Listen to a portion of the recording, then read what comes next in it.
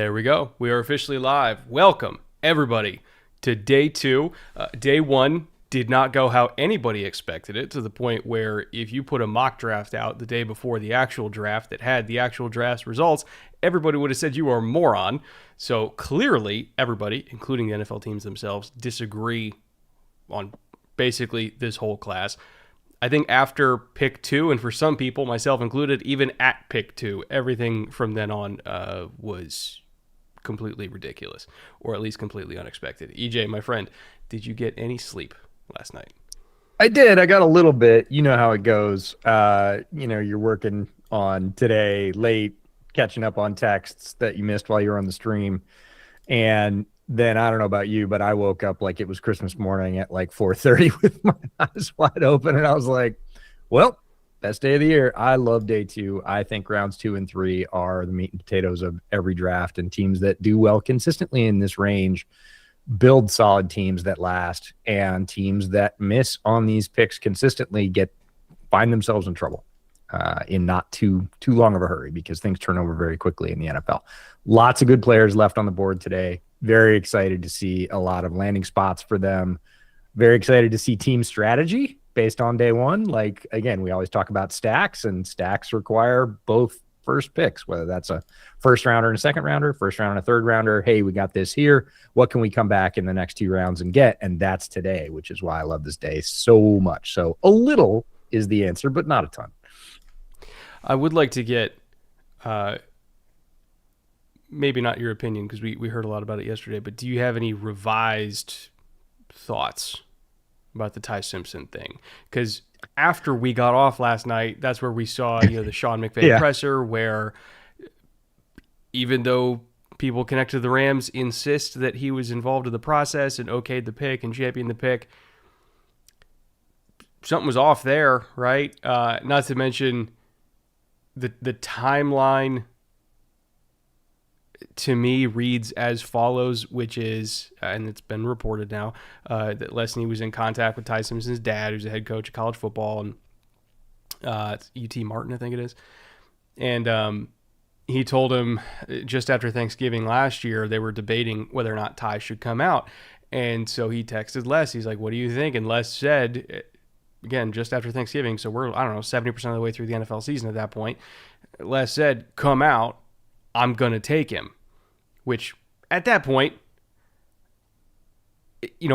Ty was going through his struggles because he was going through his health problems, and he had dropped a bunch of weight, and he was in that kind of rough stretch where everybody was like, ooh, maybe he should stay another year. And Les, I think, going off the first half of the year, which at that point was only a few weeks removed when Ty Simpson's best stuff was, Les at that point was enamored and was like, come out, I'm going to take you.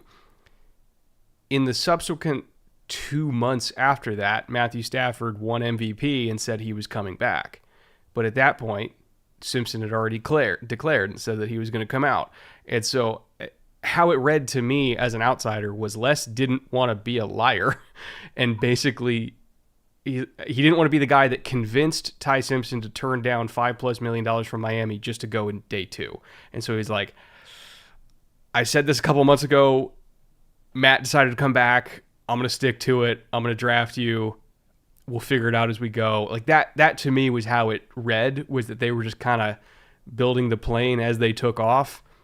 And I don't think that they expected to be where they are right now back in November, December, when those things were said.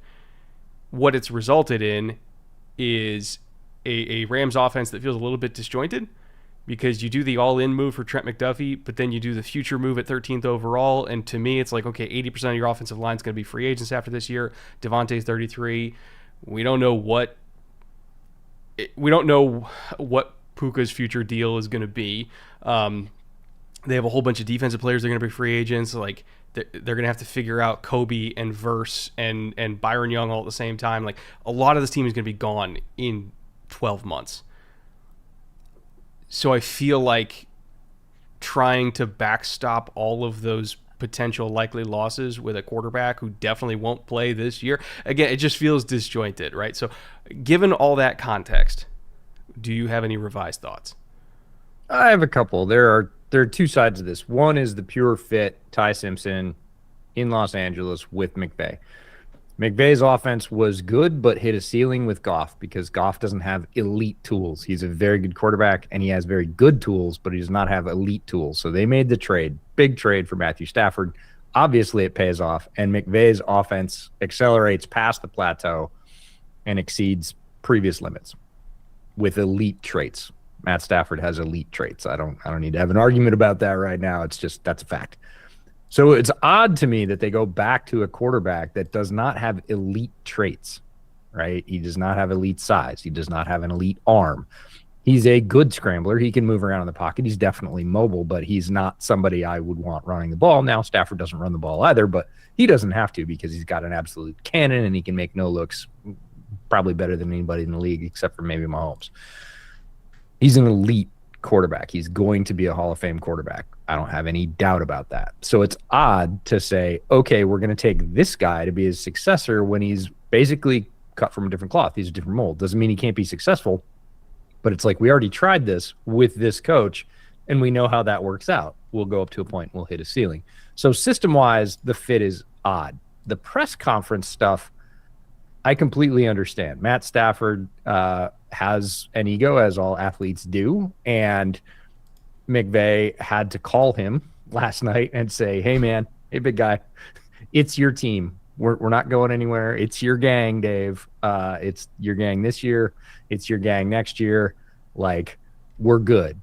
And then he couldn't very well go to the press conference and sort of be all giddy bubbly. Not that I think he was going to be anyways, but he can't do that because Matt Stafford's going to watch that press conference and be like, I don't know what he's telling me, but I see what he's telling everybody else, that he's super thrilled about moving on. And so I think McVay was doing a little bit of LA acting and, you know, like, I'm not with this. I'm not down. I have my quarterback. I don't know what this is for.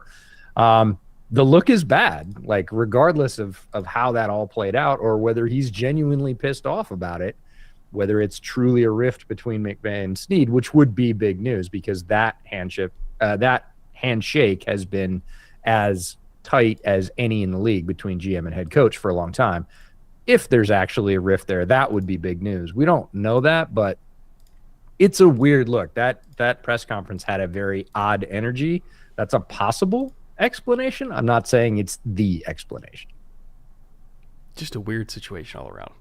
Very weird. But we're here now. On yes, day two, we expect the Rams to actually probably invest in a receiver. Because, again, Devontae's 33. I'd imagine they're going to invest in offensive line because, again, they can't pay the entire offensive line that are all going to be free agents after this season. So they will be significantly investing in those areas. I just thought they were going to do it on day one. I guess not. I guess I want to get going. Everybody else did too, just to be fair. Yeah. I want to get going on a couple of these super chats. Starting with Optic for 20. Thank you, Optic. Very inconsiderate that the first round goes crazy and I can't watch. Oh, well, day two, here we come. Then I get to look forward to the back end of day three and watching the Crows rip my heart out again for the fourth time this year. Jesus, Optic. And then Connor for 1999. Also, thank you, Connor. Perfect Friday evening with you guys. Raiders just drafted the best QB in the division. Okay, let's calm down. Best QB in the division. Pizza and a bottle of bootleg whiskey. Excited to see who we pick up on day two. Please, McDonald or McNeil Warren. I think both of those guys are going to be off the board in the first 8 picks today, if I had to guess. Now, I don't know if they're Raiders. Yeah, I don't think McNeil Warren is going to last 8 picks. I think he's the player that most organizations had all night to think about and went, you know, he'd look really good in our defense. This is what we could do if we got him. And everybody's been thinking about that all night long. I bet he goes off the board very quickly today. Yeah, it probably won't last 4 picks if I had to guess. Dane for $50. Thank you, Dane. Appreciate you very much. He says, good evening, gents. Hope you've been having a wonderful past couple of days. We have. Thanks in part to people like you. Have you heard the Philly/Pittsburgh phone calls to Mekhi Lemon? I've been having a great time looking at Mad Yinzers today. Also, go Flyers. I want to comment on said Mad Yinzers. I severely underestimated how angry Steelers fans were going to be at anything that wasn't a receiver. I mean, even to the point where when I mocked them an edge, because I clearly see the future of their edge room differently than Steelers fans do right now. Never mind the fact they have a 32-year-old TJ Watt, Alex Highsmith, who's probably not going to be there after 2026, Herbig, who is on the last year of his deal and also is really more of a DPR to me than a full-time player, and Jack Sawyer, who a third of his pressures were on block last year. Again, I see their edge room differently than the Steelers fans. Fine, it is what it is. I was all in on them going tackle. I was totally fine with that. The reason I didn't give them Maxi Honatore was because he was already gone in my mock draft, but that's who I would have given them because Broderick Jones's spine is in two pieces right now. It makes a lot of sense for a lot of reasons. And he's just a really good prospect. And I was really confused because when I had given the Steelers an edge, a lot of them were saying, if this isn't tackle or receiver, we don't like it. Well, you got a tackle and you still don't like it. So is it because Mekhi Lemon was on the board and you see Mekhi Lemon as just being that much better of a player than Maxi Honatore? Or is it just because you like to have fun and drafting receivers in the first round is fun, especially coming off Renegade? To me, that was an eat your vegetables pick, and it was a very good pick. I love that pick. I'm actually shocked that for once I like what the Steelers did a lot more than real Steelers fans do. I don't really know how to react to that because I'm used to them hating me for not liking what they do. And now they hate me because I do like it. Yeah, well, that's sort of a can't-win situation. I've been asked about it a lot. I had a couple of beat writers in Pittsburgh reach out to me and say, "Where do you come down on the Max thing?" And I really like Max. I think the Steelers might have, in the long run, gotten saved from themselves here. Like, if Honatore has an incredibly high ceiling and could be a very good Steeler for a very long time, he could be an anchor of that offensive line for the next 6 to 8 years. And if he turns out to be that, which I think he has a very probable shot at doing, they're going to look back on this and go, okay, cool, neat. Sorry it happened that way, but glad with the result. And I think that's how that's going to play out. I'm not saying Mekhi Lemon's going to be bad. I actually don't think he is. I think he's a good player. I think the Steelers needed Honatore more than they needed Lemon in the first round because now the tackles are gone. You're not getting another starting tackle, certainly not of his caliber, but you can get a bunch of starting receivers on day 2. And as far as I know, Steelers aren't out of picks. So they've got some other swings here. Let's just relax and see how it goes. I realize given who their probable quarterback is, that might be a triggering phrase. But yeah, I think in the long term, this could work out for Pittsburgh better than picking a receiver in the first round. I think they'll be fine. This is a storied franchise when it comes to taking receivers outside the first round. Like, they're gonna be okay. I'm not worried about it. It's just weird that I'm more positive about them than. Ooh, I have one that I haven't. I have one that I haven't gotten to ask you yet. Huh? What do you think of the narrative, the possible scenario that the Commanders got the Chiefs to take the cheese that they were real busy on cornerback, so the Chiefs jumped up? And what I had heard was the Chiefs weren't actually worried about the Commanders; they were worried about the Saints. Okay, all right, I'll buy it. Which is also plausible to me. I think the Saints were okay either way. I don't think the Saints really cared. They're like, whatever, we'll get Delane or we'll get Tyson. We're getting a good player either way, yeah, for sure. Whereas the Chiefs were like, we really only have one guy there that we want, and it's Delane, and there's 2 teams in front of us that at least plausibly could take him, so we're just going to go do it. Which I understood that process as well. Yeah. Also, Veach did say that all the offensive line talk was from them. They had poisoned the well. So yeah, not surprising. Chiefs fans were angry at everybody who was mocking tackle to them. Yeah. And it's because Chiefs fans saw right through it. They're like, we're not fucking taking tackle. It's like, why would you fall for that? Veach is like, could you be quiet? I'm trying to tell everybody I'm taking a tackle. Shut up. Yeah. Nobody else knows. It's just us. That's funny. Bro code. Matthew Wright for $5. What running back or wide receiver will see their career end by being drafted by the 49ers in the 3rd or 4th round? Is that a Jonah Coleman territory? It's Jonah Coleman territory. I don't think it's a Jonah Coleman landing spot. I think if Honestly, this is a weird one because we talked about defensive tackles not going on day one. Was one of your predictions. Two of them end up going. Again, both tackles we did not think would go in the first round. If anybody went in the first round, we thought it was going to be McDonald way down at the end. Turns out Miller. that it's Woods and Banks. I really never thought Miller was a first round option. I think he's going to go off the board pretty quickly today. I think he's a good tackle. So defensive tackle, very sparse in the first round or first day. Second day, going to be all over the board. We got 2 running backs in the first round, which a lot of people predicted would not happen. And now we might get 2 running backs in the next 2 rounds and then none until day 3. I think Coleman and Washington go. Emmett Johnson will go to day 2. So 3 will go probably today. And honestly, if I was picking for the Niners, I would take in order Emmett Johnson, Mike Washington, Jonah Coleman. Washington and Coleman would be 2A and 2B because they both do different things that Shanahan could use, but I think he'd like the big play ability of Washington. He would love the pass receiving of Jonah Coleman. Jonah Coleman is a weapon in the passing game. Keep an eye out for Coleman to Jacksonville. They did not bring him in on a visit, but Tony Baselli tweeted, as one probably shouldn't do if you're connected to the organization, and said that the Jags really like Coleman, and they were trying to keep that under wraps. So we'll see.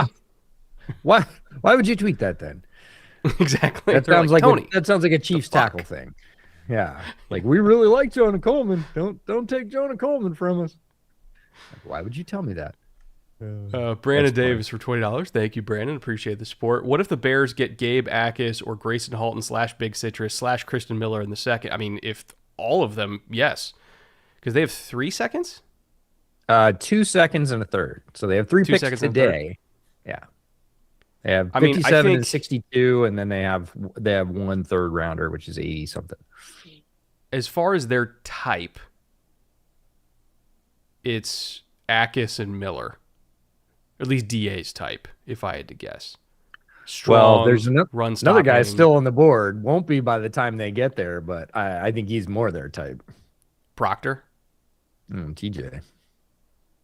Oh, Parker? Yeah, I think he'll be gone before they. I think he'll be gone well before the Bears. But if he was in the mix, that's probably who they would end up taking because he's even more DA's type. But I like Akis for sure. I'm fascinated to see if they take a defensive tackle. Everybody's been focused on edge, and rightfully so. I get it. But there are other options. There are multiple ways to get pressure on the quarterback, and whether it's a guy like Grayson Halton, who was in the list of that particular super chat, or whether it's farther on down, whether it's a guy like Caleb Proctor. Like there are multiple ways to do it, and I because they need help in both areas. They need more help maybe in edge, but they might not see it that way because they have a healthy and motivated Dayo Adengbo this year. Sorry if I just accidentally blasted people with a congressional ad as I open up the stream in my own Chrome tab. Apologies for that. Whoops. Oh, by the way, what are you drinking today? So, EJ, we've been doing this for a long time. Uh-huh. I'm starting to get old.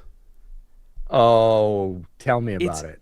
Dude, the stream starts at 8:30 tomorrow morning. I've done a couple day 3s where we start at 8:30 coming off a day of drinking. It sucks every time. Yep. So I've got tea. Okay. All right. I can't do bourbon today. I'm going to do it tomorrow, but I have to pace myself. It's day 1 and day 3 are like the drinking days. I can't drink day 2 or day 3. It sucks. We're alternating drinking day duties because you drank last night and I drank water. And tonight I was like, hey, my team actually made another first round pick that was actually good. So I went out and got, because I didn't have anything in the house. I went out and got some Red Breast 12. So let's go. So here's to in the morning too. It's not just for breakfast anymore. Careful. No, here's to safeties that shouldn't have been there at 25 that are perfect fits. So also cheers to those of us who had the courage and conviction to put Downs and Thiedemann in the same tier, because I had heard that there was a team that had Thieneman over Downs, and Thieneman like was 100% going to be their pick. And then there was a target of opportunity that presented itself at a position they really needed, a player that they just never imagined was going to be there. Yep. And they were there. And that's what allowed Thieneman to go to Chicago in the first place. Yeah. But I wasn't the only one, EJ. No, I had them in the same tier in the rankings that got released yesterday. I had those two in the top tier along with Emmanuel McNeil-Warren. I think he's in that tier. Now, he didn't end up in the first round, but 3 safeties in the first round would have been news regardless, because again, the NFL is coming around to the idea that safeties are important and can be very impactful. But they're not quite there yet. So 3 safeties in the first round would have been a thing. But again, he's going to go off the board very, very quickly today. So that was my top tier. And after that, there were 3 more in the second tier. But yeah, I had those players ranked as similar impact talents. Now, they're not necessarily similar in play style. They're both very good, but they are different. Like Thieneman and Downs are not the same players. But I think they have equal value. Dallas was pumped. Dallas is pumped. I got a text from Dallas this morning. I said, nice job, or nicely done. And yes, I got a very positive affirmation from that. And I texted back, I bet CP is freaking pumped. And I didn't hear back. It's a busy day, yeah. But he's got to be thrilled. Well, yeah, and I really think they like Malachi Lawrence a lot. That's a very nice double. He's got, good hand usage and like, again, CP's worked with guys like him before. I think he has a very clear plan. I think he is quite happy that they pulled that off in the first round.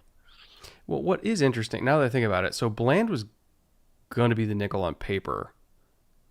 I think Downs would be an elite nickel in the NFL, but if they said he's going to start him at nickel. Oh, so they said, okay. They already said that. I was wondering so maybe Bland will be outside corner then? I mean, he could be. Like, he's very good there. So we'll see. We'll see how they stack it up. But they said Downs is going to start reps at nickel. It's perfect spot for him. Yep, fully agree. I want that guy around the line of scrimmage badly, like very badly. Our State's 88 for 999. Thank you. First, love your guys' coverage of the draft every year. Thoughts on Aller as a late day 2 / early day 3 prospect? Some stuff to clean up for sure, but I think he was also failed by a weird system fit at PSU. It wasn't even just a weird system fit. Like, his best year, which was 2024, like, they did not have a whole lot of outside receiver, or really receiver talent at all outside of Keandre Lambert-Smith. Actually, no. Lambert-Smith was at Auburn at that. So yeah, that's right. The year before that, so they really didn't have anybody. And really, guess who's on TV right now? Huh? Guess who's on TV right now? Oh, I gotta pull up the shit on my phone so we can hear the. It's Drew Aller, by the way. Cleveland. So I actually thought he might be an intriguing early day 3 target for Cleveland. And they could just keep adding more day 3 quarterbacks to that room. I mean, he's a Cleveland kid. He's more talented than both Dylan and Shedeur. I think you could plausibly have him battle it out for QB3 there. Like, I understand they might be a little bit more beholden to Dylan and Shedeur. I'm not, as an outside observer. I would let Aller compete for that job. Throw like a 4th round pick on it as a dart throw. I wouldn't hate that. He's really talented. He just, like you said, has a lot of shit to clean up. Like, footwork is inconsistent, accuracy is inconsistent. In 2024, I thought his decision making was better than 2025, which was weird. Normally, that arrow goes up the more reps you get. But I do believe in the tools, and he's one of the only like truly toolsy quarterbacks in this draft. It's like him. Nuss when he's healthy. I think he's more toolsy than Nuss. I think he's more toolsy, but I think Nuss is pretty toolsy when he's healthy. He's got that almost like baseball pitcher rotation, which he just was robbed of last year with the oblique and apparently the cyst that was pushing on his spine, which makes a ton of sense. But when he's healthy, he can rip it pretty good. I mean, I think Talon could also be a day 3 dart throw. Get Yeah, super toolsy, even more toolsy than Aller. more toolsy than anybody in this draft, maybe at any position. Like, he's a crazy athlete, but the problem comes when you have to have him start picking apart defenses, which is what they're going to make him do in the NFL, and it's going to be the issue for a bit because, again, ungodly tools, but yeah, when you make that guy throw the ball a lot, it doesn't look super good. So, are we thinking Cole Payton might be the only QB that goes today, though? I don't know. Besides Nussmeier, if a team is convinced that the injury was really the thing last year, because again, his best year was the same as Aller's. It was the year before, right? And then he fell off. If you believe that's because of the injury and you can clean that up, then he's a value, and I could see him going today. Other than that, I would say Cole Payton probably late. I don't think Cole Payton's going to go second round. I would be surprised if he did. No, I'd be pleased, but I was more thinking like comp pick. Yeah, comp pick third round. Yep, for sure. Because again, the average number of starting quarterbacks per team in the NFL every year is 2.6. Like, they're gonna play. Like, backup quarterback is an important spot. Yeah, it's funny when I was thinking about Cole Payton a lot as I was putting together our sheet for quarterbacks this year, because obviously there's not a lot to look at. And I was like, okay, what does this look like in the NFL? Because there's some things that are really good about Cole Payton. He's got great size. He is a very talented runner. He's tough as hell. And he has a really good arm. It's an odd throwing motion, but he was crazily efficient in that system.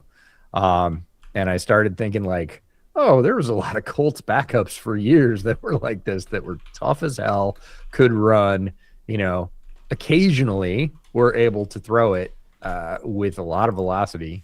And I thought, well, that would kind of be the thing. Now they have Riley Leonard in that spot. But so it's not like I think he should go to the Colts, but I was like, that cadre of players that the Colts had as backup quarterbacks, I was like, that's kind of the Cole Payton niche. He does feel very Coltsy in that regard. Yeah. 2.6 can't be right. That's 75 starting quarterbacks a year. That's correct. That is. Let me look at the exact number from last year. Hold on. Get rid of my Malachi Field stats. Well, very few quarterbacks make it through every start. There are very few quarterbacks in the NFL. So that's 2 per team. That's 64 right there. And then you have the teams that go to 3, and then the third one gets injured, and you have a backup, or they sign somebody off the street. Now that's rare, but it does happen to 2, 3, sometimes 4 teams a year. So that's 4 for those teams. So here we go. According to Pro Football Reference last year, we had, if I'm going to take out the 1, 2, 3, 4, 5, 6, 7, 8. While you're doing that, Nick on fire for $10. As a Bills fan, talk me off a cliff if we take Boston at 35. Everybody is down on Denzel Boston, and I do not get it. I really like Denzel Boston as a player. I don't need to talk you off a cliff. He's a better receiver than just about anybody on your current roster. And yes, I'm including DJ Moore's current status in that, not DJ Moore's lifetime accomplishments. I know everybody is scarred by the Keon Coleman saga. I'm just going to call it that. I am higher on Boston than I was on Keon Coleman as a prospect. I went back and looked at my rankings today just to make sure I was telling the truth about that. I am. I think he is a much more natural fit at the role that they tried to shove Keon into, that he didn't necessarily have a ton of success at in college. He had some, but he was more mobile. He moved around. He was in the slot. He was more of a matchup guy. Whereas Denzel Boston is a dedicated outside receiver, down the boundary X. That's what he's done. That's what he's really good at. That's where he makes hay. So I know people are sort of conflating the two and saying, if we do this, it's terrible. And I'm like, Denzel Boston is a great kid for one. He was super productive. He is not the most versatile receiver in this class, but in terms of the things he does well. He's one of the best. So Bills fans, ease up. Again, I have family in Buffalo, and every year after the draft, I have to call them, and I have to go through the picks one by one, and they say, what did you think about that? And I have to go, or no, I actually like this guy. I think it's going to work out really well. If the Bills draft Denzel Boston, that's going to be an easy call. I'm going to be on the phone with my family. I'm going to be like, no, you can believe in the kid. You can believe in the player. He's got a role. Brady knows how to use him. I fully endorse it. So lay off Denzel Boston, man. He's a good player. He would be a good fit. I don't think there's any cliff you need to be talked off of. So 64 quarterbacks started last year. So 2 on average per team. Now, again, there are teams like Cleveland that bump that average up because I think they started 4 of them. But still, that's there you go. Significant. 2 per. So your backup's going to play for sure. And if your backup is playing, you are 1 rolled ankle away from your third stringer playing. Your emergency. Or sometimes your running back playing in the NFC Championship game. Happens to the it happens. Best of us. It's like happens to some of us. How's that? Kuramaj. Hey guys, different one. Hey guys, our fan base seems to be panicking after we chose Price over the corners available. Assuming this is talking about the Seahawks. I think it isn't a huge deal because of all the talent at the position. Do any names come to mind at pick 64 at corner? So I would be looking at. See, that's in Hezekiah Mass's range for me, which I know I like him more than most. That's fine. I've accepted that. I like him a lot. I didn't know there were people that liked him a lot more than I did. You're one of them. I think I called out his name gone. really early. Oh, Pons is going today. Pons is going today for sure right away. He is loved.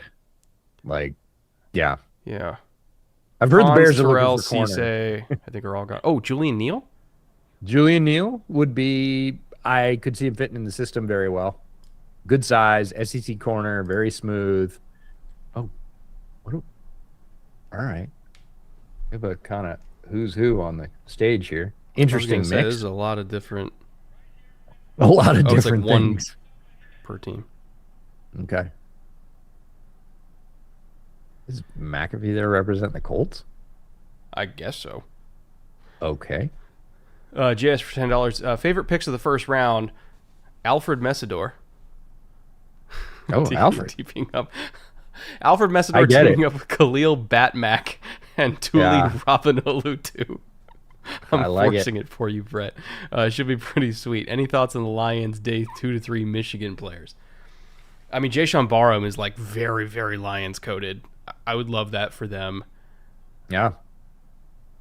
Messidor was one of my favorite first round picks. I would say Reese and Mauanoa for the Giants was awesome. I like Cooper for the Jets.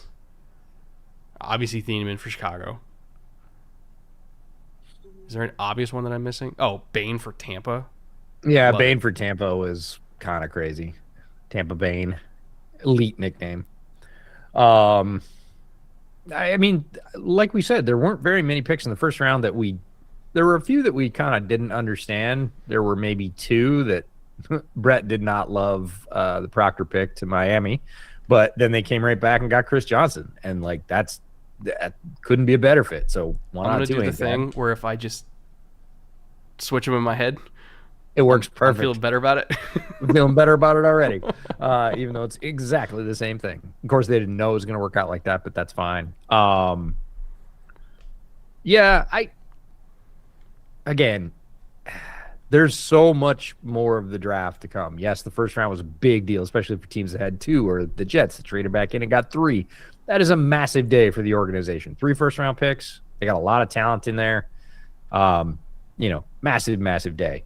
But even the teams that got 1 pick and hit it, that's a very good start. But there's all of today, which is deeply important, and there is day 3, and there are teams that are going to clean up on day 3 in this draft because they have just boatloads of picks on day 3, unlike the Bears. But there are teams that have 5, 6 picks on day 3.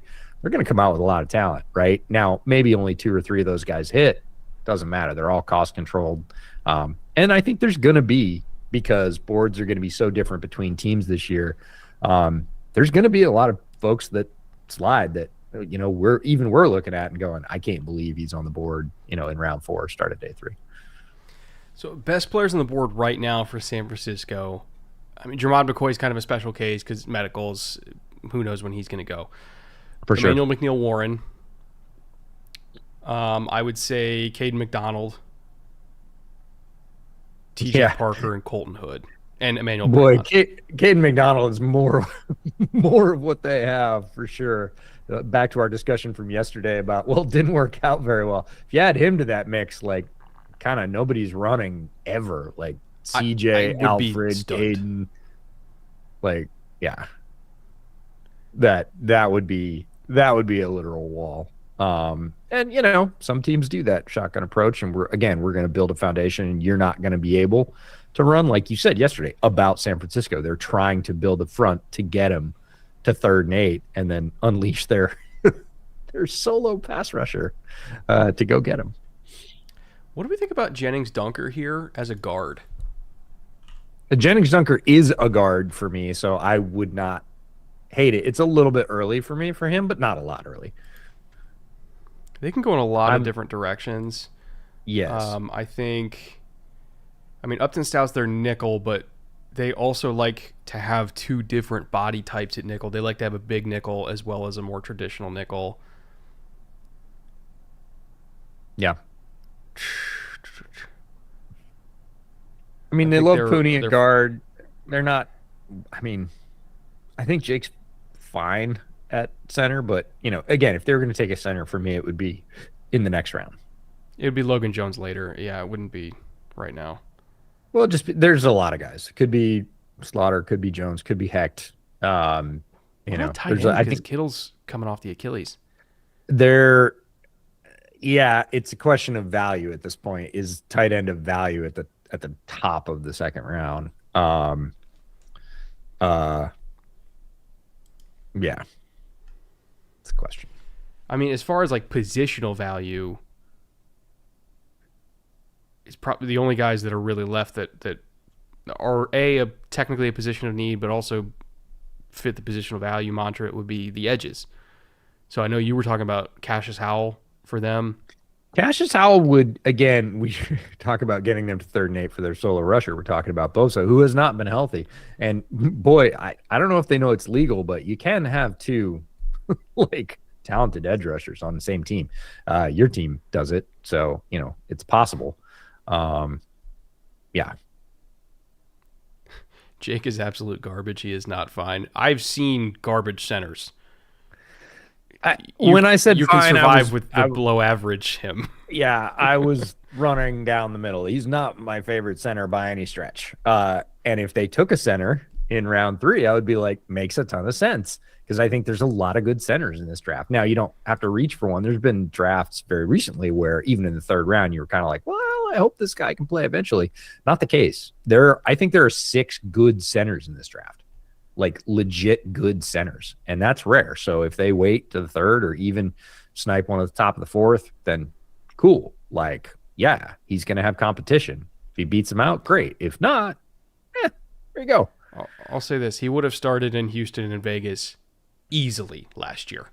Like, not even a discussion. I've seen bad center play. Yeah, for sure. So is Connor Lew just not like that? I mean, he's coming off a pretty major injury.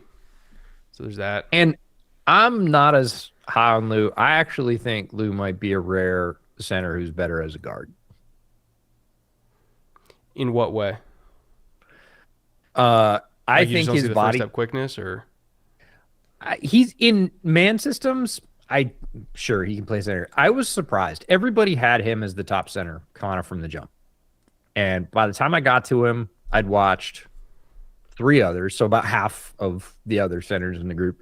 And I watched him, and I was like, okay, I'm fully expecting this guy to be head and shoulders above the rest of the group because I've seen him consistently mocked at the top.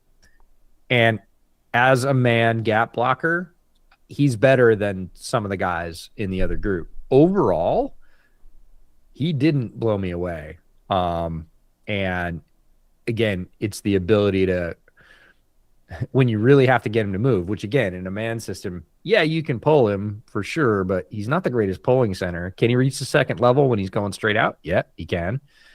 He hits his target when he gets there. I like that. There's some other centers in this draft that don't You do more that. just want him to fire off and fight. Right. Yeah. And I think he would be fine as a guard because, again, we talked about that when you move inside. We're talking about tackles at that point, but when you move inside, like punching somebody as hard as you can is the thing. And he's good at that. And I think he might even be better at it as a guard. So, anyways, depends on your system. If I had a zone scheme where I really was expecting him to get wide and try and hit people that were faster than him If I have on his the own regular, scheme, I'm drafting Logan Jones. I'm going to draft Jake Slaughter straight up. Like Jake Slaughter is Also, my favorite. Yeah. I actually like him more than Logan. I ended up liking Logan more than I thought I was going to. That guy is ridiculously fun. Like he is maximizing his ability on every snap. He's not the biggest. He is one of the most technically proficient centers I've ever seen. He just fires off. If I had to nickname him, I'd call him Cannonball because he literally is just like, if I'm moving when I hit you, I have the advantage. And he goes after guys that are a whole lot bigger than him routinely. But he also runs up against it.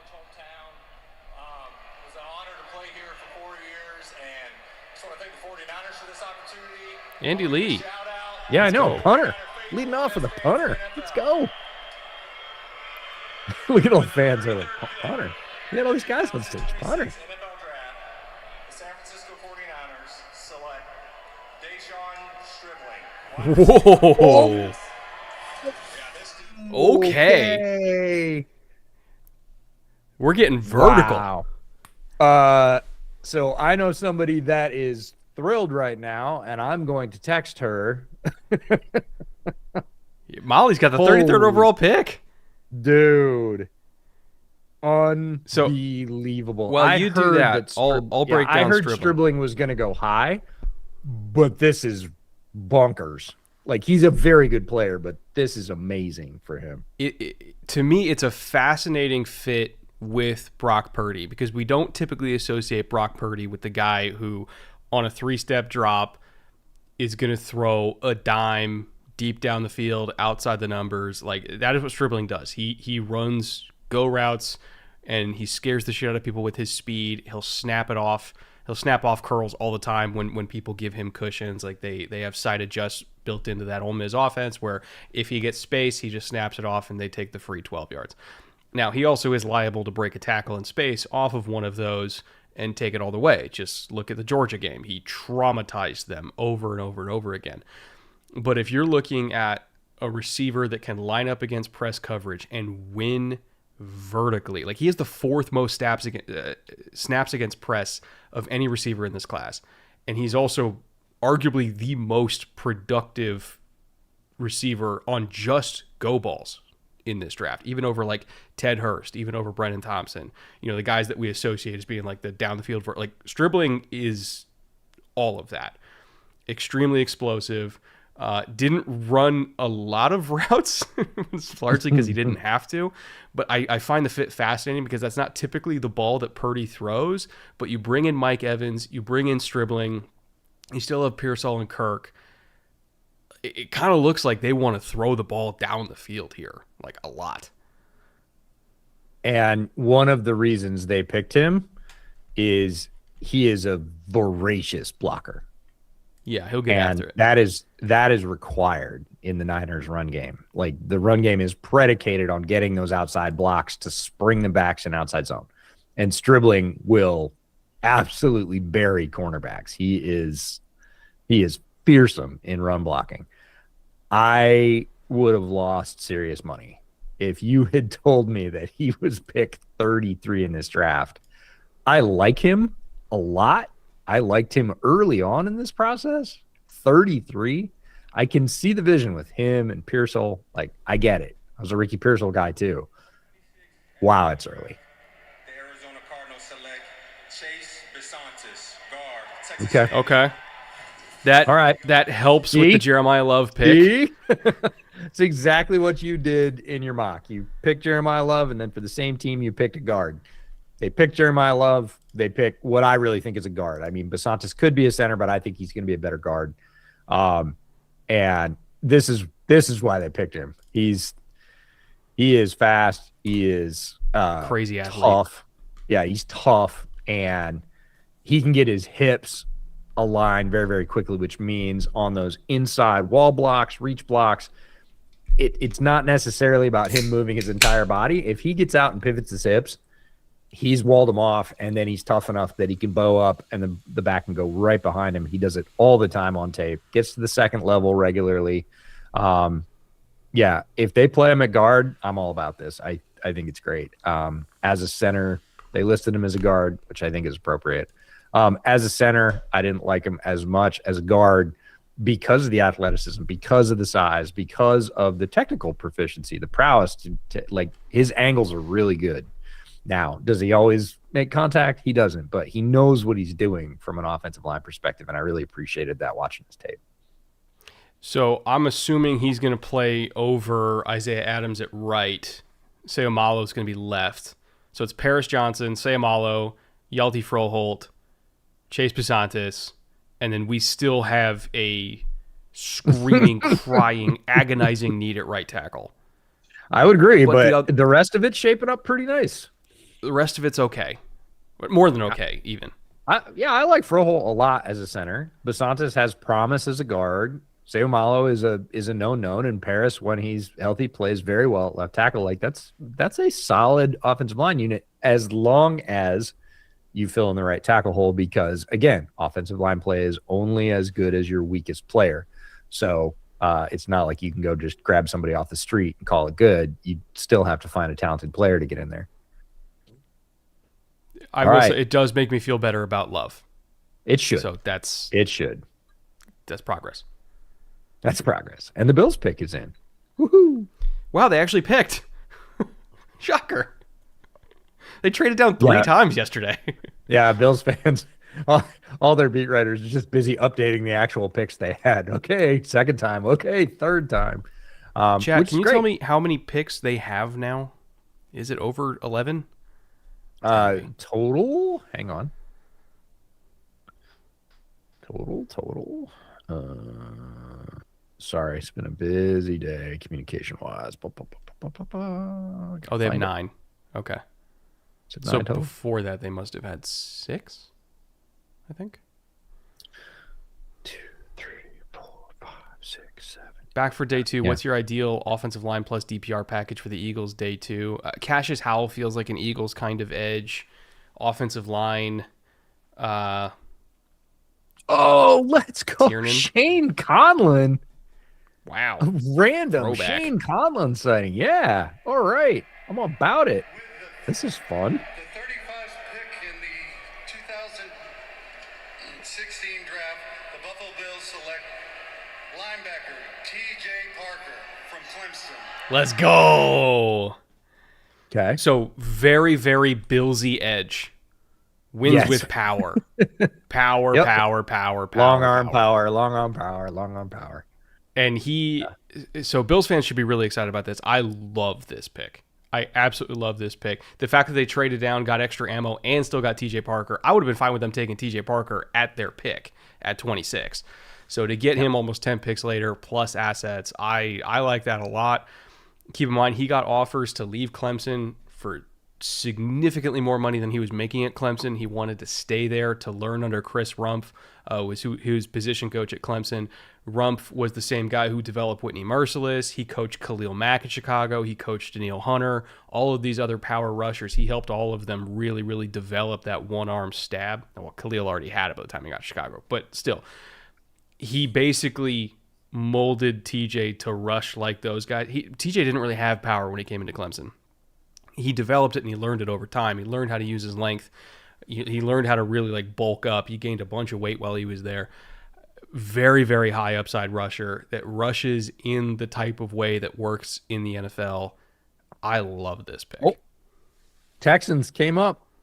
Trade. Oh. Dude, is this McNeil Warren? Oh, be still my heart. Or Jacob Rodriguez, either one. Either way. If they take either one of those players, D'Amico's just D'Amico's dealing, and yes, Nick Caserio too. We've been saying D'Amico for the Texans, but we mean both. Caserio's been on a bit of a heater. McPounder. Dude, can you imagine Caden McDonald there? Holy shit! Yeah, again, they have pick of the board, but there's somebody if they traded up. I mean, I'm sure you're looking up terms. There's so many good players. Yeah, I mean, this could be 4 or 5 different players, more than that. This could be so many players. So Texans gave up 91, got back 36 and 117. Okay. Or gave up 38, 91, got back 30. So they moved down a little bit. Yeah. I was going to say how much did what was their natural? They traded pick? up 2 spots. Oh, 2 spots. Not a lot then. All right. So Parker, back to Parker before we hear which pick this is. 6'3", 263. The thing to remember about TJ Parker is when you go watch his film, he is currently 21 and a half years old. He's young. He can barely drink. Like, he is not done filling out yet physically. He's not done, fulfilling his promise as a football player. He's got ceiling. Plays with a lot of energy. He's not one of those guys on the defensive line where you worry about effort necessarily from down to down. You don't see a lot of time off. Yeah, very solid scheme fit. And again, he has a new DC this year. This is a new Jim Leonard toy. And Jim Leonard likes his rushers, and he's been very successful with lots of different types. This, again, I don't necessarily know that I would have said this was the one he would have picked first, but he most certainly did. He signed off on this. So I like, in terms of fit for Parker, it's not just Buffalo, it's Leonard. And that makes me like his prospects in the pros even better. Somebody said that this being a Billsy edge means they're going to get 8 sacks in a year. 8 sacks in a year is not bad. 8 sacks in a year, you'll get you paid. Oh. Oh, no, they're just playing B-roll from before. Okay. I was like, huh? They baited me. Yeah. I took the cheese. Got to get better with my eye discipline. Okay, there it is.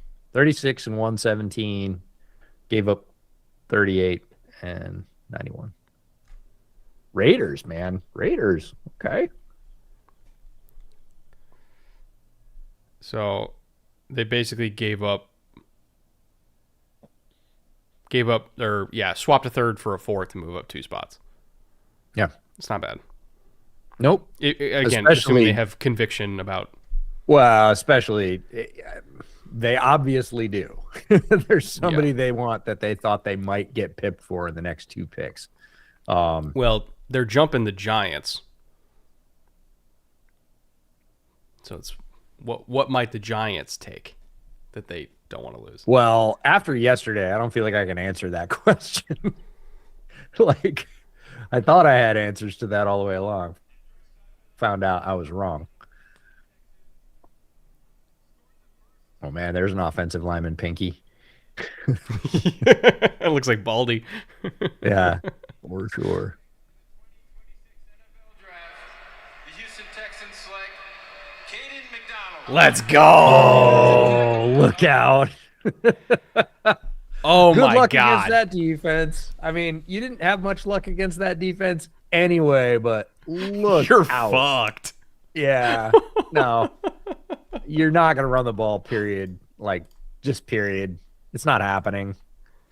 That is strength on strength right there. Unreal. Oh, and he's such a good dude, too. Talked to him at the Combine. I fell in love with the person. Like, he's going to be so good in the room. I'm obsessed.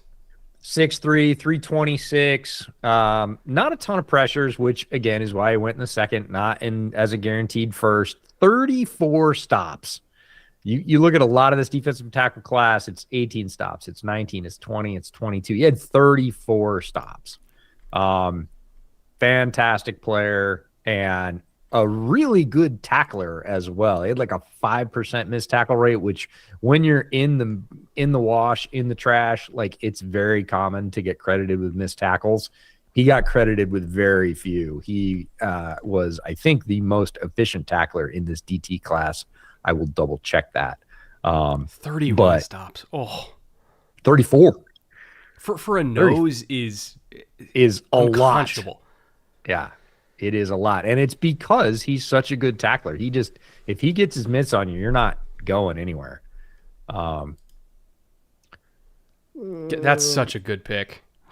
And also makes sense why they jumped the Giants, because the Giants got rid of Dex. They're like, we gotta go. Yeah, we want that one. Okay. 6'3", 326, which I said. 43 tackles, which was the leading amount of tackles for any defensive tackle in this class of any type. He was second in assists. His missed tackle percentage was 3.2.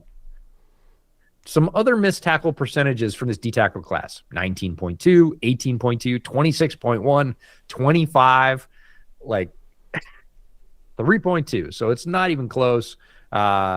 Xavier Harris, I was going to say nose tackle, defensive tackle from Ole Miss, had 32 stops.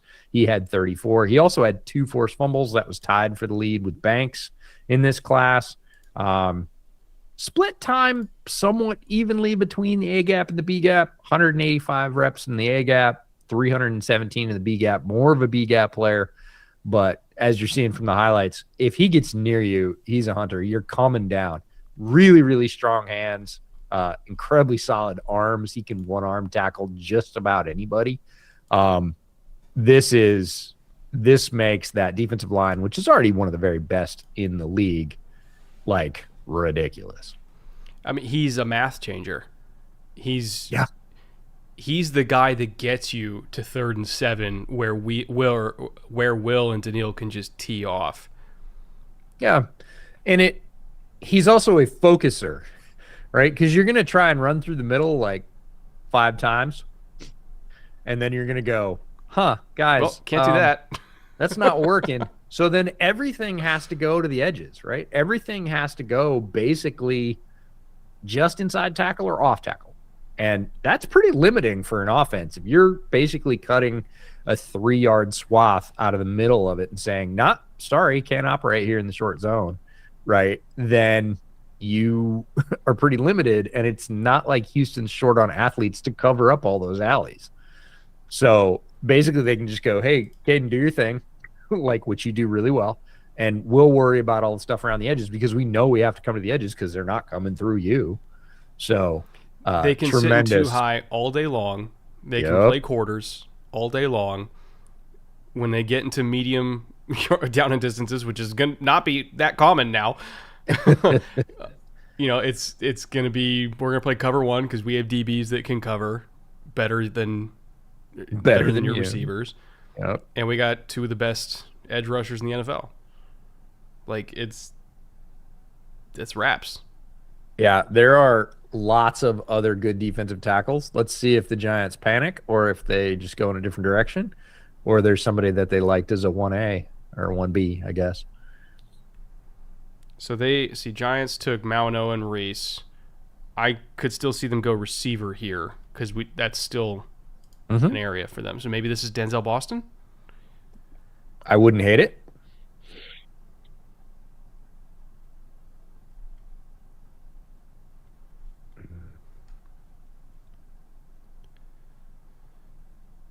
Let's see, walk up commish. OC. Let's go. I'm joined here by the great OC Umenyiora. OC played for the Giants. What a great man he is. With the 37th pick in the 2026 NFL Draft, the New York Giants select Colton Hood. Ooh. I like that. Yep. He fits. This defense is going to be crazy. It's going to be nasty. And this, this might be the end of the Banks experiment in New York. Might be. I like Deontay Banks again. I realized you didn't when he was coming out. I thought he was good. He's had a very star-crossed pro career. He's never been able to live up to what I thought was his promise coming out of college. But we both love Colton Hood. Aggressive man, press, corner, can lock down one side of the field. Everybody was looking at McCoy all year. I mean, they were looking at last year of McCoy's tape going, man, I hope he's healthy. Man, I hope he's healthy. I was like, there's a guy on the field for his team that's healthy. He's playing some really good ball. Go check out Colton Hood's tape. Yeah, this is a very solid pick and a really strong start overall for the Giants. I love it. Everything they've done so far. Again, you got Reese at will, Tremaine at Mike. I'm assuming they're going to spend most of their time in nickel like most teams do. So you got Tremaine Edmonds and Arvell Reese at Mike and Will. I'm assuming their nickel's still going to be Drew Phillips. Outside corner is going to be two of Paulson Adebo, Greg Newsome, or Colton Hood. If I had to guess, it's going to be Colton and Paulson by the time we get to week one. You got Newbin and Javon Holland at safety. And then your defensive front is Burns, Alexander, Sam Roberts, Roy Robertson Harris. Obviously, Kayvon's still there. And Abdul Carter, who they took in the top 5 last year. Yeah, that guy.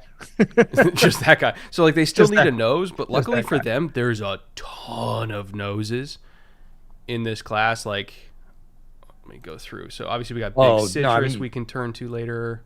Tim Keenan, way down the board, Tim Keenan is he's super more capable. than enough for me. All right. Raiders are excited about 38. Let's see what they got. But that secondary, dude, Adebo, Newman, Holland, probably Colton Hood, Drew Phillips, it's good. You got Ardarius Washington as a backup. Let's go. That is a very serious secondary. Let me just say, I would be remiss without Is that Millen? bringing up the late, great Willie Millen. Brown, Yeah. who would tell all of you Happy Mother's Day to remember your mother on Mother's Day. It's coming right up. All you guys, take her to dinner, grab her some flowers, tell her you love her, and remind her that with the 38th pick in the 2026 NFL Draft, the Las Vegas Raiders select Trayden Stukes. Oh, yes. Well, I mentioned the risers in the Hell of a pick. One of our favorite players in this draft. This is going to be fun. Trayden Stukes. So safety, call him a safety, call him a nickel. I think he's truly a safety at the NFL level. Had a knee injury a couple of years ago, recovered incredibly well, shows tremendous speed. Of course, they're going to show him mossing the cross-state rivals in the highlights because he's got really good length, vert, anticipation, comes forward, is a tackler. They're going to show a lot of the ball skills and the coverage here, but also a tremendous downhill trigger guy. I really like Trayden Stukes. I think he's going to have a long career as a safety in the NFL. I'm assuming that Teron Johnson's still going to be the nickel, so he's going to play safety over either Jeremy Chin or Isaiah Polamau. Probably Polamau is who he'll play over, if I had to guess, because Polamau is at free, and I think Stukes with his range and ball skills, I'd rather him be free. So you got Jeremy Chin at strong, Teron Johnson at nickel, Darian Porter at right corner, Eric Stokes at left corner. Again, we could do some work on corner there, but there's still some more corners in this draft that we like. But I really like Darian Porter. Again, he's going to need a little bit of seasoning, but his measurables in his tape last year, he was one of the guys down the board that I was like, why is nobody talking about Darian Porter? He played a little bit last year. He had his ups and downs, but I still think there's more ceiling for him. So I look at how that secondary is starting to shape up with the addition of Stukes, and yeah, they're going to have much tighter coverage on the back end than they did even just this past year. So Browns are on the clock. I think this might be. Oh, I know who this is. Low moving cost, Toledo to Cleveland. Yeah, this is Emmanuel McNeil-Warren. If I'm them, and that is a crazy start. Fano, Casey Concepcion, and Emmanuel McNeil-Warren in your first three. That's a way to turn around your fortunes. That's 3 very good football players. And for them, I think he would be a big nickel for them. I think he would be, their Hamilton, Yeah. Derwin, Eamon, Worry. I wouldn't put him at safety. I'd want him closer to the ball. And right now their nickel's Miles Harden. Like, I'm sorry, he's going to play over Miles Harden. Miles Harden's not keeping me from picking most anybody, but definitely not Emmanuel McNeil-Warren. Yeah, it's got to be. I mean, it doesn't have to be, but it would make a lot of sense. Let's see, who picks after them? Kansas City and then Bengals. Ooh, man, if I'm the Bengals, I'm hoping it's not McNeil-Warren. Yeah. Because if I'm Cincy, I want him. Yeah, you would like it not to be, but if I'm Cleveland and I'm looking at, again, who's available on the board, let's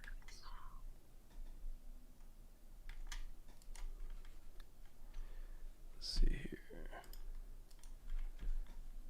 As I accidentally lower the sensitivity on my mouse for no reason. Sure, do that. Miles Bryant is a better nickel than Harden, in my opinion. You're not wrong, but also if my options at nickel are Miles Bryant and Miles Harden, I'm still taking one. It's a really, really important position on defense. I still don't think they have it solved. Let's see, other options here. So they've already gone receiver with KC. They've already gone tackle with Fano. Yep. Maybe Pregnon to compete with Zion Johnson. Like if it's not. Look at Caden. DB, Look at Caden with the Houston fans. That's amazing. That's got to warm your Texans' heart. I love him so much. Yep. That's got to warm your Texans' heart.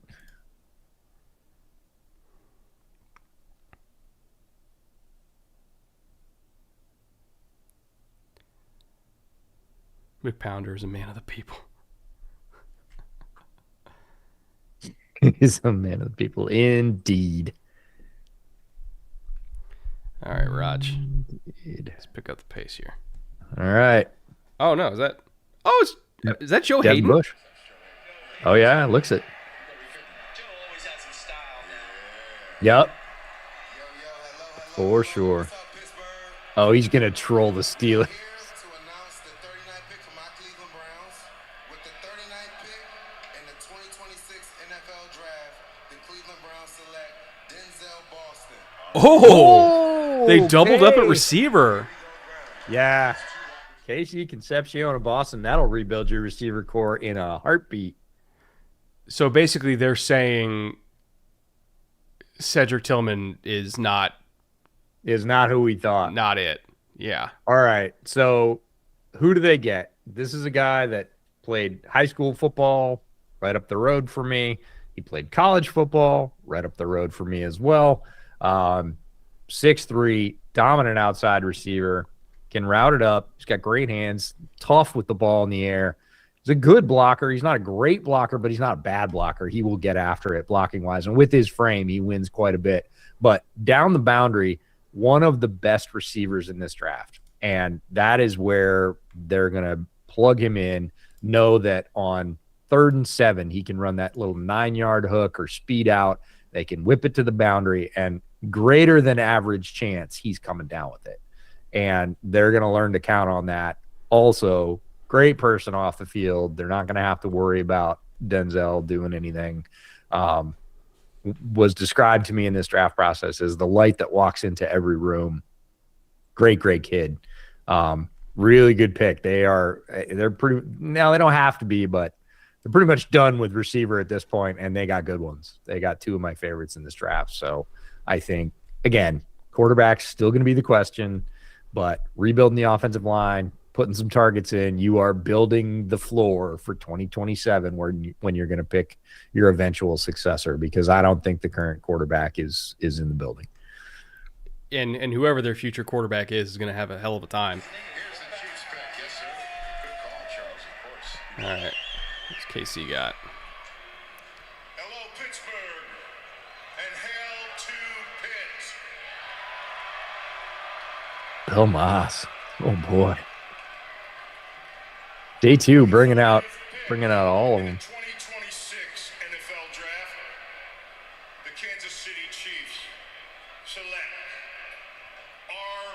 Mason Thomas. Oh, There's their edge rusher.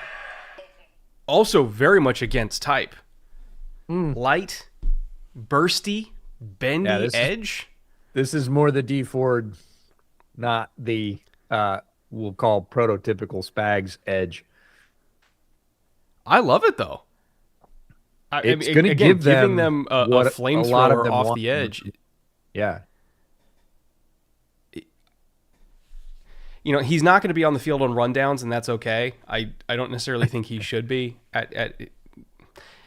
Not that he doesn't try. He's just not very big.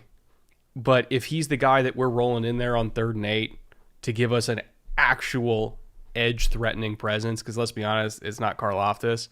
Like, they had to play Chris Jones at defensive end, not last year, but the year before that. Like, the majority of his snaps were on the edge. This is Chris Jones because they didn't have anybody else that could do it. So them finally actually getting real burst and bend and speed off the edge to complement all of their pocket collapsing. Bengals pieces. didn't wait long. They knew who they wanted, and I bet I know who it is too, because it's who you said if he got past the Browns. McNeil Warren.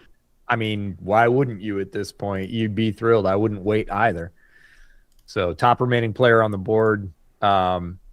Again, they could go in a different direction. I'm a little surprised. I guess not totally surprised that the Chiefs didn't pick Cassius Howell if they were looking for the same role.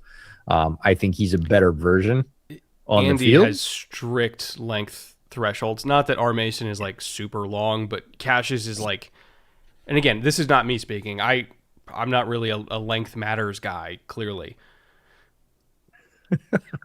I'm not gonna. Moving on. Moving on. But Andy is. So I think Cassius probably would have fit more with Buffalo, weirdly, than Kansas City. Oh, look at the jacket lining. Let's go. With the 41st pick in the 2026 NFL Draft, the Cincinnati Bengals select Cassius Howell. Speaking of Cassius Howell. Didn't last long. 1 pick. Oh, fastball. Yeah, big energy, lacks length. There you go. That's what we're saying, pretty much. Very similar profile to R. Mason Thomas. I think a better profile in terms of production, certainly. Because Cassius Howell, 41 pressures to R. Thomas's 28. More hurries, more batted passes, strangely. That was the one that killed me. He had the most batted passes of any edge in this class. And He's a great feel for the, when he knows he's not getting there. That's right. But everyone's like, short arms. He's not tall, short arms. Like, he is 6'2", but he had tied for the most batted passes in this class with Derek Moore, who has very much longer arms than he does. So, again, it's kind of like quarterbacks who are really tall and throw sidearm and get a lot of passes batted down. You're like, they're not throwing over the top. It doesn't matter that they're tall. So, again, short arms, a lot of batted passes. Missed tackle percentage, 11.1, which is very good for an edge. 21 stops. He's not so much against the run. It's not that he doesn't give. Neither one of these guys, energy. R. Mason and Cassius, both aren't great against the run. They're not leverage guys on the edge. A lot of times you'll hear us sit on the podcast and talk about, sawed off rushers off the edge who can really sort of get under tackles. They are shorter. Neither one are short. They're both 6'2". But they are not those guys typically against the run. They still rush that way. They're still going to dip the shoulder and make a very small target, get around the edge quickly, but they are not the kind that are going to stand in there and sort of angle off their hip and get up under a taller tackle's pads. Marquez Colston. Yes. 2026 NFL Draft, the New Orleans Saints select Kristen Miller. Ooh. Oh, there's your guy. So he was my number 1 DT in this class.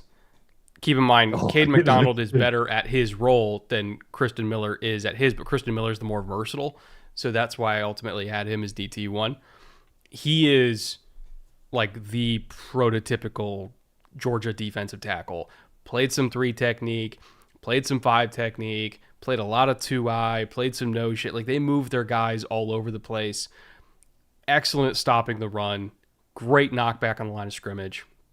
Defensive line coaches call it putting a dent in the blocking scheme. Like, you can fuck up a running back's angles by generating knockback on contact and just kind of ruining all the angles that are supposed to be developing, and you make a running back either hesitate or have to cut too early. Like, he does that all the time.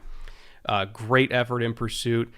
Not a developed pass rusher, but that's largely because, again, he's a Georgia defensive tackle. Those guys almost are never coming out as developed pass rushers, because the way that Georgia produces pass rush is by stunts and blitzes, and they're not really lining up 4 and saying, go throw a move and win. He is very rarely throwing a pass rush move. He is generally like a sacrificial, penetrator for a stunt or a blitz behind him, or sometimes he's going to be the looper who's just containing. Like, they don't really let their defensive linemen rush. They're very much a we're going to scheme up pressure kind of team. So he's not a pass rusher right now. Doesn't mean he couldn't be. He's very talented. Yeah. It's just he doesn't know what he's doing yet.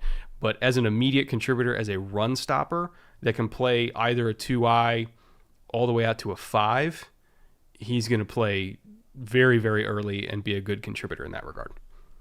Yeah. Fantastically talented defensive tackle physically. Hasn't figured it all out yet, either against the run or against the pass. But you see the flashes athletically at 6'4", 310. He's rare in this class in that combination. There are guys his size. There are guys that can play the run better. There are a few guys that can play the pass better, but there's not many guys that play both as well as he does, which is why he went here in the second round as opposed to in the 3rd or 4th or 5th, where we're going to see a bunch of these other tackles that are really good against the run in the middle, but don't really have any pass rush upside. Miller has pass rush upside, and the league is always going to favor players like that. So McNeil Warren's on the board for Miami. Yeah. We get Chris Johnson and McNeil Warren. Like, all is forgiven for Proctor. Yeah, you're not even going to remember Proctor's name if that happens. Super chat from One Change One Piece, $2. Baron Morton is the 3rd best QB. I would say untrue, and I actually kind of like Baron Morton, but I appreciate the $2 and the opinion. I wanted to like Baron Morton a lot. Yeah, I wanted to like Baron Morton a lot. And I went to the combine thinking, I got to find one of the, everybody says this quarterback class is such garbage. I got to find one of these guys that I'm going to get sort of interested in and behind. I thought it might have been Baron Morton. It wasn't. Like, just Robin Mason Thomas. There you go. That's a good one. There you go. That's a good one. Threaded thought for $5. Ideas on what the Finns' 3rd round maxing will look like. Maybe use draft capital to move into the 2 with all their holes to fill. Great work this year. I mean, right now the board fell to them at 43. I think they might just kind of let this thing ride and just see who's there and take as many players as they can, because this roster needs a lot. Yeah. No, they are not.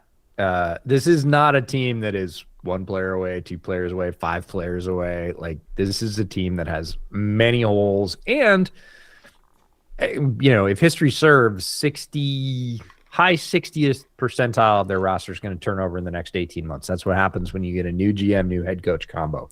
About 68% of your roster turns over within 18 months.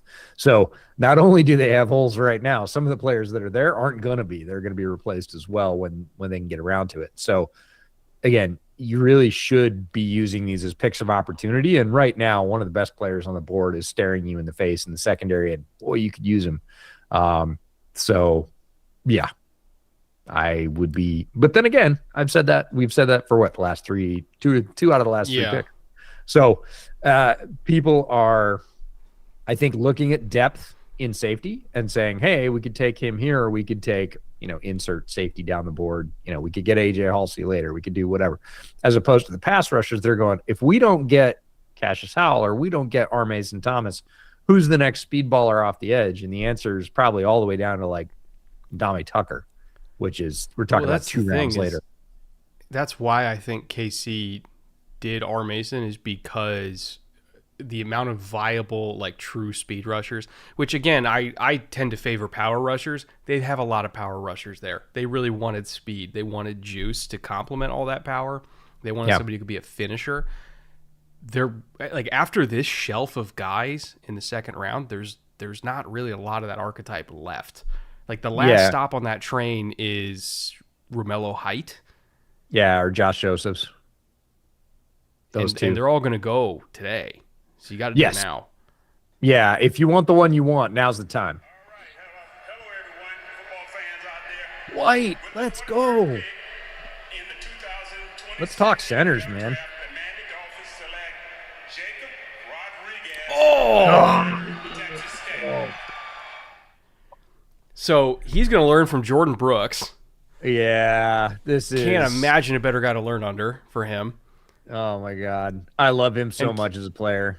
My favorite player keep in in the mind, draft. Both of their linebackers are free agents after this year, or at minimum financially incentivized to no longer be there after 2026. I So, love like, that they- caveat. That's nice. They need a long-term answer at linebacker. And while we do love this linebacker class, that's another position group that I think is going to get dried up after today. So if you're going to do it now.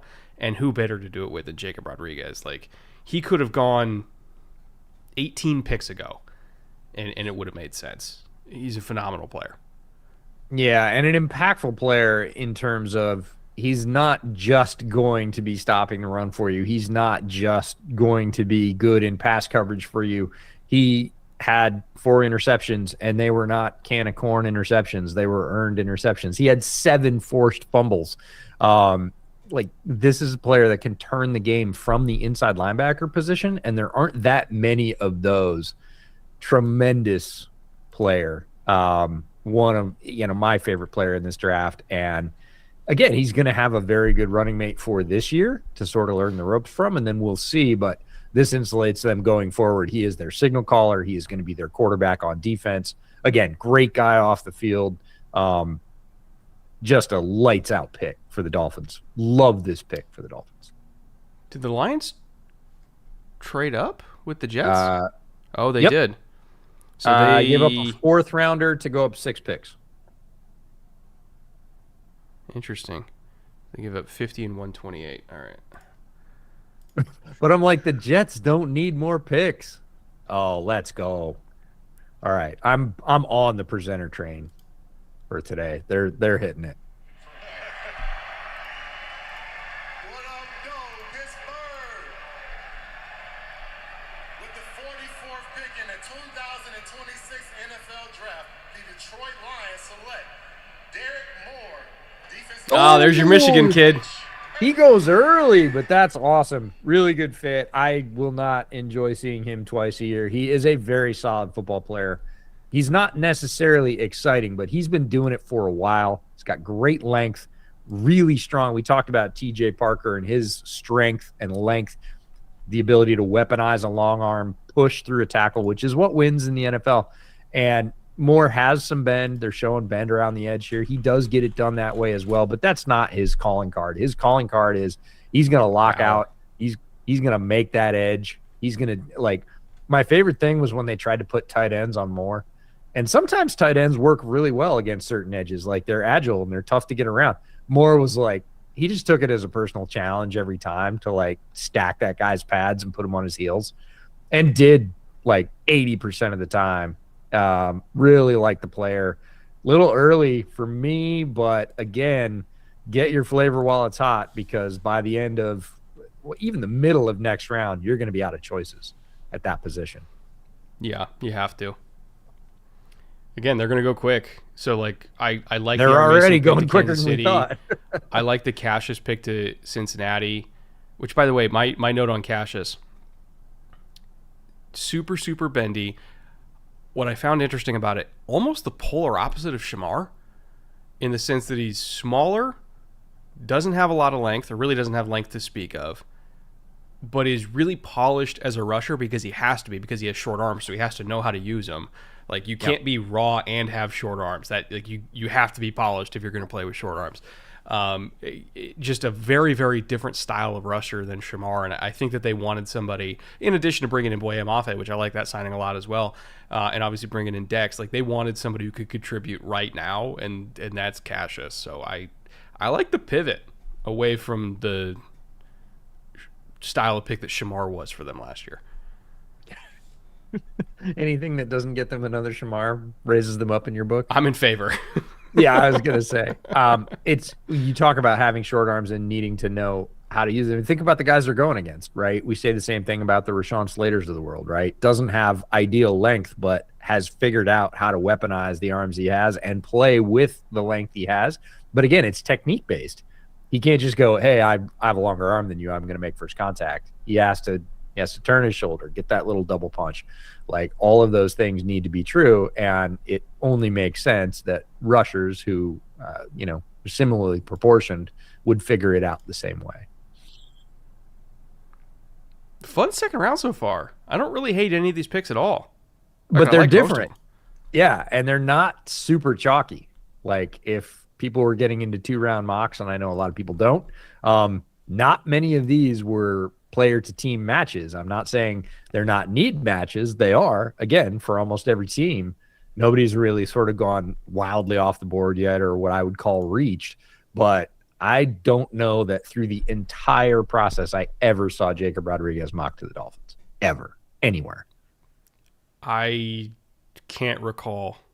I don't think I did. Time. So, yeah. Again, not a bad choice, not a bad football player. But again, a team with so many needs becomes desperately hard to predict because they can literally go in any direction with most of their picks. Cowboys traded pick 152 for D. Winters. So interesting. So that happened after the J-Rod pick came in? Or were they anticipating we're not going to get J-Rod, so let's go get D. Winters? It's just interesting timing. It is interesting timing. Like what basically drove this move, and there are many sliding door moments in the NFL draft like that where it's one thing or another that I mean, we saw one yesterday, right? You literally have the guy on the phone. You're like, "Hey, we're gonna sign you," and it's like, other team. What? Why are they calling me? It makes sense from the Niners' perspective because they brought back Dre Greenlaw, so it's like D wasn't going to play anyway. Yeah. Yep.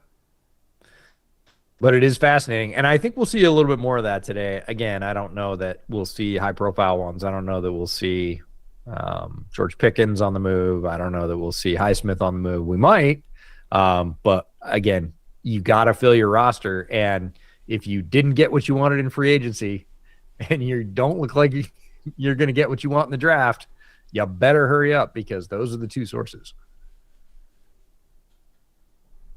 Yes, our linebackers never get injured.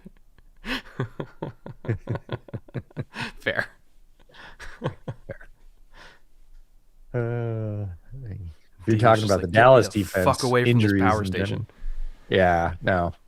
Dallas defense has not been immune to injuries in the last couple of years either. They've taken their fair share for sure, or maybe more than their fair share would be a better way to put that. Define fair. Schefter said Thibodeau's not going to get traded. I'll believe that when I see it. Thibodeau is like the perpetual gonna get traded guy in the NFL. Like I swear he's been on the block for 2.5 years. He has been, basically. Yeah. Which just seems rare to me. All right, Mark Ingram.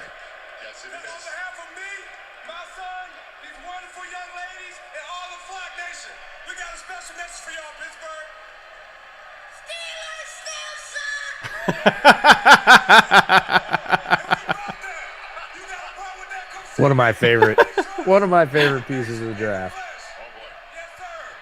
Thanks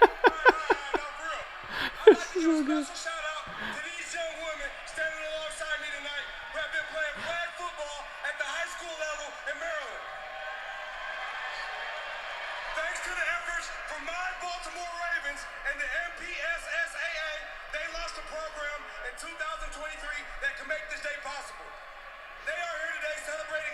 sanction that passed for high school girls flag football in Maryland, officially making it a state championship sport. Congratulations. Let's go. That's awesome. Let's go. By the way, Ingram, freaking tank. Always has been. Looks like he could strap it on today.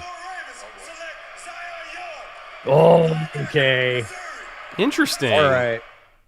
Yep. He's very Ravensy. He's in the sense that, Ravensy. like, great run defender, energy, effort, kind of a psycho. And I mean that lovingly. Kind of a psycho. But look at him. I don't think he's super just traitsy as a pass rusher, but he does bring power and size to bear, which, again, I tend to favor. I'm good with this. Yeah. 6'6", 262, obviously a power rusher, but it's power with attitude, and you're going to see it in just about every highlight. Like, he wants to run through your face and tell you about it. That is the type of player that he is. Second in total pressures in the defensive end group. Again, I separate those from true edges. Bain had 83. He had 57, which was well more, or I guess he was third because Mo Camara had 59. 8 sacks, 17 hits. That led the defensive end class. So again, when he gets near you, that's the psycho part. He wants to put you in the turf.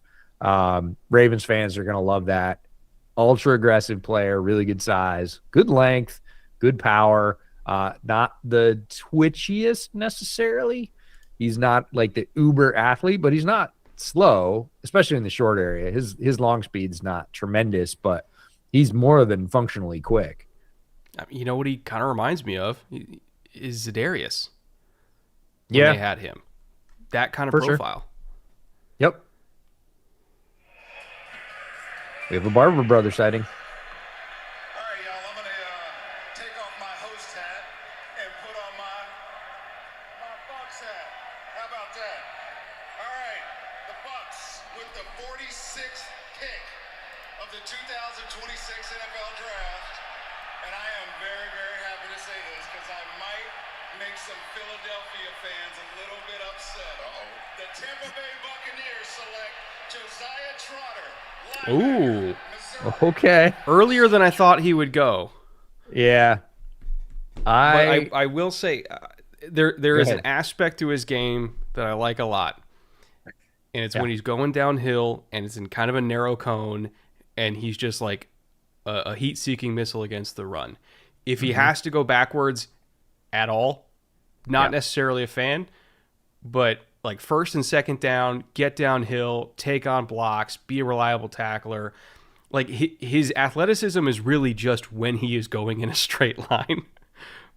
And that aspect of his game is really, really fun. Again, a little early for me as far as like all-around game is concerned, but for that specific skill set of like we need to stop the run, I could understand it. Yeah, he was, I think, the fourth inside linebacker I watched in this class after Jacob Rodriguez, after some more guys who were more mobile. I think I watched Golday and Rodriguez, and then I got to Trotter. And I was like, all right, physically not the same, doesn't have the same range, but the more I watched his tape, the more I was like, he's kind of fun. Okay, we got a trade. Looks like Pittsburgh going up. Yep, Pittsburgh's going up. Yeah. So he's kind of fun. So I reached out to folks that we know that cover Missouri football, and I was like, man, Trotter's kind of fun. And their first response was, yeah, he is. He's a good player. He's going to get buried in this inside linebacker class because there's so many good ones. And I was like, yeah, I can see that, but like somebody's going to get a good one. Again, like you, I thought it was probably going to be later than pick 46, but I don't hate the player at all. And yeah, the thing he's really good at is that 30-degree cone going forward. And I've tended to underrate those guys, and then they play forever. The Denzel Perrymans of the world. Nick Bolton. And Nick Bolton got better at pass coverage, but Nick Bolton was the same coming out. So again, in terms of pre-draft, Nick Bolton was a better version than Trotter, but yeah, very similar skill set. And I've always, me, I'm like, they can't cover. I don't want them. Oh, and those guys go fairly high and they play a long time. And so NFL defensive coordinators find a way to make them work. So this year I did not sort of push them down the board artificially if they didn't have a ton of coverage. And Trotter was one of those guys, and he stayed up in my rankings because for what he's good at, he's really good at it. I'm trying to get the chat. If you had the trade terms for this, let me know. So I can fill out the graphic.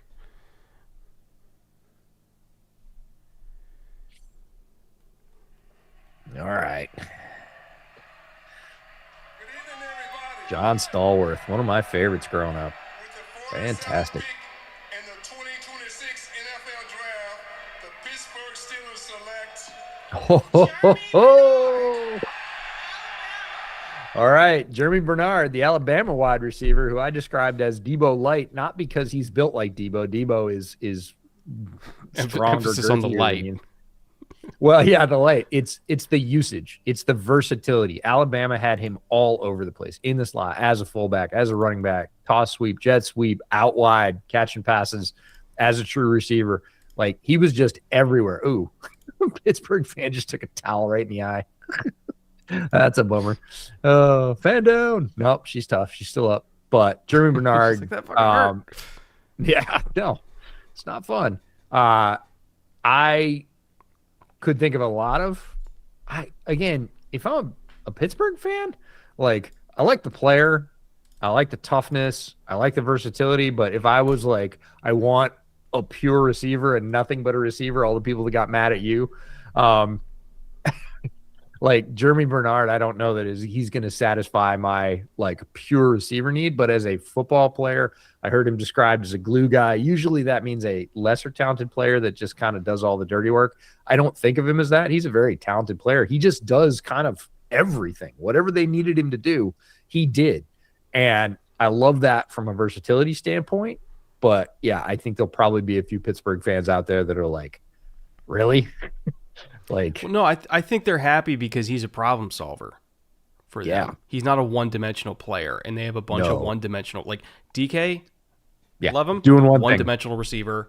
Michael Pittman, one-dimensional receiver. Like, that is a big slot is honestly his best role. Yeah, he definitely Jeremy is just diversifies their room for sure.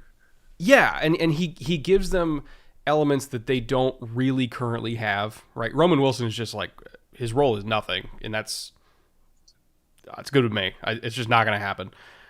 But Jeremy is like, okay, we could put him in the slot, we could put him at Z. You know, he's going to be a weapon in the screen game. He gives tons of effort as a blocker. He could be our jet sweep guy. He could be a return guy. He throws passes, line him up in the backfield, like put him and Jalen Warren in like a quasi pony personnel. Like, you can do a lot with him, and they just didn't have that problem solver piece, and now they do. Like, this is a really, really important pick for them role wise. Yeah, it gives them things they don't have, and all NFL teams, if they're forward thinking, are trying to do that, are trying to give themselves diversity in their attack, in their personnel, and who they have in their contact structure. They're really trying to do all of those things at once, and this is. There are a lot of other receivers on the board right now. If they'd picked him, it would have been like, oh, that's a DK clone. Well, wait, you already have a DK. Why did you pick another DK? And Jeremy is not that. He is a hard left from that. So I can see it from that sense. But we got a super chat hanging out that you get to answer because it's addressed to you. Hold on, let me find it. My interface doesn't show me a lot of the chat, so I'm trying to find it. All right. What did you read it off to me? Because I don't see it. Yeah, for sure. From Stephen Boston, Yori for $50. Thank you, Stephen, very much. Hey, Brett, big fan of the show. I was hoping you can dive into what makes teams give up on a player early as opposed to holding. Adonai Mitchell was a throw-in. Jaden Blue is basically out of the league. On the flip side, what makes teams hold out hope? Lack of job security, honestly. Right? It used to be that you could take a guy and have a 5-year plan. You really can't. Honestly, it's like an 18-month plan at this point. Like, coaches get fired after a year, GMs get fired after 2 to 3 years. You know, a lot of these new money owners have so much liquidity that they don't care if they're paying a coach to not work for them. Because remember, coaching salaries are all guaranteed. Like, their deals are good. Even if they get fired a year into it, like, you still got to pay every single dollar of that. And so it was prohibitive for a long time because a lot of owners in the NFL were not multi billionaires. Like their asset was the team. And so they really couldn't stomach, and some of them are still like that today, where they just really couldn't stomach paying a coach or a GM to not run their team.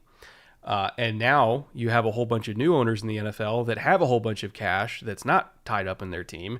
They have infinite money, essentially. And so job security has gotten lesser or shorter because they can afford to fire people more. And so now teams really don't want to wait 4 years for somebody to be good. Like Michael Strahan taking 5 years to become Michael Strahan just isn't really going to happen for the same team anymore. That's why, you see guys get picked up in free agency on a cheap deal, and then they pop off in their second destination. They become like great players in the back half of their career, not for the team that drafted them. And that's just because the guys that are making the decisions know that they don't have time to wait anymore. You basically get 18 months, sometimes 2 years for certain positions, and that's about it. Like Jordan Love having a 3-year runway to develop just doesn't happen. It was a very unique situation. But like, see how many quarterbacks get 10 starts or less to show they got it? Receivers that get a season just show something. It's because these coaches know that if they put out these guys that aren't really ready, they're going to get fired. Michael Turner for the Falcons pick. Turn the burner. And thank you for the super chat, by the way. I appreciate you. Family at home watching, I see y'all out there too. Now let's get down to business. With the 48th pick in the 2026 NFL Draft, the Atlanta Falcons select from the bloodline. Oh, here we are. Oh, they did it. Yep. That's cool. That's fun. So, Avion Terrell getting to go play with his brother. As a player, 5'10", agent of chaos around the line. He is smaller framed, and yes, there were all the concerns about the injury in the pre-draft process. If you watch his tape, he is a demon. He loves contact. He gets excited when he's going to be in a run fit. And you can tell on tape if a corner, any secondary player, a corner, a safety, a nickel, is not excited about a big guy coming his way. Terrell's the other way. He's like, hey, I've got a chance to embarrass this guy. I've got a chance to get around this guy, get through this guy, make the tackle. Maybe I can make a forced fumble. He is somebody that can turn games by getting his hands on the ball, getting to the catch point too quickly for the offense to really deal with it. He is a game changer for sure. I just love that he's a little guy that doesn't play like a little guy. Like, he's so freaking tough. Like, I love him as a run defender. Like, he doesn't care if he's given 100 pounds to a tackle, or sometimes a lot more than that. Like, he will take him on. He will sacrifice his body. Like, you can blitz with him. Such great feet and hips. Like, just an absolute artist from a technical perspective. Yeah. As long as he's healthy, this is a very solid pick. Yeah. My one or two issues with him were, again, he's just not very big, and his top end speed is just okay. So if you get him early, I'm not really sure he's going to be able to recover down the field, but he's really hard to get early because his feet and his hips and technique are so good. Like, he's very good at keeping himself from getting into a compromised position. It's just, if you can get him into a compromised position, I don't think he has a lot of the traits to recover from that. But boy, the first half second of every rep looks so good. I'm so pleased that general manager Matt Ryan made this pick. It's cool. Oh, you're talking about the Bears? Yeah. Didn't pick up what I was putting down there. Okay, no. moving on. I was like, that's kind of a spiteful statement. Oh, yeah, it is. Oh, yeah, it is. Weird. Another super Carolina chat from traded up with JJP. Minnesota. Oh, yeah, the pick's in already. They knew who they wanted. Dan Morgan getting aggressive. JJP, quick super chat, $4.99. Appreciate you, JJP. Back to the Steelers annoying me with the picks. I missed last night. I say this because I view Bernard as a ceiling wide receiver 3, not someone with long-term value. But I think there's possible. There's a lot of wide receiver but I don't think 3s that probable. do hold the operation together. Yeah, Like Juwan Jennings at one point was wide receiver 3, correct. and he held that shit together. Yeah, yeah. Like I think And of again, that's a characteristic that Jeremy has as a player, like not just as a wide receiver, is the guy to do the thing that you need at the time you need it, whether it's third down, whether it's the goal line, whatever it is. dirty work. And yeah, it's not even dirty. It's just what you need. And is this Jake Delhomme? I think so. Good evening, Pittsburgh. With the Hell yeah.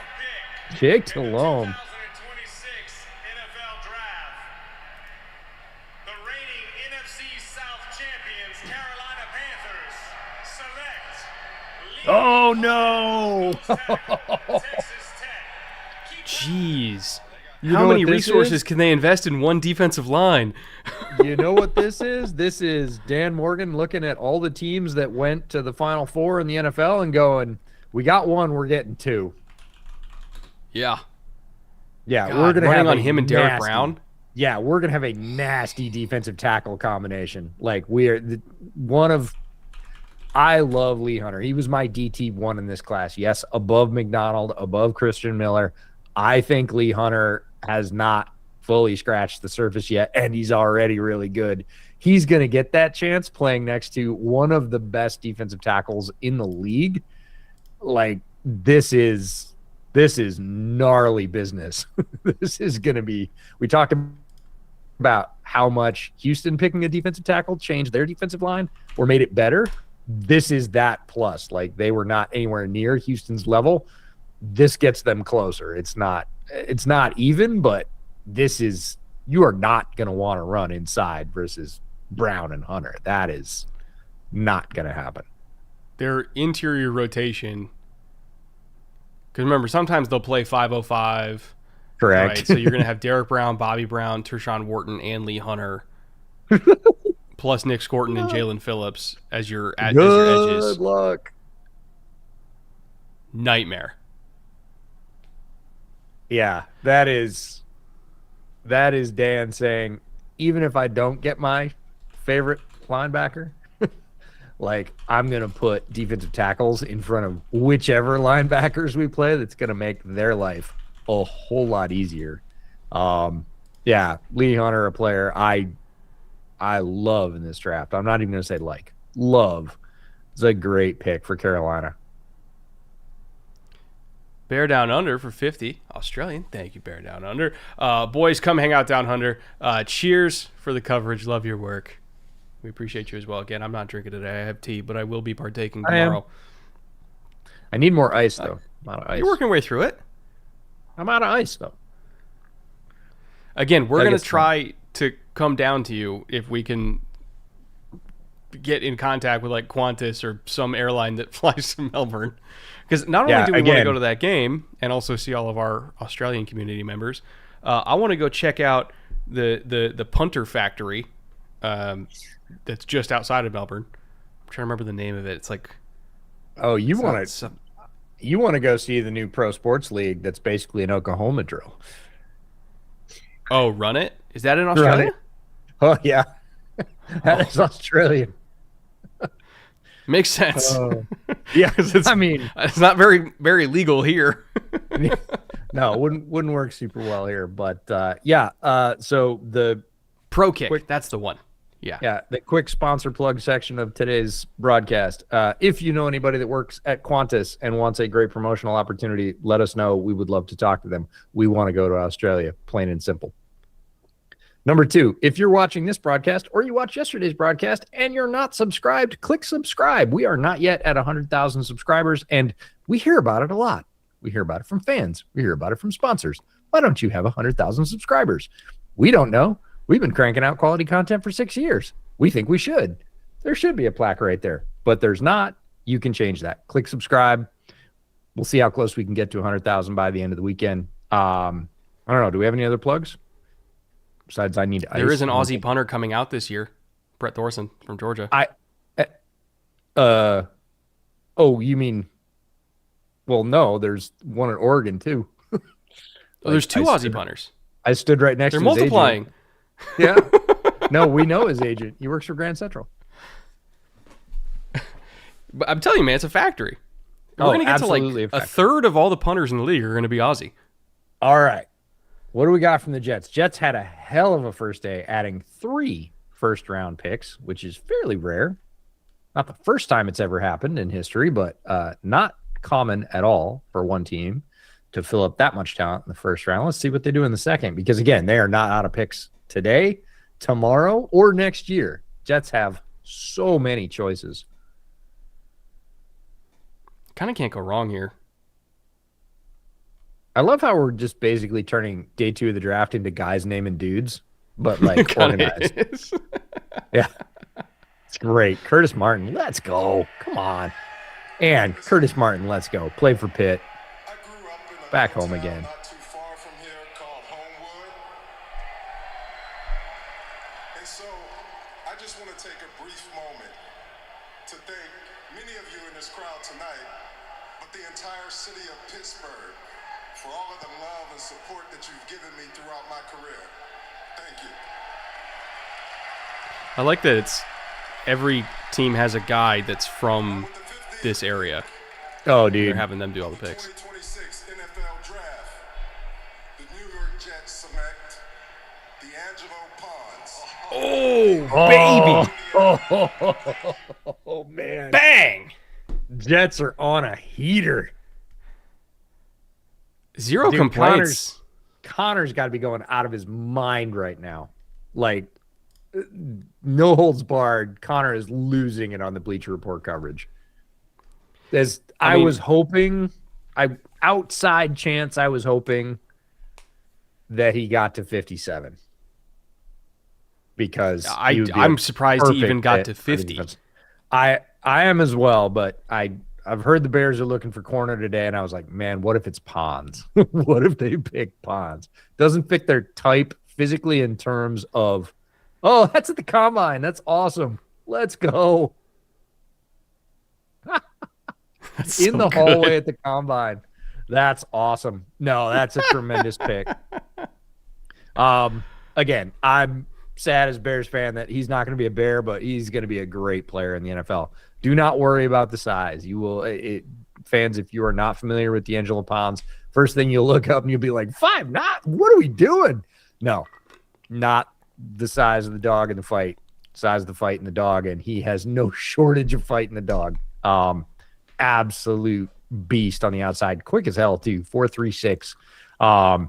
I think they'll probably play him outside, and I'm fully support that after Meek Robertson having finally success. I think teams are wising up to the fact that, hey, if you play a certain way, it doesn't matter how tall you are out there. You can still have success.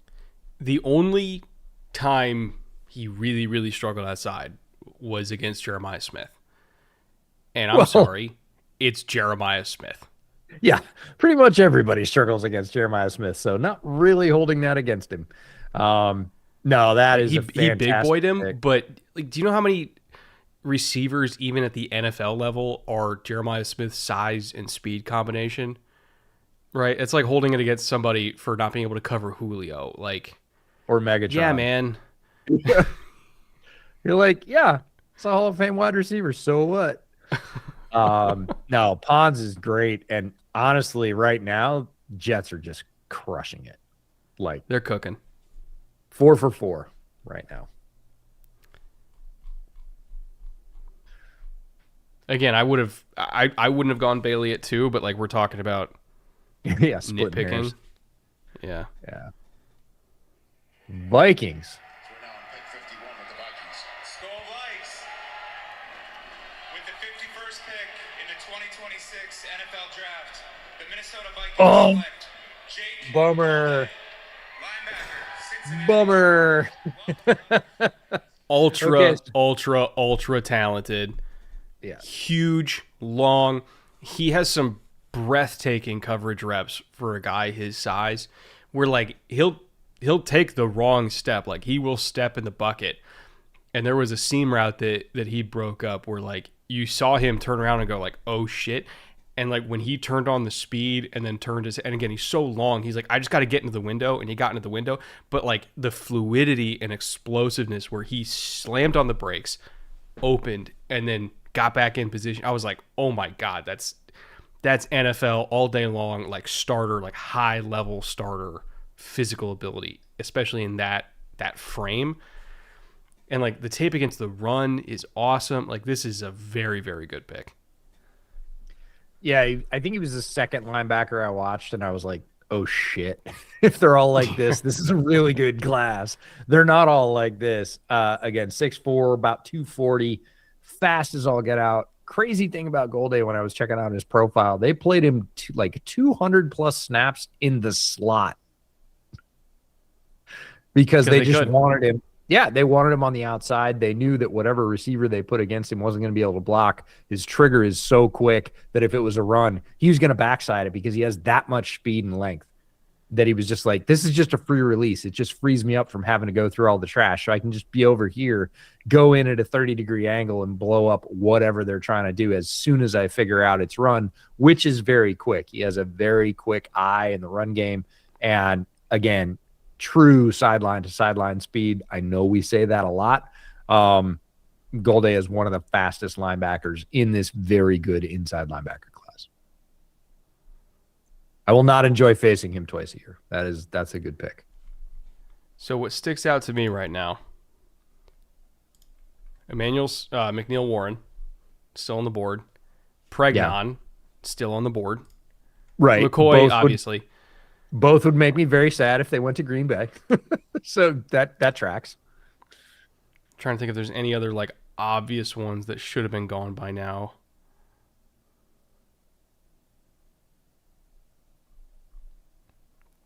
Some might say CJ Allen. I kind of thought at post pick 50 was where he was going to go, so that one's not crazy to me. But yeah. McNeil Warren and Pregnon both being on the board, unless there's medicals I don't know about, that is surprising. Yeah, I heard nothing about Pregnon, but this is, we're easily 10 picks after the range where I would have taken him, if not 15.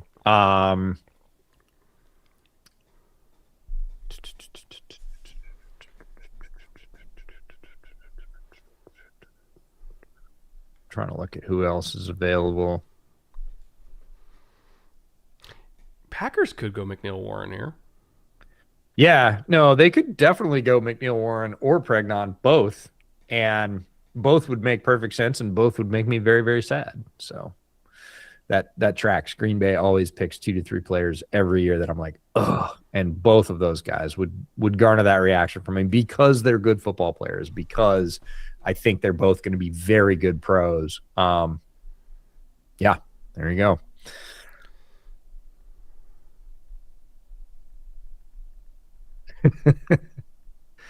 See like a wild Chris Bell pick here. I mean, it really, again, if you could tell me that he's going to be back playing this year fairly early, I don't think sure. he is. I think he's going to be mid-year. He tore it in like November. Yeah, he's going to be mid-year at best. And he's still going to need some time to get explosion back. So it's really about next year, which is terribly unfortunate because the statistics about players that get hurt in that window and miss significant portions of their rookie year in the NFL are horrendous for overall success rates. It absolutely grenades your chances to be a good NFL player. There are players who've come back from it, but they are few and far between. Like, they are the distinct minority. Seattle getting AJ Halsey would be really sick. So, Eej? Yeah. Am I the only guy that doesn't, it's not really on the Halsey train? I don't think you're the only guy. I wanted to like him more. I ended up liking him, but not in this safety class, like loving him. I saw him as like, a lot of people had him as like safety 3, and I was like, no, that's too rich for me. 3. Yeah, I didn't have day 3. Oh, that's funny. John Kuhn was born in York. I forgot about that. Yeah, he's got some pretty funny stories about his draft journey. On behalf. Yeah. Let's see who they got. Oh, Cisse. All right. I see the fit. And I'm not. He wasn't necessarily one of my guys, so we haven't crossed that bridge yet.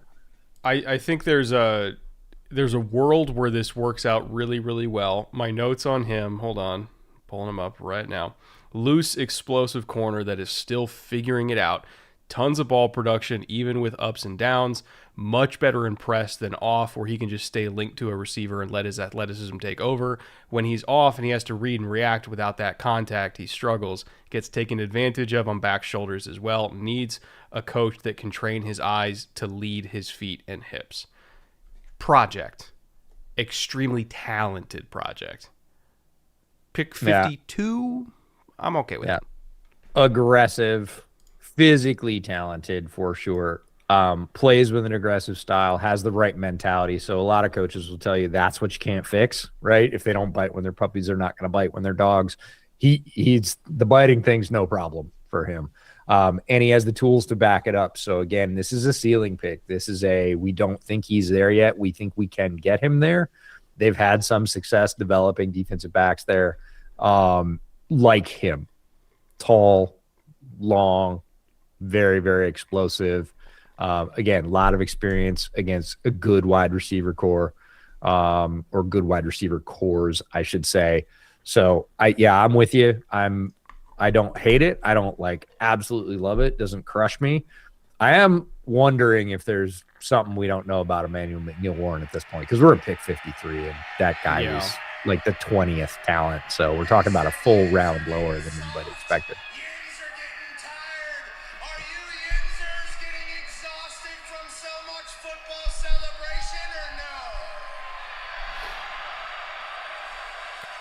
Yinzers are like, we don't.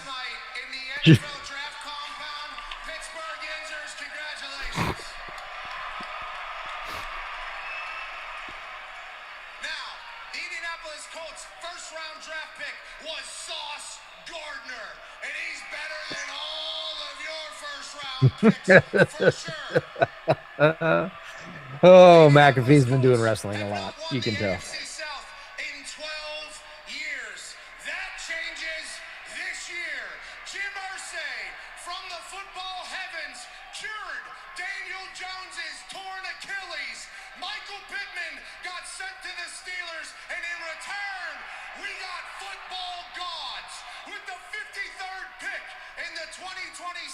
NFL Draft.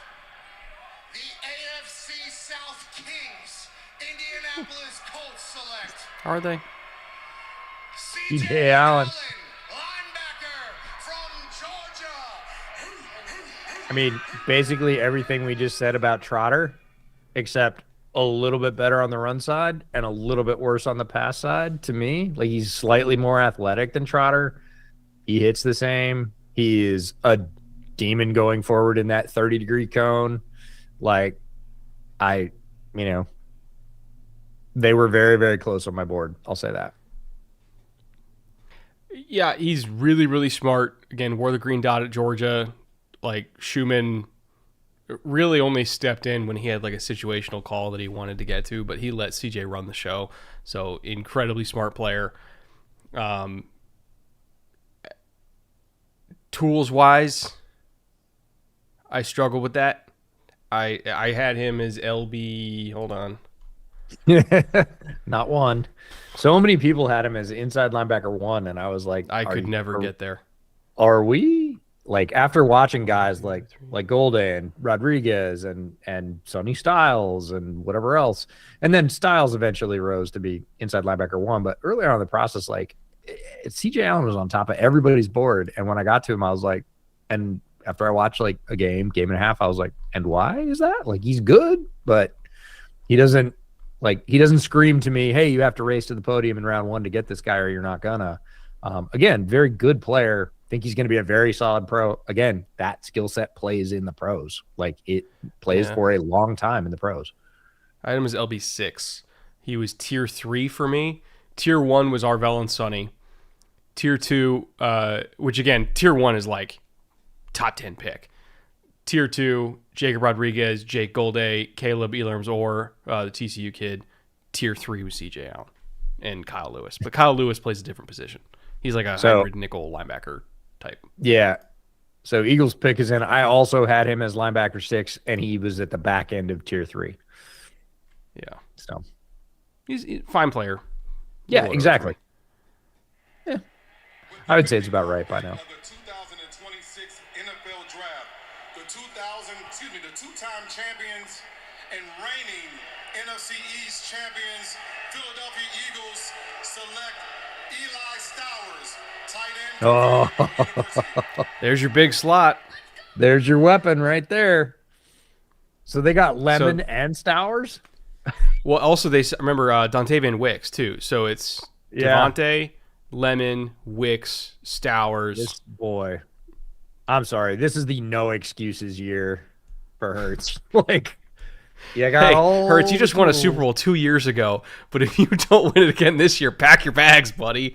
It's not even win again. You know what I'm talking about, which is you have to make the offense look like something that many people by midseason don't go, why aren't we better? Right? You have to basically live up to expectations. That I feel like that happens every year with the Eagles, though. Of why aren't they? I fully they were on the agree, verge of winning the Super Bowl. We're like, why aren't they better?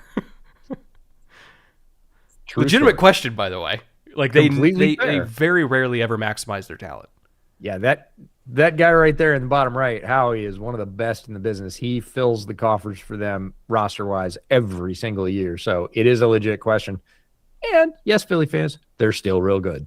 But you are saying, look, A.J. Brown's going out the door. We're not going to make that an excuse, right? We signed one in free agency. Our first 2 draft picks, because Eli Stowers, talking about the player from Vanderbilt, just think of him as a big slot, and you're not going to be disappointed. And that's not a backhanded compliment. Like, I think it was Nate Tice that said, I watched him and I wanted to be disappointed, and I just wasn't. I kept going, so he's really good at the things he's good at. And that's it. I think a lot of people, again, see the unreal athleticism. I put up a clip at the combine of his vert because I was right there when he did it. And I was like, is that real? Like, I saw him do it 10 feet away. Something. Yeah. And I think a lot of people go, oh, he's just an athlete. It reminds me like, oh, he used to be track guy, right? Oh, he's just a track guy. He's not a football guy. He's just fast, right? Put pads on him, he can't get it. No, Stowers is a really good football player. You put on the tape, like, he had a lot of offensive production. If you're expecting a true sort of two-way tight end, no, you're going to be disappointed. If you're just thinking, hey, this is an offensive threat by another name, you will not be disappointed. You might actually kind of go, he's really good. He's tough cover, because he is. Brett, who is the Eagles' sacrificial X? I guess Stowers. it would be Wicks. Yeah, I mean, maybe, but not traditionally. Because I still want Devontae to be the guy that moves around. Oh, for sure. 100%. As for who's going to be the slot, I mean, they have the all slot receiver offense. They're just different flavors of slot receiver, right? You have the small undersized slot with Mackay. You got the big slot with Stowers. You got Wicks, who can play inside or outside. Devontae can play inside or outside. You got to go to the super chats right now, because there's a classic for $4.99. Inshallah, lack of Fatula terrorism makes the offense watchable again. Oh, that is a winner. That is impressive. Very, very impressive. Peace be upon you, yeah. Philadelphia. Let's hope. One can only hope. That's hilarious. So Pregnon's available for the Chargers. Again. Let's not forget, we've already been around this ride once. Oh, wait. Patriots traded up with the Chargers. Oh. Hold on. Anybody have trade terms? Oh. How's this real football talk? Sorry we missed the first 2 times. Third try. Happy to report back that I watched Morgan State linebacker today and am now up to 320 evals. Congratulations. Good God. That is almost a full 100 more than I got to. So good on you. And yes, Eric Hunter, he's talking about E40 from Morgan State. Well worth the watch. I'm glad you got to him. Any other deep sleepers I should get eyes on? Ooh, great question. If you haven't watched Daniel Sobkowitz from Illinois State, the wide receiver, watch him. He's amazing. Jackson Kuach, the Miami of Ohio linebacker, is awesome. Watch him. He was an Ohio State commit before you go, oh, he's in Miami of Ohio. He can't be good. He was a Buckeye commit, and rightfully so, athletically. Who else is deep sleeper? There's a bunch. If you like fullbacks, Rohan Jones. Oh, well, tight ends, H-backs, fullbacks, you name it. Come on. Fullback. He's a lot of fun. Rohan Jones from Arkansas, fully endorse that one. He is. There's only about, and it's going to be fast. There's only about 20 plays you'll really care about, but they're really good. But they're fun. They're really good. Really good. Sorry we missed the first 2 times. Thank you for your support now and always. Echo Warrior for 1999. Guys, I'm having a really hard time not viewing CJ Allen as just a higher drafted Zaire Franklin, which is not great. You're not wrong, Echo. Are you asking us to turn you around on that one? Because that might be a bigger super chat. I'm not sure. And even then, I can't guarantee success.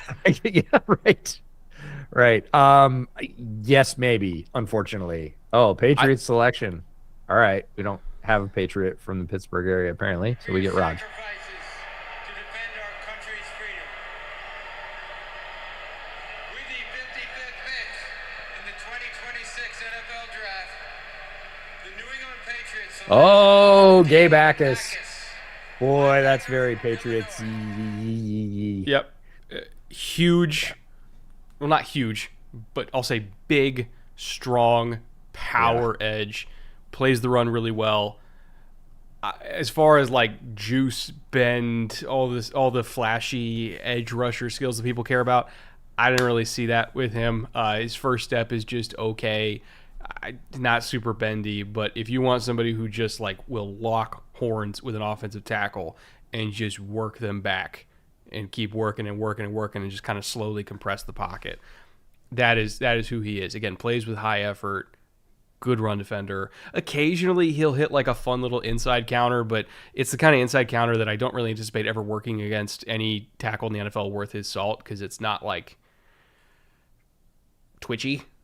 But when you're going against kind of subpar college tackles, it's going to work on them. But really it's the power that I think translates. He's the kind of guy where, okay, I could see him being like a 6 to 8 sack contributor. You know, he's going to play a lot of downs for you. Oh, he's going there to it is. stop the run. What? So it was leaked correctly. Grenard in a trade with the Vikings going to the Eagles. Oh, for what? Remember? I don't know, but remember I said that yesterday that might have already happened. Kind of got leaked on a podcast. Sounds like that's happening. Jaguars picks already in, but back to Gabe Backus. The thing I like, combined with the wrestling background, all the things you said, the power, the drive, is he's relentless and he uses his hands. He doesn't have a ton of bend, like you said. He doesn't have a ton of burst, but he uses his hands really well. He uses leverage. He'll knock down hands. He'll knock them down again, coming back the other way. Like, he keeps working, and he gets a lot of sacks that way because it's a combination. Oh, Paul Posluszny, let's go. Born in Butler, Penn State. Couldn't be more about this draft. With the 56th pick in the 2026 NFL Oh, your guy. the Jacksonville Wow. Jaguars select Nate Borkacher, tight end, Texas A&M. So here's the thing, Jags fans. Here's the thing, Jags fans. I can't Calm the wait to fuck hear down. I know what you're thinking. Who? You're fine. It's a good pick. Like, is second round earlier than I thought he would go? Yes. But if we're looking at the need, the role, which is having a true Y tight end that like absolutely blocks his ass off. Great blocking tight end that to me wasn't a bad receiver, was an underutilized receiver. Like on tape, again, not a lot of throws that went his way, but you see it. You see the movement skills, you see the hands. Like it felt like really they just kind of used him 50% of the time as like the OTB route on mesh, but like Oh it's my there. God. I can't promise it's going to be like a Kittle. I mean, that would be stupid if I promised it'd be a Kittle situation, or Kittle like wasn't used at Iowa as a receiver at all and then went to the NFL and was a great receiver. But like as far as blocking ability and somebody who will be a better receiver in the NFL than he was in college, or at least more used in the NFL than he was in college, like it's not a bad pick. Plus, I'm pretty sure off the top of my head, Brenton Strange is in the last year of his deal, and I think this is them saying ahead of time, like, we're not paying Brenton Strange. We're just going to have this guy. You want to have the sickest 3 safety package ever in the history of the world? Oh, Chicago picked? No, they haven't picked yet. They will. The pick's in, but like, hey, let's get some Kyler insurance in case he gets hurt again. Let's play Kobe Bryant, Dylan Thieneman, and Emmanuel McNeil Warren. Good luck. I don't think it's what's going to happen. If I told you that Emmanuel McNeil Warren was going to be available at 57, you would have laughed me out of the building now, yesterday, and always throughout this draft process. So here's a fun one. So anyways, he got picked. So I know. Chat's going crazy. I had Borkature in the same tier as Eli Stowers. Yeah, I know. He was one on the tight end board that as I went down your rankings, I was like, oh, you really like the skill set. I liked it. He is the best blocking tight end in this draft. I think that I can say that very confidently. I didn't see as much hidden talent in the receiving as you did. Doesn't mean he can't catch. He does. When you throw him the ball, he catches it, but that's different than having a high-end receiver skill set. And a lot of those targets, and again, not his fault, it's what he was being asked to do, were, go out 8 yards, turn around, turn your numbers, catch the ball when it hits you in the hands, which he did. I'm giving him credit for doing that. But in terms of like routing people up, making even, I would say, fairly basic breaks, yeah, he made them. Like, he wasn't getting plus grades on most of those for me. As a blocker, plus blocker, absolutely. Plus blocking tight ends don't normally go in the second round. I think I might like the pick a lot more than Jags fans do, and I'm okay with that. It's good. That's fine. So for the Bears, DT on the board here. We've got, I would have loved it if Hunter was still here, but Big Citrus is here. Grayson Halton's here. Daryl Jackson Jr.'s here. For edge, you're looking at Kazakis is gone, Moore's gone, like denied, Dennis Sutton, who I'm not a huge fan of, or Mellow Height, Josh Josephs. I think actually the closest fit for them is probably Keon Crawford, and he is, to my mind, a third rounder, not necessarily a second rounder. So it might be early for him. At linebacker, I don't think it's too early for a Caleb Larms or a Bryce Betcher at this point, given who's gone off the board. But I don't think that's their priority. I heard they were interested in corner this morning.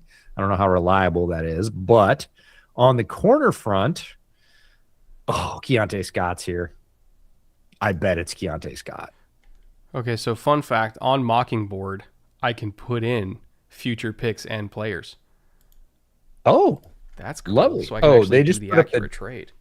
They just put up the trade terms for what Philly traded with the Vikings. Bam, confirmed trade. Let's go. There was lots of texts. By the way, Riel, if you're watching this, suggestion Now or later. for the OBS overlays, put some Mockingboard branding on them, like so that people can see that it's Mockingboard providing the overlay. I'll put a link to Mockingboard in chat so you guys can check it out. But that's what I'm using for this. It's a great mock simulator / fantasy football / think of it like Letterbox, but for NFL draft fans. But also has OBS overlays if you're a content creator. Okay, if this is a Ben pick, which I don't know that it will be, I still think it's probably a Dennis Allen pick. Zachariah Branch? That's all I got. I feel That's like all I they'd go got. Skyler over him, wouldn't they? Right, but you're probably going to wait for him. Yeah, For probably going fuck's to sake, wait. stop answering Howie's phone calls. By the way, apparently they also gave him a $100 million deal. Grenard. From what? from Like what 20 well did that spring? 4 years, 25 per, I think. Not all of that's guaranteed, obviously. All right, Jimbo Covert, let's go. Oh, I forgot Jimbo Covert was a Pitt guy. Where's those Bear fans at? All right, Pitt fans, excuse me for my faux pas, not remembering it. Jimbo was a Pitt guy. I'm liking those cheese grater hats, my man. Grate that cheese right up. I love it. With the 57th pick in the 2026 NFL Draft, the Chicago Bears select Logan Jones, center, Iowa. Let's go. Here we go. What do you know? Okay, I have thoughts about this. There's your center. Oh, there is your center for sure. One of my favorite scout quotes from the entire process. That guy plays like he's got 2 kids and a mortgage, which is exactly what I want for my center. When I finally got to Logan Jones and did my full workup, I was fully expecting, hey, like Iowa center, very good in the run game. He's going to be technically proficient. I know he's undersized. Like, let's just see what we got here. What I found when I got to the tape was an absolute Tasmanian devil. I was saying this earlier. If I had to give him a nickname, it was Cannonball. He will fire out and hit anybody. He uses that energy. He tries to convert speed to power as a center. And when he gets there, his angles, his hand usage, so technically proficient. One of the most technically proficient centers I've scouted in probably 2 to 3 years. Like, he doesn't miss with his hands. He gets there with force and he's accurate, and he is all day long. He is in your face. Bigger guy, doesn't care. Gets underneath, uses leverage. You see guys get frustrated against him because they're like, look, I'm more physically talented than you. Maybe you don't understand this. Logan's like, no, I get it. Like, no problem. I'm going to use all the tools in the bag I've got. My only concern with him is like when he has to take a full-on bull rush from an NFL defensive tackle. He's still using moves. He's still using like wrestler leverage to try and shuck him off and make sure they don't hit the quarterback. But he can't just stand up and hold. It's earlier than I want, but in terms of like attitude and what he brings, Browns. McNeil Warren. Yep, there he goes. Finally, 58. That is a good traded 3 up. picks. Yeah. Well, wouldn't you? Again, Yeah, everything we said about the Browns pick last time, like, hey, low moving costs, Toledo to Cleveland. Again, Browns are having a pretty tasty draft, I gotta say. Absolute killer day for Cleveland. So Yeah. he's going to be their big nickel, like immediately. Yeah. And we know that's an archetype that they want to find. So he's going to play over Miles Bryant. He's going to play over Miles Harden. He'll be the big nickel. Tyson Campbell and Denzel as your corners. Delpit and Hickman as your safeties. Back to having a Try to secondary. complain about that. Yeah, back to having a secondary that we really, really like. My only thing about the Bears pick, I will say this. So I love Logan, the way he approaches the game, his physical skill, his technical prowess. All those things are great. I'm very surprised they picked him at 57. Okay. In defense, well, not in defense. In fairness, Ryan Poles always takes a day 2 pick and kind of burns it. And I'm just sort of used to it now. It just might be that maybe he burned it on a guy that I actually like this time. But it is early. You think for me. you're the wrong one. No, I love the fit, but it's early. Like, in no world did I think you needed to go to 57 to get Logan Jones. Now, maybe they knew otherwise. Maybe they thought otherwise. I'm not sure. I'm not in the room. But if you'd told me Logan Jones went at 57, I would have asked you in what world. Like, that's pretty darn good. It's not that far off for me. I think I just had a higher grade on him than you. It's not that far off for me. No, I think maybe we had a similar grade, but there are also other guys there. So again, the supply thing is like, hey, I would have been maybe even slightly happier with like Dan Slaughter. Last and not least, Bushwood Elite and the winning edge. This is special for me because I know this kid personally, which is ironic. Oh, that's always fun. For the Houston Texans, they select Marlon Klein, tight end, University of Michigan. Wow. Okay. Really? I was gonna Above say- the other guys on the board? Out of all the tight ends to go, this is not the one that I expected. I like him as a player, but there's no way that I would have picked him over Max Clare. Or Raridan, or Roush. Well, Roush I can understand. Raridan, if there's concerns about the health of the knees, I get it. But still, like Claire, like you're like, oh, I could get it there. I could get it there. What's the argument for Claire? Like, I don't think there is one. So I like the player real early for me. Like So let's see. 3 rounds early, maybe 2 rounds early at least. He's a day 3 guy for me for sure on my board. Oh, Tennessee coming up to 60 to jump in front of the Rams. Receiver?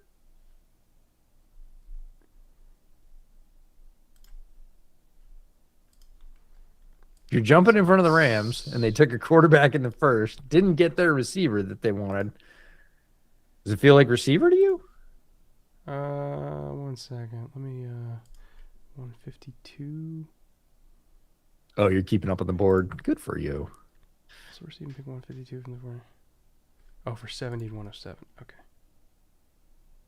Oh, is this a Brazil landing spot for Cam?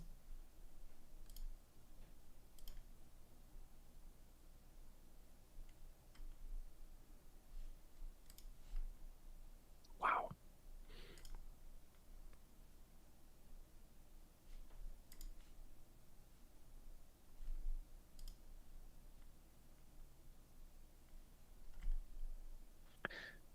Oh, whoops. Sorry, chat.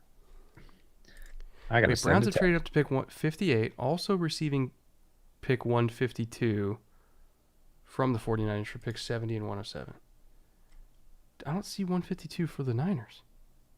Did he have that correctly? They must have. Maybe not.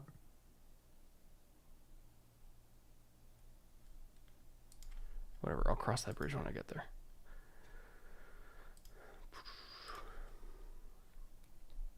Okay, so then it's Marlon Klein. And then Bears at pick 60. Oh, no, Titans traded up to 60. God damn, all these fucking trades. All right, so Bears got some picks in the middle of their huge 110 pick gap, I would imagine, by moving back.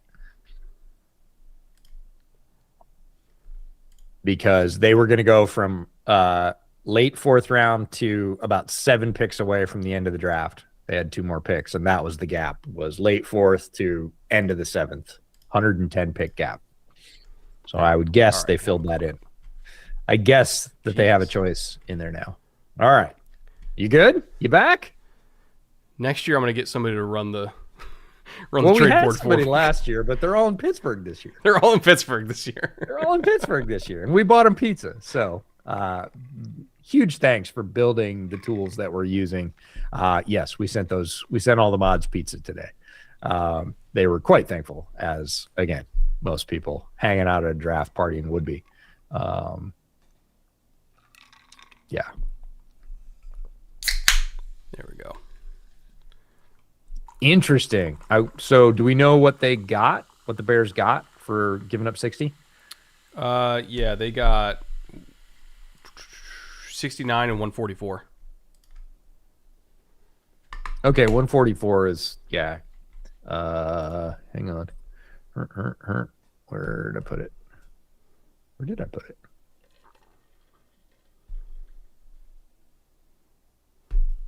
That's weird.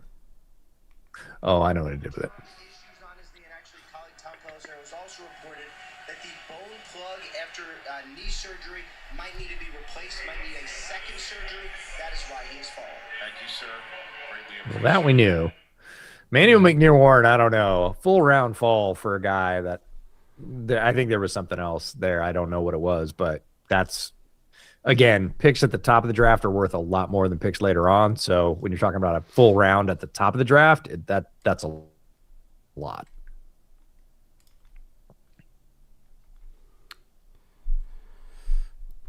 Here we go. Anthony Hill for the Titans. Okay. Again, They traded up to get him. I think me. that's fast. Yeah. And they traded up, again, not a ton. 9 spots to get him. Yeah, I think they were really worried about the Rams taking him.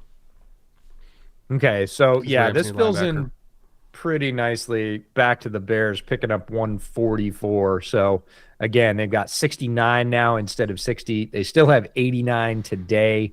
Then tomorrow they lead off with 129 and they follow that up with the 144 that they got from Tennessee. That does fill in a bit of that beginning gap. And it's still a 90 pick gap instead of a 110 pick gap. But, you know, you got a pick. You recouped a pick by moving back 9 spots. And again, they're probably going to get a very similar player to who they wanted. But again, back to Logan Jones, like he was in the 90s on most consensus boards. We're in the 50s when he gets picked. That's pretty significant difference.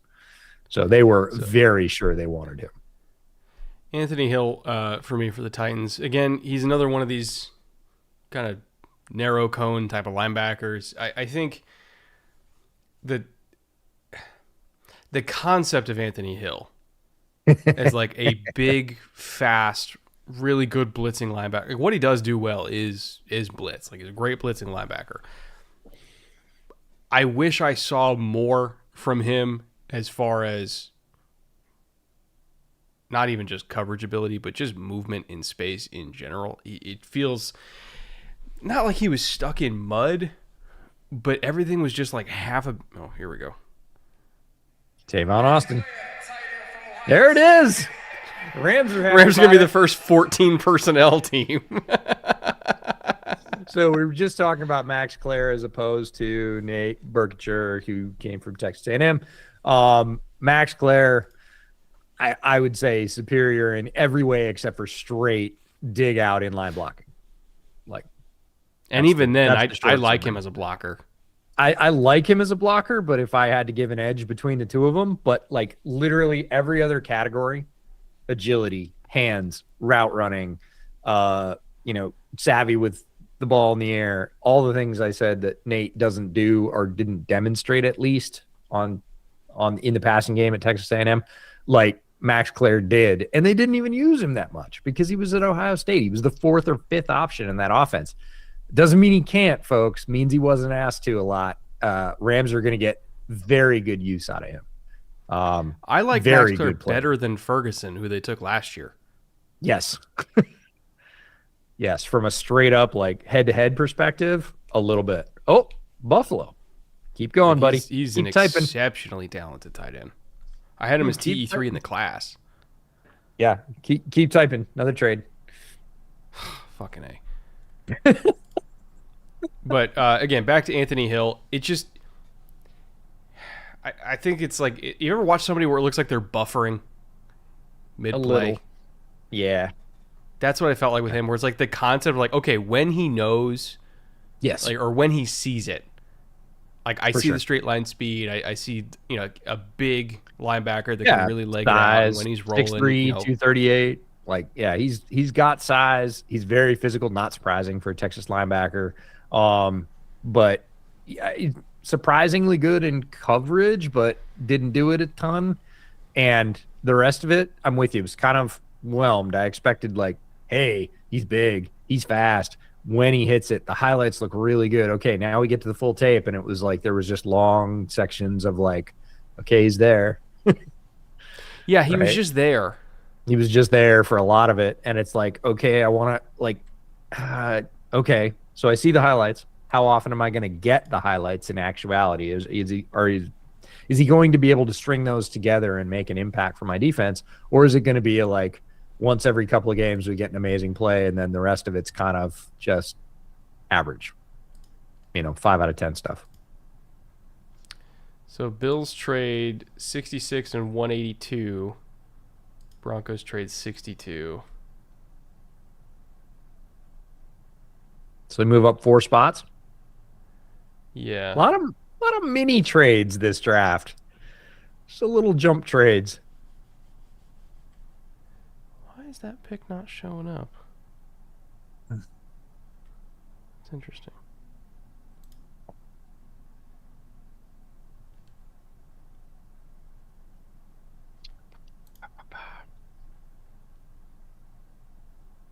All right.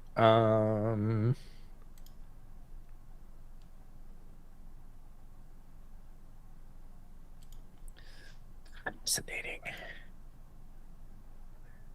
Yeah, I want to dislike the Bears Logan Jones selection for value, but I don't think I do because I just love the player.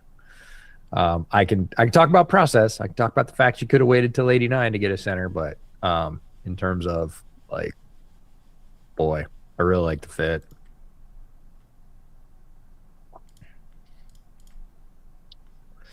So what do we got left for linebacker? Elam Zor. Well, One I've got circled. And Betcher for sure. Yeah. Who I Betcher have he very was so close to up my and board. down. That's the thing. The consistency. Like he would have Yeah, a great but- play, then he have a disaster play, then a great play, then a disaster Oh, play. I didn't see many disaster plays. I saw more plays like I saw for Anthony Hill, but I saw more great plays from Betcher like on a more regular basis. But there were again long stretches where you're like, dude, I know you're bigger than that. I know you're faster than that. I know your hands are better than that. And he would just kind of disappear. The only it's not really hope. The only sort of explanation I might have for that is he was splitting time his entire time at Oregon playing both baseball and football. And now he's just going to concentrate on football. So I think we might see some of that even out. But yeah, Betcher, Alarmzor, Taurine York, Jackson Kuach. I know there's a lot of Deontay Lawson fans out there. Jimmy Rolder down the board. I like the Connor other was Bama mentioned. kid way more than Lawson. Justin Jefferson. Yeah. The thing about Lawson for me is, again, he's very much in the sort of CJ Allen mold. The other guys we've mentioned, really good, Trotter. But he's way more beat up. You remember the thing about Alabama players coming out just used up? Like he unfortunately fits that stereotype. He's got a lot of mileage on him already. Trading out for the first round 3 times last night. We had to take advantage of the opportunity to come up here with a legend. Yep, Penn State. Let's go. 2 Penn State linebackers. With the 62nd pick in the 2026 NFL That's awesome. Draft, the Buffalo Bills select David Igbinosun. I told you. Ohio State. Well, I didn't tell you. I think I told the Rock Pile guys. Yeah. I Good pick. really, really intrigued by this. Why so? Absolute penalty magnet. He doesn't play confident, like at all. Like he panicked. That's where a lot of his penalties came from. He was very panicky. He would do his best to like try to beat you up, or he would play like way over the top of somebody because it just felt like he was always terrified of getting beat deep. And if you even got hip to hip on him, he did not play confident whatsoever. He would fucking panic. And he's a talented player, but as far as like being wired to be like out there on the outside against real NFL receivers, boy, I don't know. Well, you know what I think is ironic? Huh? 2 of the corners you like a lot more, Masses and Prysock, had more penalties. By a Well, lot. yeah, but there's 2025, and then he has like 30 career penalties. Well, I Like, mean, it wasn't you could just say that 2025. right, but he had 5 this year, and you could say the same thing about like Sonny Styles tackling. Like he had a 15% missed tackle rate last year. Well, yeah, but this year it was 2, right? So he's getting better. But the That thing to is, me when you says watch improvement. him, there were so many Yeah. things that he would do where I'm like, that's a penalty in the NFL. Well, that's true. I write Like, that so in my much notes. illegal contact because somebody would start, like, I can't remember which game it was. There was a stutter go where, like, he stepped in the bucket a little bit and he realized he was about to get fried. Uh-oh. And he didn't get flagged for it, but he fucking mugged this kid. I'm like, you're gonna get flagged in the NFL. Like his first, second, and third response to somebody even slightly threatening him is throwing his hands out. Yeah, I do write in my college notes about corner a lot, like gonna have to clean it up, gonna draw flags, handsy, gonna have to figure out the balance. By the way, Mike was very excited about this pick, so I'm guessing it's offense. Because he's not the head coach anymore, so he doesn't need to get excited about the defensive picks. I'm just gonna keep saying Pregnon till he goes. They coulda, shoulda, woulda done it in their first pick, but they got a very good edge. So let's do it now. Let's give Justin Herbert some more protection. I don't see anything wrong with that. Again, unless there's something we don't know about in terms of medicals or off field. I didn't have anything on Pregnon. He had a clean sheet for me. So Apparently, Igbenogson wore oven mitts in training, so he couldn't grab anybody. That's great. oh, look who we got. The media magnet himself, Sean Merriman. Something's not right. Here comes lights out, I think. Here we go. There we go. That's a durable suit. It is. With the 63rd pick in the 2026 NFL Draft, the Los Angeles Chargers select Jake Slaughter, guard, Florida. Oh, Guard. well, they said guard. I could see him playing guard. He's got the frame for it. I think he's a big dude, yeah. He's very square. He does not I described him as not body beautiful after the combine. He's not super impressive in shorts. Put on the tape. He's really impressive. Again, if I could have picked any center in this draft who was a pure center, it would have been Slaughter. Love his ability to reach a 3-tech. Love his ability to pivot, get to the second level. Again, very, very savvy about offensive line play, about angles, about hand placement. He does anchor. Takes him a couple of steps, but he does anchor. There are guys that just never anchor. They just continue to get pushed back. Very good football player. I think underrated a little bit. And honestly, we talked about the tackle run in the first round. We're getting a center run in like the late 50s, early 60s, which for me was maybe where it would open. We've already had 2 off the board. If we're looking for somebody specifically for Mike's offense, which we assume is going to be wide zone heavy because it typically is, first step quickness and knockback are key. Like, not only do you have to have the first step to be able to like cross a guy's face or at least get head up on somebody. Like if you're a guard and you got to get head up on a 3 technique, you have to have the first step quickness to not immediately lose to the front side, or else you're going to force early cutbacks and the scheme just isn't going to work. So you have to have the first step quickness, but also you have to have knockback, because you can't just wall a guy off without getting any sort of vertical displacement, or he's just going to use your body to close the hole. So you got to get vertical displacement. Like, it's a hard block to do. You need a really good athlete to do it. Jake Slaughter's a really good athlete.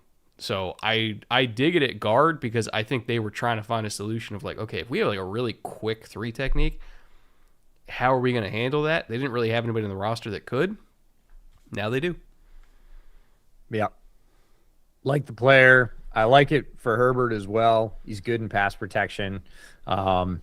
Just, again, very squarely built. Takes up a fair amount of space in the hole just naturally with his shoulders and his frame. Very good with his hands. Like his balance. Doesn't end up on the ground a lot. Just a lot to like about Jake Slaughter as an athlete. And as a football player, not just a lot of times when we say athlete, it means, oh, he's a project. Jake Slaughter is like, not no, a project. he's just athletic. He is a very experienced center. He had a lot of reps at Florida. So I think we can safely assume Pregnant's got medical. At this point, it sure feels like it to me because there are at least 3 times when he would have been, quote unquote, the best player on the board, and he hasn't gone. So something's up there. Don't know what it is. We'll try and find out. We might not find out until after he goes because teams are usually reticent to give up that info before that happens. Seahawks about to close out round 2. Which means I get to go get more ice. Oh, you doing a mid show break? Yeah. Are you? I'm gonna do a mid-show grab of ice. I'm not gonna make it a full break.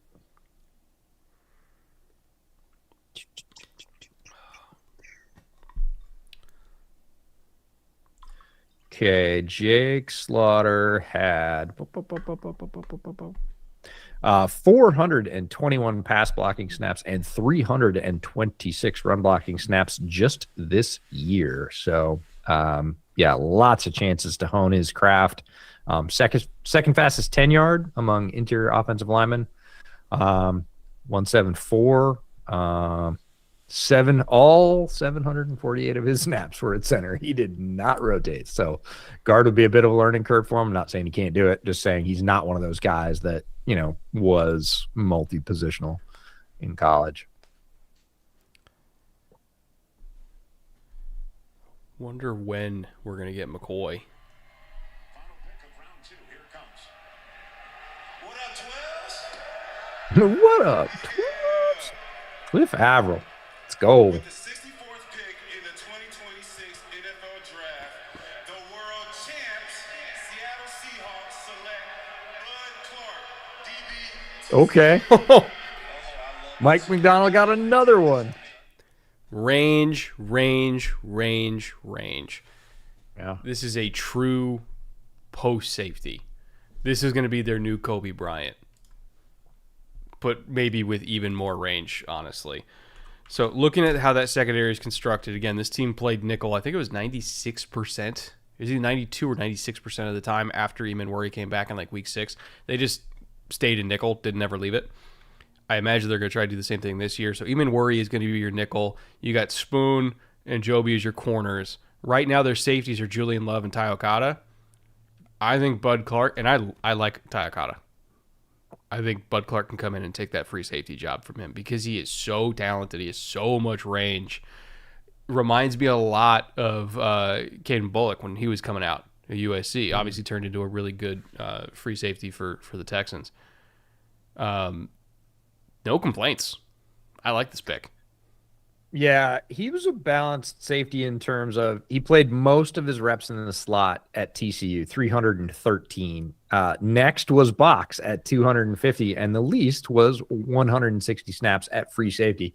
Doesn't mean he can't, means that's not what he was asked to do because you see the range on tape. You see the ball hawking and good frame size, 6 foot, 188. Second lowest. Or no, that was Kennedy. He did have a lot of penalties. You were talking about penalty magnets. He had 7, which I highlighted as one of the in the safety class. Half of those were just hits where I'm like, all right, bud, like, let's calm down.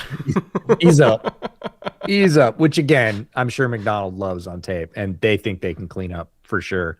Yeah, very good player.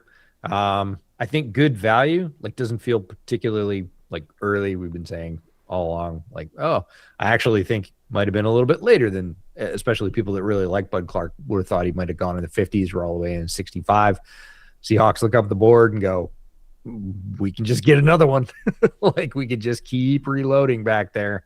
And again, there is, I'm going to take a look at my horizontal board. There's a bit of a, well, no, there's some other players in this tier that they probably just like Bud Clark the best of folks like Zakee Wheatley and Jalen Kilgore and Genesis Smith and all that. Yeah, I mean, if you're looking at,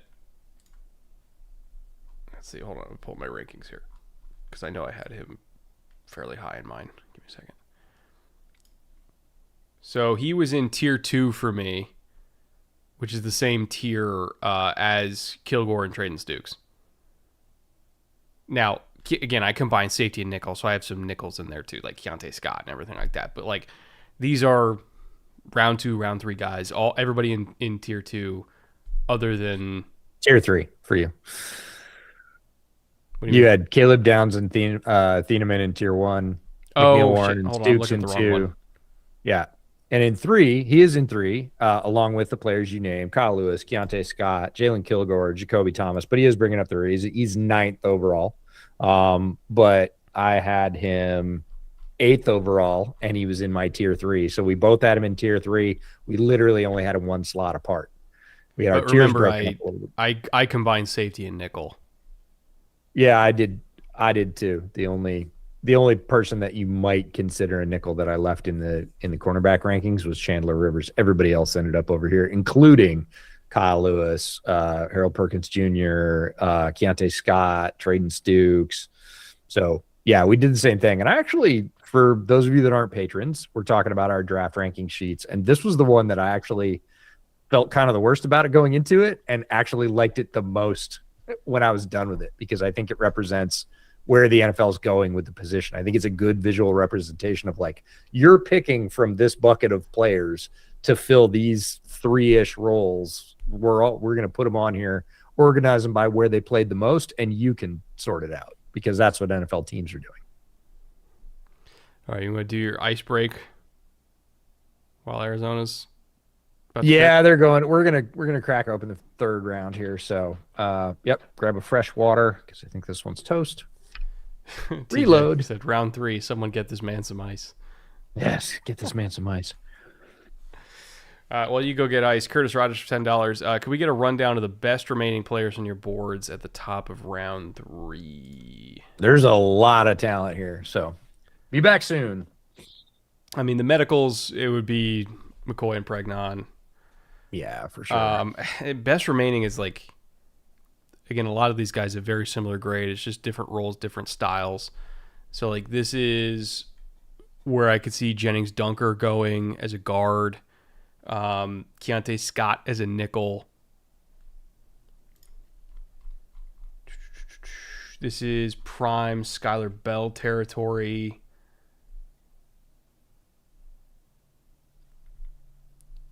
Let's see. Pretty soon here, we're going to be into Grayson Halton territory. In fact, honestly, you could probably argue it right now.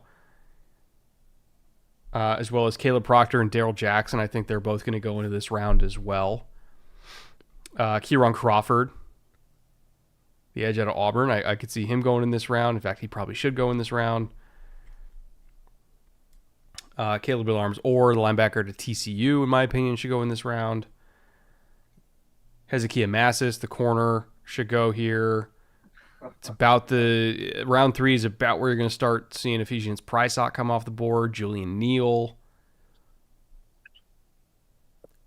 I think we could get a quarterback in the comp picks. As for which one, I got no idea. Did you see who they picked? Jets West. Oh God!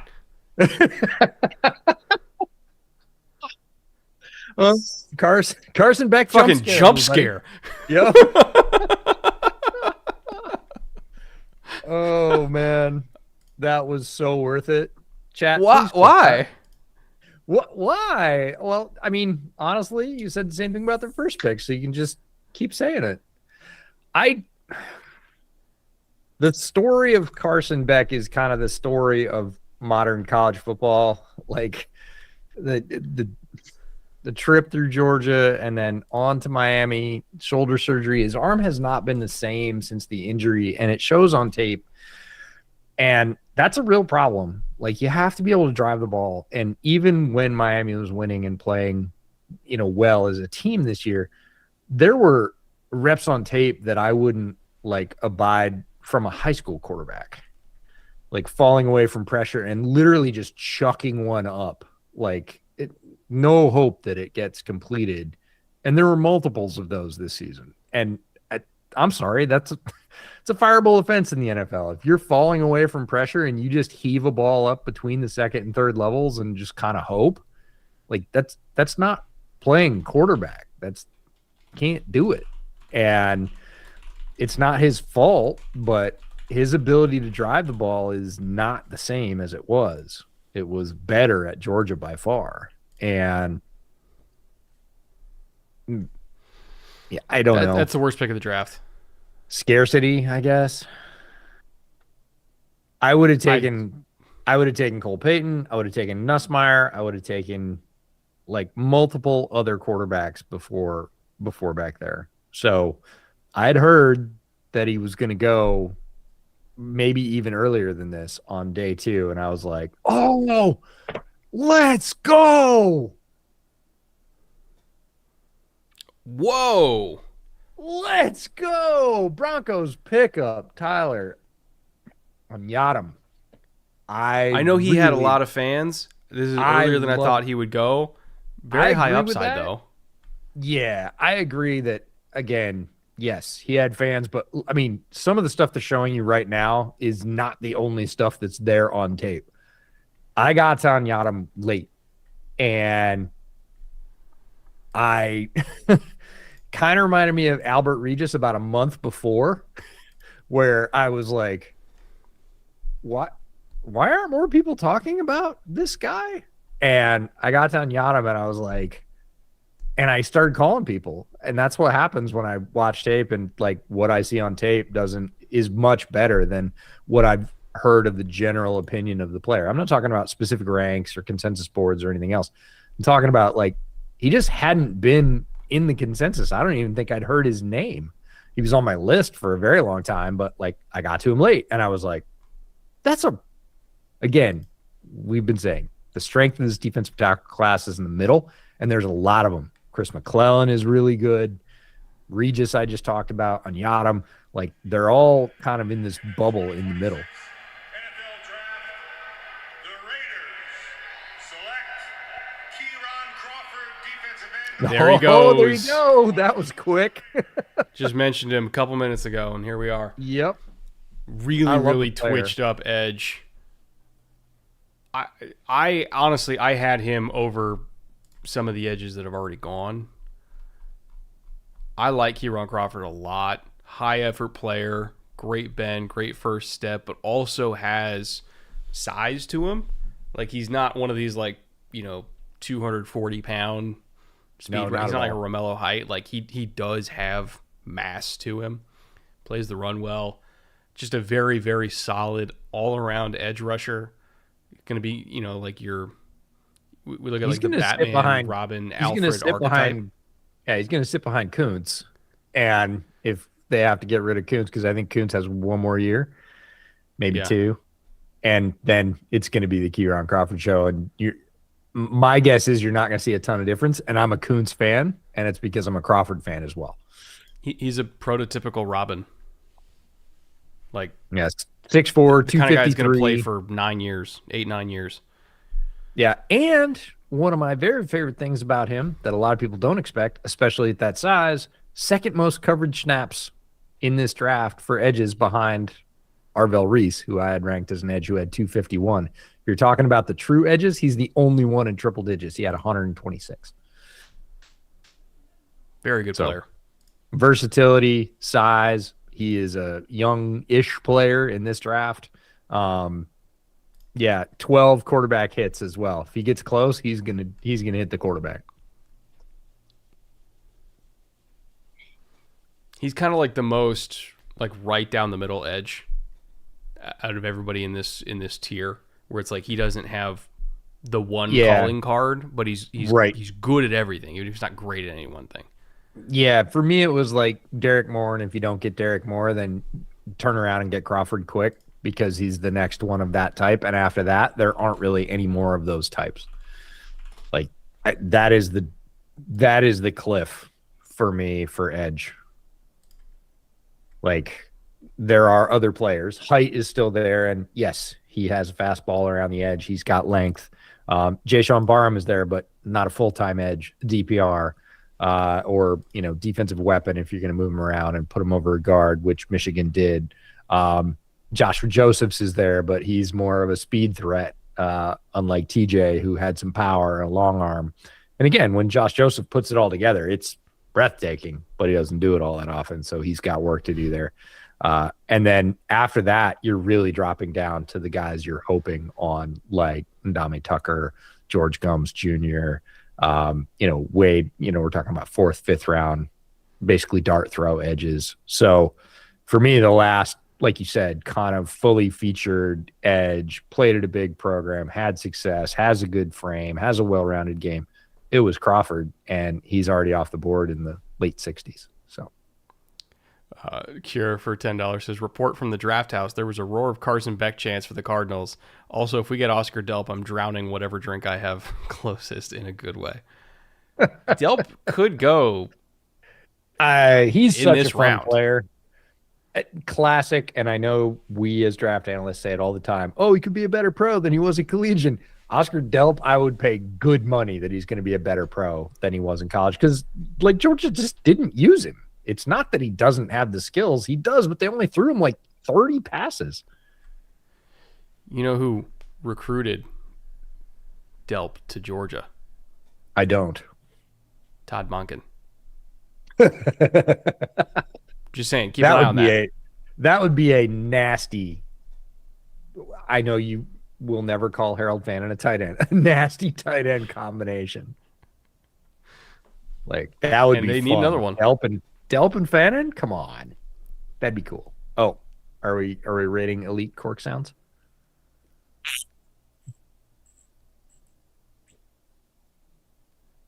I didn't pick it up. Oh, okay. Sorry. Your mic just picks and chooses which noises to let through. Well, I think Meat is very different than Riverside, which we record a little behind the curtain. We record all our podcasts on Riverside, and Riverside has some auto filters that I swear are run by ghosts in the machine. I truly believe that. Tackle from Miami. Oh, there's your Eagles tackle pick, Markel Bell. Yeah, Kind of heard we were that. I had a little inside information on that one. I was kind of waiting for that. Not necessarily the pick I would have made, but he is their type. This is, again, a massive human being. Again, remember they had Maui Noah on the other side. Markel Bell, huge human being. He was not my flavor other than being very, very big. He didn't move as well as some of the other bigger tackles like Proctor and Maui Noah for me in this class. Person I was talking to said he really liked the improvement throughout the season and really from this season, from last season to this season. So he sees that sort of upside. And yeah, what you're seeing on tape is when he does get in front of a blocker, there's no hope. He blots out the sun. Like he doesn't have to use bend. He doesn't have to use extension. He just says, I'm bigger than you. And he's way bigger than you. So, but I did see him get taken advantage of on tape quite a bit without using leverage. So he's going to have to develop. The Eagles are going to have to pay it off here and continue their lineage of, strong offensive line development. And if they can, look, sky's the limit. There are very few people his size on the planet, even in the NFL. So a clown named Michael Bidwell for 1999 says, here's to the Beck versus Slovis QB3 battle in camp. I hate it here. We were talking about the Cardinals before we started recording today, and you made the comment that, look, they're just not going to change until they get sold. I would love to think that's not true, but I haven't seen any evidence to the contrary, and that kind of sucks for Cardinals. That really sucks for Cardinals fans.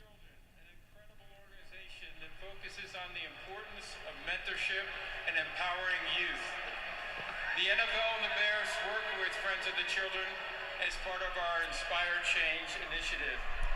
Tylen and Timothy, it's time to announce the pick. With the 69th pick in the 2026 NFL Draft, the Chicago Bears select Sam Rosas. It's your guy.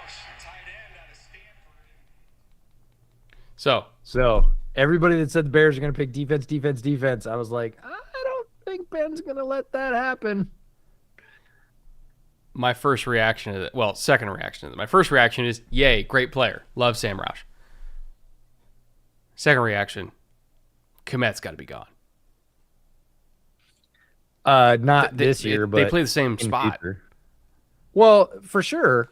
And I think this is Komet insurance to get Roush from where he is to where he wants him to be. But the crazy thing is, I think Ben sees 2 for 1 in Roush, right? Ben has always had a dominant blocking tight end, like Durham Smythe. Like, he's always had that guy that was just like block first, right? He looks at Roush and he goes, well, he is block first, but he's not block only. Yeah. And he's really smooth. He's a former rugby player. He's very fast. He's way more fluid in person than you would imagine. On the field of the combine, we kept looking up, and you wait for the guy to turn around. If you don't, they don't all get their own numbers, their college numbers. They just get a combine number. So it's assigned right before you get there. So you have your sheet and you're going down and trying to figure out there's 50 guys in front of you, who's who. And it was huge guy kept running really silky routes in front of us. And we were like, who is that? Roush. Another mark on the sheet. Another mark on the sheet. It's Roush. It's Roush. Okay. First guy I'm watching when I get home, Sam Roush. Glad I did. He's a Bear. Oh, yeah. Romello Height. He's my highest grade. Oh, wait. Were you talking about Romello Height as a Niners pick a couple weeks ago? Howell. I talked about Howell. Howell, that's who it was. I mean, yeah, it was Howell. Same neighborhood, different house. Right. I'm with you there. Yeah, different in how he gets there, but it's funny. They end up on a lot of the same rush paths, Howell and Height. Again, different schools, but you don't see it consistently, but the flashes are amazing. They just showed his Euro step there. Like that Euro step move when he hits it. Dude, he would hit it even better than Bailey. Oh, yeah.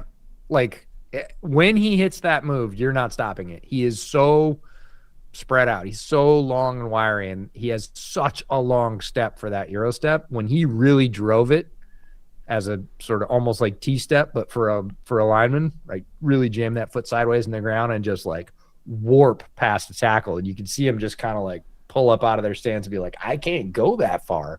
And then he bends his shoulder and gets around. He got a lot of sacks that way. So length, speed, outside, not really a power guy, not really an edge setting guy, but he can give tackles fits because of his length and burst. He's a pure DPR. And yes, honestly, the Niners needed that. They drafted a bunch of guys that can stop the run. Yes. Other than Nick, they didn't really have anybody that could rush the passer. So you're going to roll in Romello Height on 3rd and long, and he's going to be your true DPR, like a Jacob Barton type, right? The explosive, bendy, kind of a one-dimensional pass rusher, one-trick pony, you want to call it. But yeah, we drafted all the other guys last year, like the big guys, the heavies, and now we got our jet fighter off the edge. That's the setup they're looking for, and they believe that Height can pay that off for them. I like it. It's good. Yeah.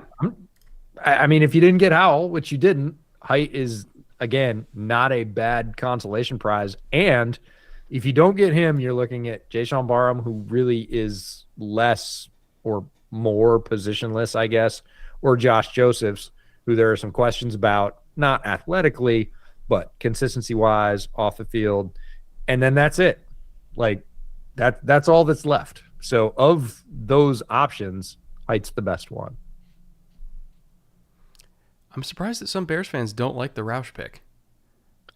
They see a third tight end when there's many needs on defense. Like that's all there is to that.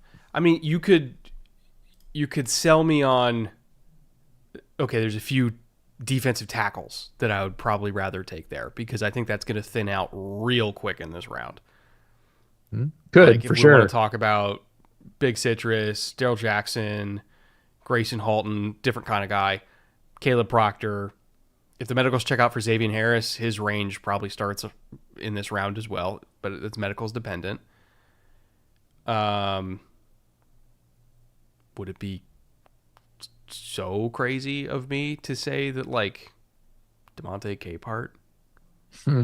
I had a feeling he might be coming. He was in the same tier for me as Anyadam and Regis. It was Regis, Anyadam, and Capehart in that tier. And it's after the tier of the guys you're just talking about. Big Citrus, Caleb Proctor, Grayson Halton, Xavier Harris. Chris McClellan I'd be out of my mind if they got Chris McClellan. He's a great player. But again, they might not go defense. And if they go defense, they might go corner. They might go inside linebacker, right? They could use both of those. Do they need defensive tackle? They sure do. Like, there's a lot of needs on this defense. The offense, and I think that's probably what Chicago fans are upset about, is, hey, the offense worked. The offense got us to the playoffs. We just got by on picks. We know those are going to basically fade this year. What are we going to do defense on? Vibes? I think to me, how I interpret it is like, yes, the offense did work last year. We want to make sure it stays that way. They want it to be an offensive foundation in Chicago.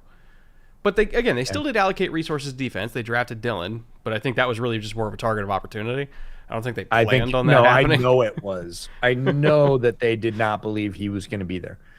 And I had many conversations with Chicago media. I was on a bunch of radio and podcasts and whatever, and it was always like, well, who would you take? Like, who would be your dream selection? And I would often say, well, Dylan Thieneman would be great, but we're not going to sniff that. So, in reality, then I would talk about, Emmanuel McNeil-Warren or one of the edges. But, like, Thieneman was always the guy that was going to fit perfectly in that defense.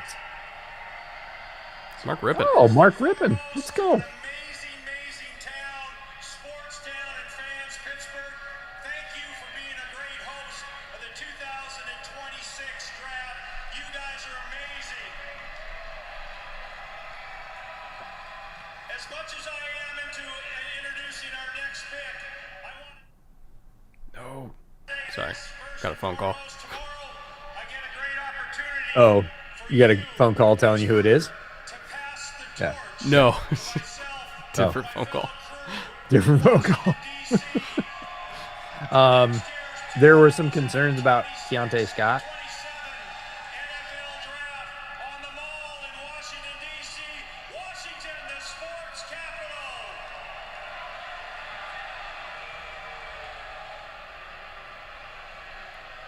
Commanders haven't picked since Sonny Styles, by the way. It's been a minute. Got some information earlier today. The girls' flag football became an officially sanctioned high school varsity sport in Maryland, paving the way, creating more access and opportunity for your female athletes across the region. Thank you, Josh Harris and the Commander organization for making this possible. It'll also be great for my granddaughters, Malaya, Merrick, and Macy Grace, for their opportunities to come with them. Thank you so much for girls flag football, a high school sanctioned event in Maryland. Thank you so much. And now it is a great honor with the 71st pick in the 2026 NFL Draft. Sonny Styles was a character person, a great football player. He's going to be one of the top football players for our organization. Look at Commanders fans are like, come on, man. Dan Quinn and the Washington Commanders. Okay, I want to say come on. we don't go defense for this pick, we go offense.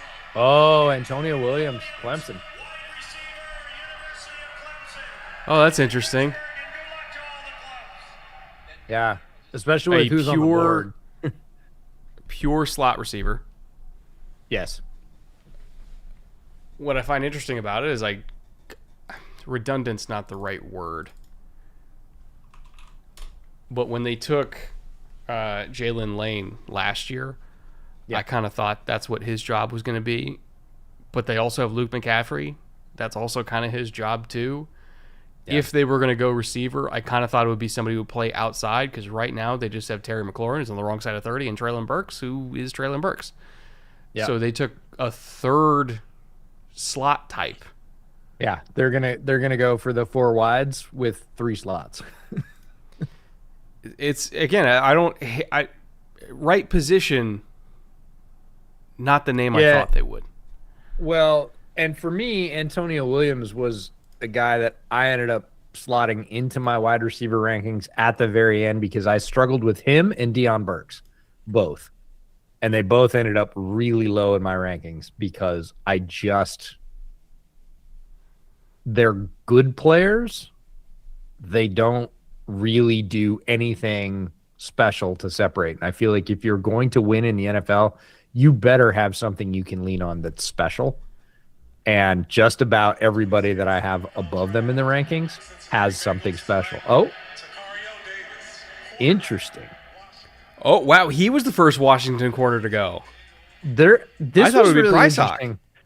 I know you and several others that are big Price Hawk fans. I happen to like Price Hawk better than Davis, but when I was at the pro day and they were both running DB drills, there was a lot of conversation about this, about, hey, these guys are very similar frame-wise. They play a little bit differently. Which one do you like better? And there was a lot of Davis fans, and I was kind of surprised by that because I was like, Again, I don't want to put my preference out there and sort of flavor the conversation. I want to say, what do you think to whoever I'm talking to? And there were more people that were hot about Takario Davis than there were about Price Hawk. And I thought, that's odd. And I came home and I watched them again, both of them. And I was like, nope, I like Price Hawk better. Like, you can have your thoughts about Davis, but apparently, well, at least the Bengals, I was going to say the NFL, but at least the Bengals thought Davis was the superior of the two corners. I mean, I understand why. Again, he's 6'4". Yeah. Really legit speed. Like, the low 4.4 shows up on tape. Like, you're not going to leg it out past him. He's going to stay with you the entire time. And even if you Very get a good couple press steps, he's just going to reach up and he's got these crazy. What, 33.5-inch arms, I think? Yeah, and on top of a 6'4" frame, I mean, you're talking about 9.5 feet up in the air before he even really elevates. And that is very hard to throw over. Had 4 picks in 7 games and missed Yeah. 0 tackles against the run. He's a very solid player. Yeah. I think that's what really turned people to Davis was the ball production. Oh, here it is. Oh, the Browns got to be so pissed. Dude. The Saints are going to have a fun offense, man. They are loading up. And I can't say that that's the wrong approach. Tyler Shuck hit stronger than they probably even thought he would. And they are like, let's see how far we can push it. And this is a push it pick on offense. Really like Oscar Delp. Was wildly underused at Georgia. Again, they're probably going to show you every highlight he has in this little clip because they only threw him like 30 balls and he caught, 23 or something? But when he takes off, yeah, it's not his fault. Oh, he is fast. He's fast. Yeah, for sure. He's got legit seam ripping speed. He's very coordinated, catches the ball. He's not just fast. Oh, we got a trade. Giants. Get typing, trade Probably guy. because Delp got picked, so the Browns are like, whatever, we're getting out of here. Yeah. Who wants the pick? We'll sell it for cheap.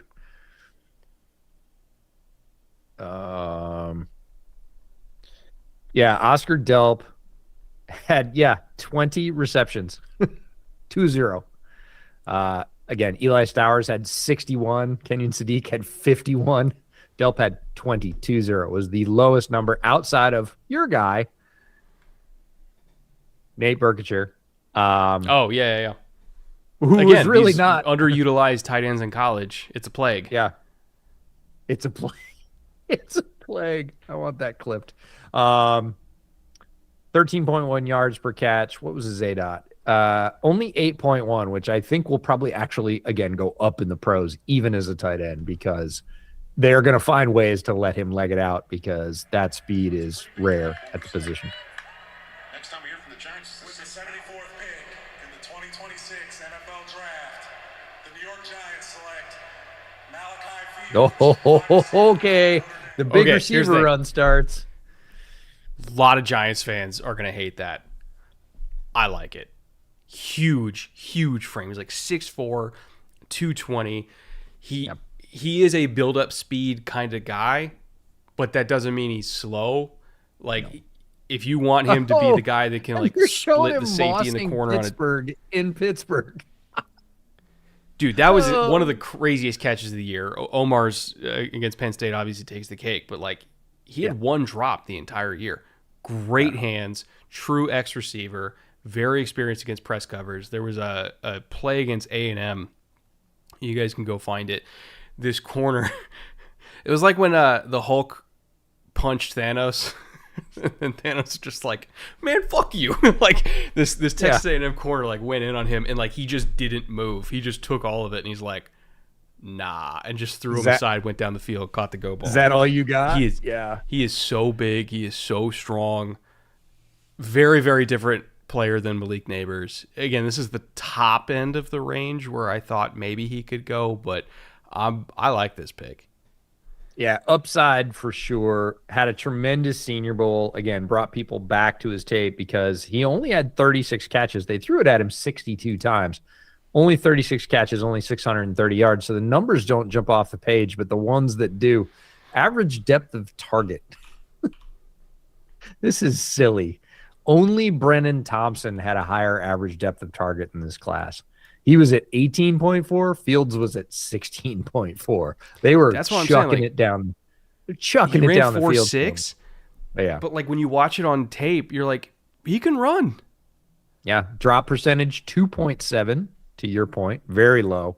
Contested catch right in the middle, 47%. That is, I would say, above average. I would say low 40s is probably average for contested catch percentage. When you get up into the 60s or the 70s, that's incredibly rare. 47, right around 50.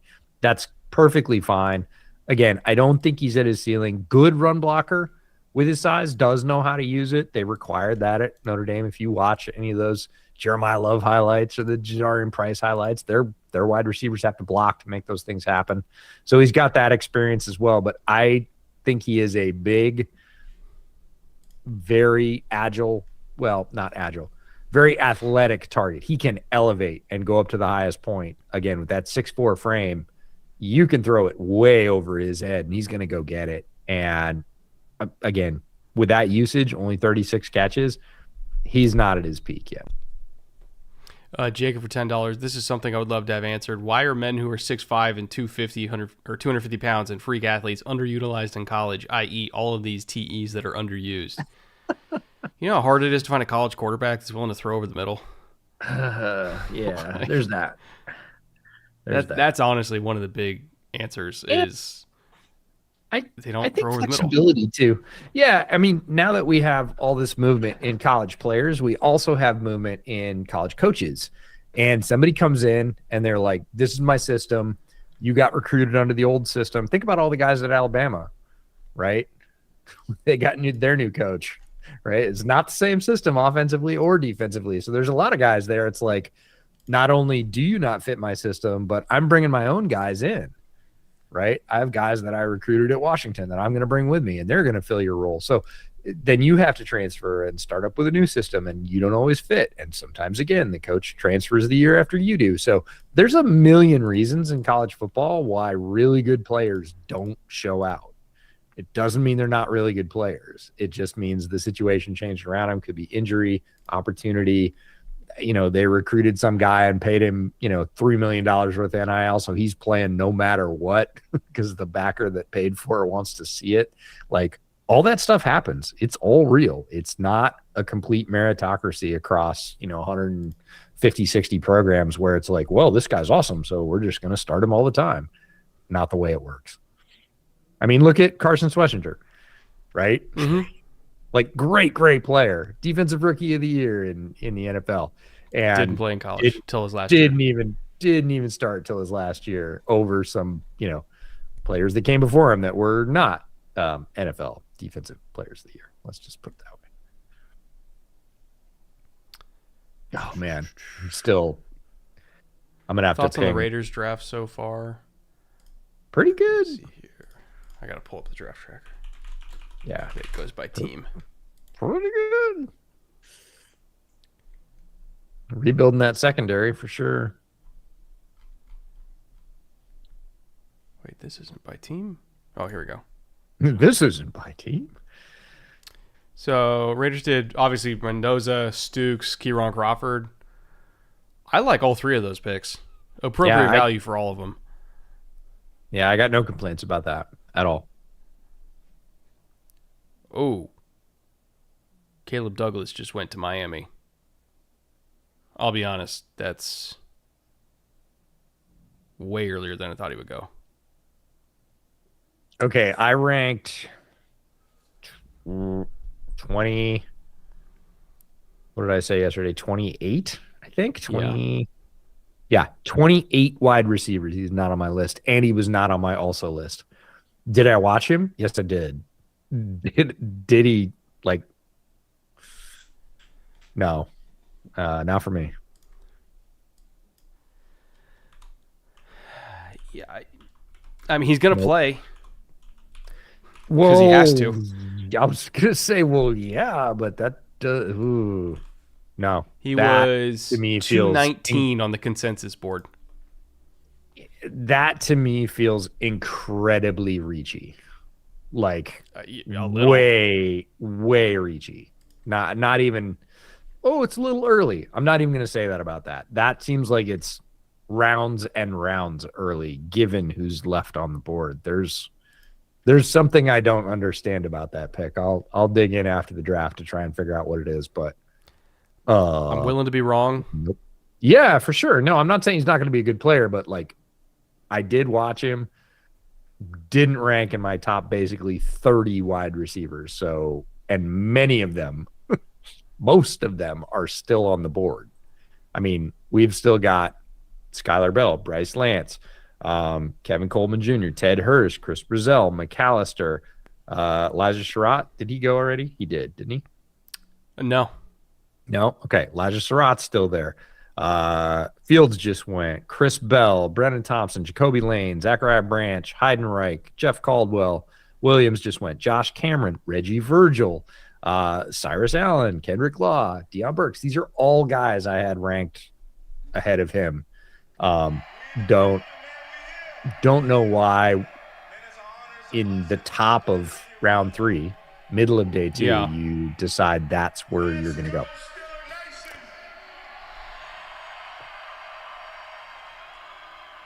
With the 76th pick in the 2026 NFL Draft, the Pittsburgh Steelers select. Oh, they did it. They did it. Wow. Okay. Holy shit. Yeah. Here's the thing, though. I'm more okay with that than Beck. Oh. At least If there's you some tools think you can gamble on. If you think you can solve it, and honestly, like from a pure player perspective, yes, 100%. B, it's a Penn State quarterback in a Pittsburgh draft going to Pittsburgh. Cleveland kid that went to Penn State going to Pittsburgh. It's all Rust Belt. It's 100% Rust Belt. Good for him. I'm sure his family's thrilled, and if he can get healthy, again, he has the opportunity to be the starter. It's wide open. It's him versus Will Howard.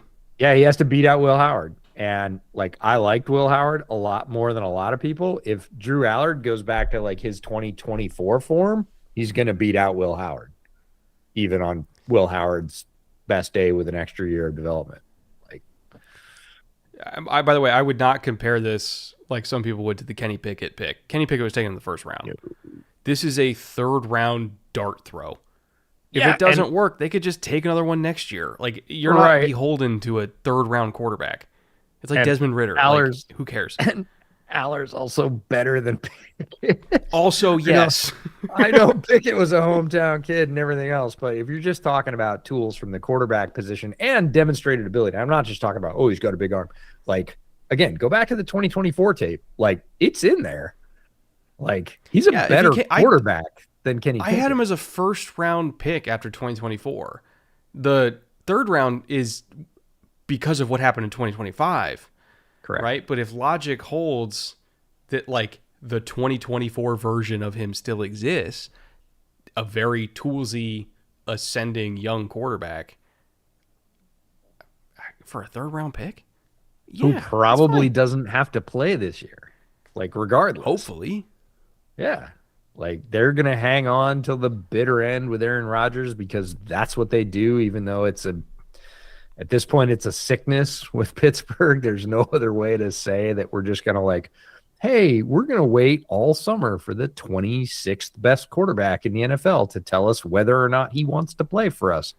That makes no sense whatsoever.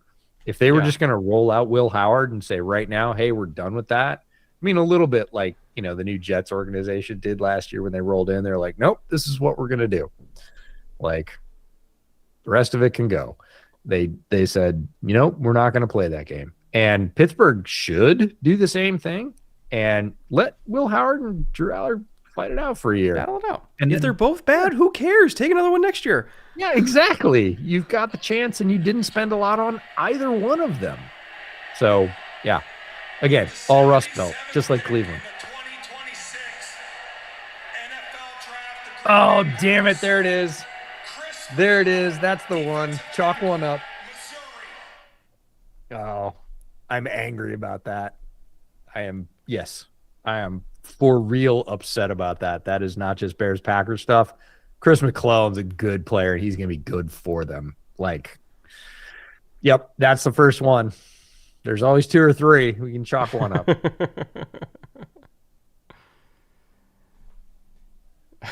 My buddy's a Steelers fan. He texted me, not good pick, Steelers.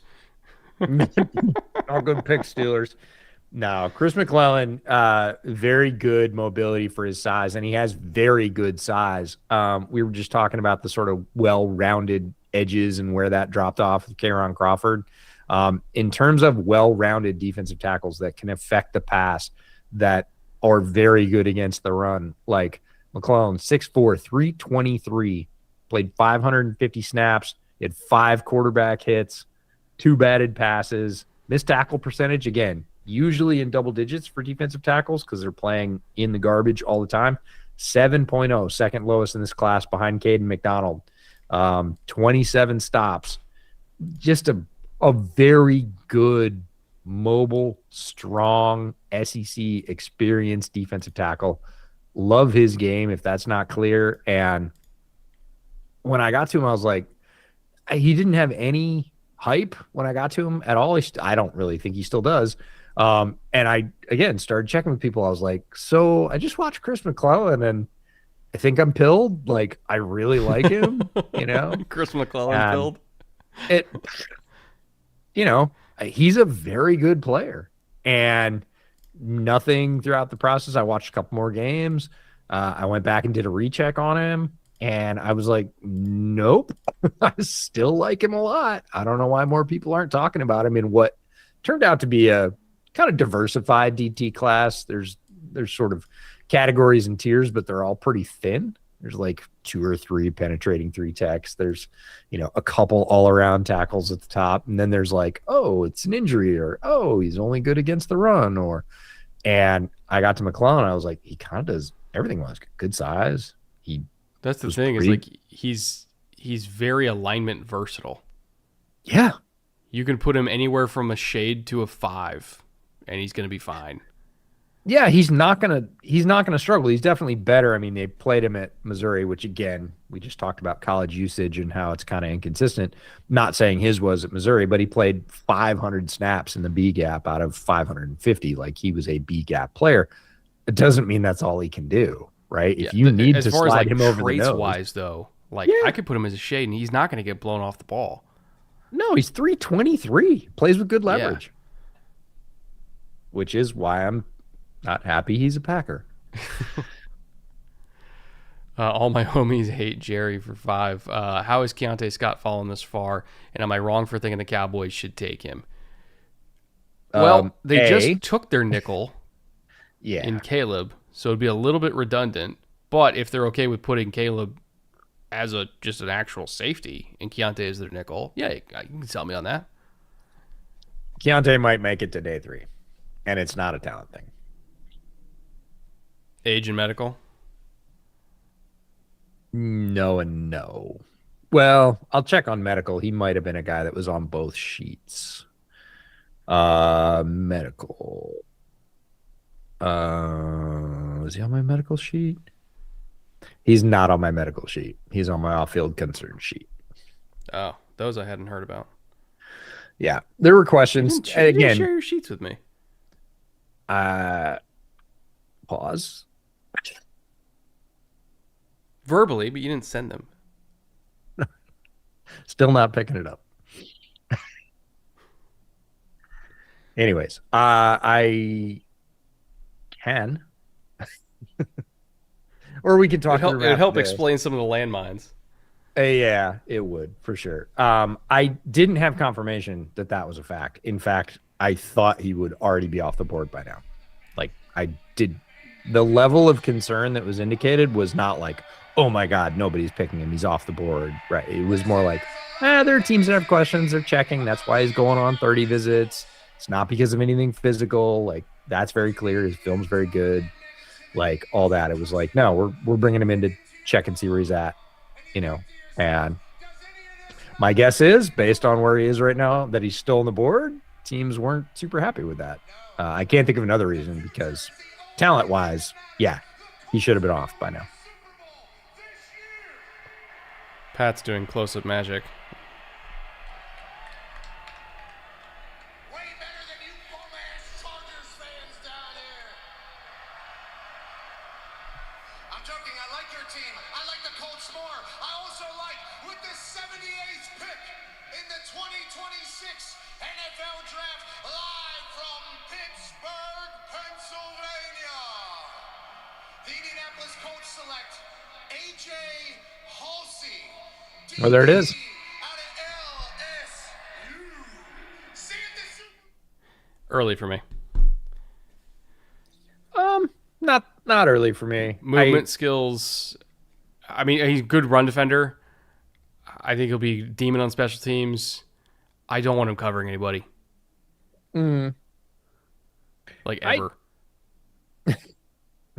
I don't think that's the case for me. I think he is definitely an eyes towards the quarterback player. I do not want him turning his back in coverage, which, you know, again, depending on your system is a thing. But coming forward, like you see in all the highlights, he has his eyes towards the quarterback.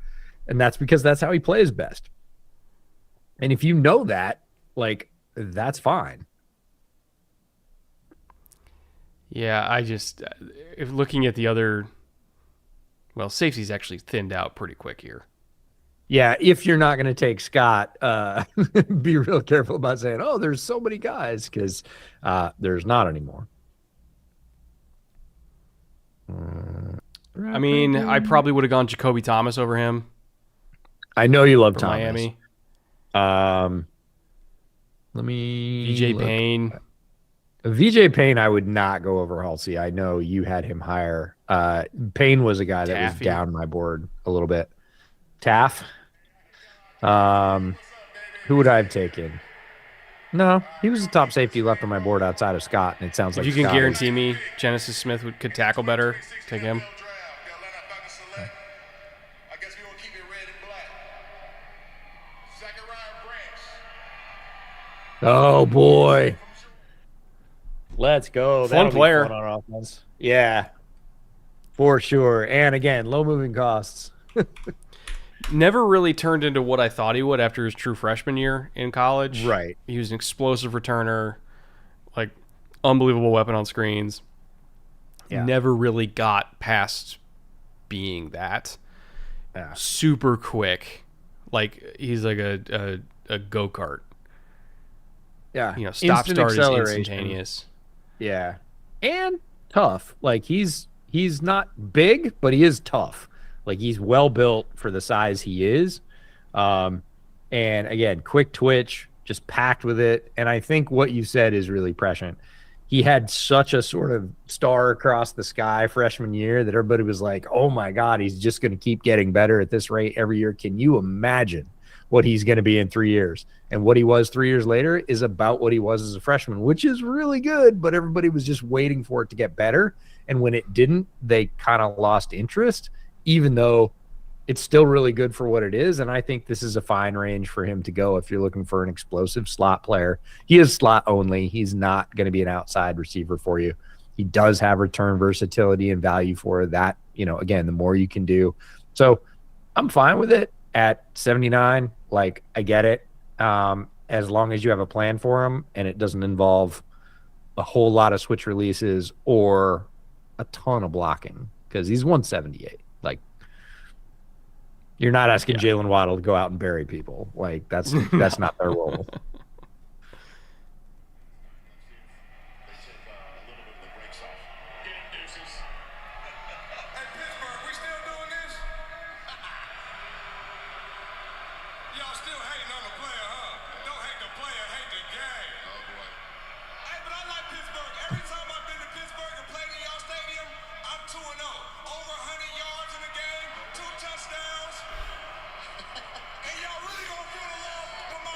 His kid's like, Dad, what are you doing? It's a lot of people out there.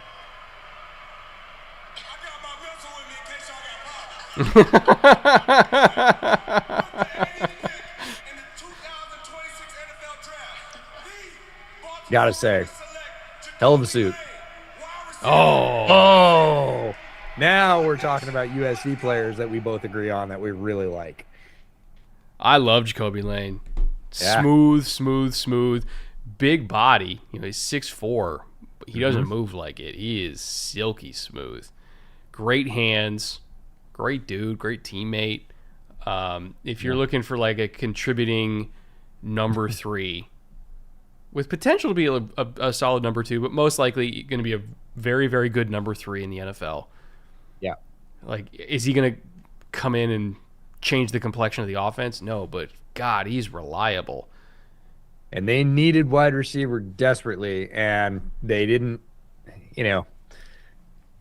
this is a very good get. I had him in the same tier as Malachi Fields. Yeah, and they're going not too far away from each other. Yeah. And again, explosive athlete. You see it on tape. He just houses guys. He just goes right over the top of them. And good hands as well. You saw it at the combine as well in some of the drills. I came away from that sort of even more. I wanted to go back and watch more film. I was like, he moves better in this setting than I remembered. I remembered him being a little bit stiffer. He's not. He's not stiff. To your point, he moves really well.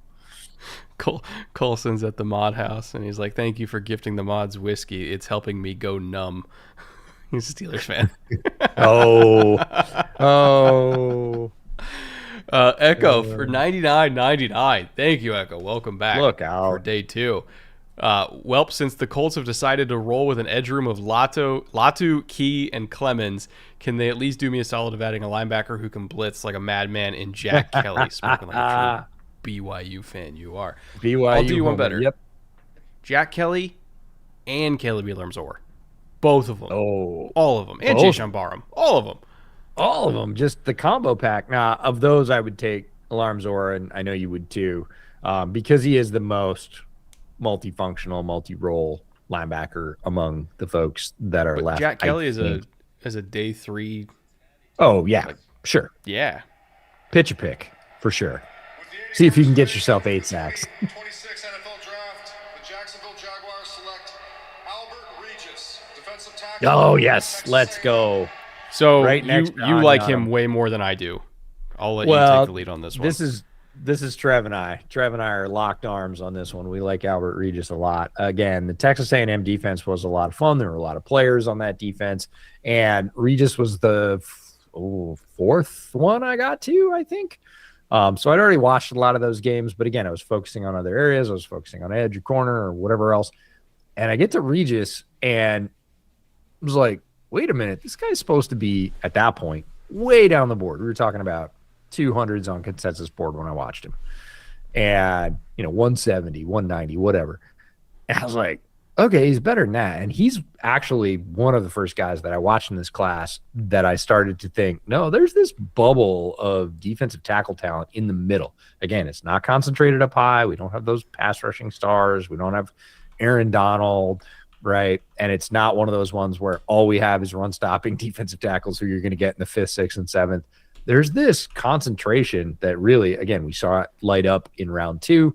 Now we're seeing it well through round 3 of these guys that have athletic talent, who play the position really well, who are going to be rotational pieces. Are they going to be stars? Are they going to be stalwarts? Not necessarily. Are they going to come in and give you really good downs? Right? The McClellans of the world, the Regises, Yadam, Capehart. Like, there's a strong core. If Xavier Harris is healthy, he's among that group.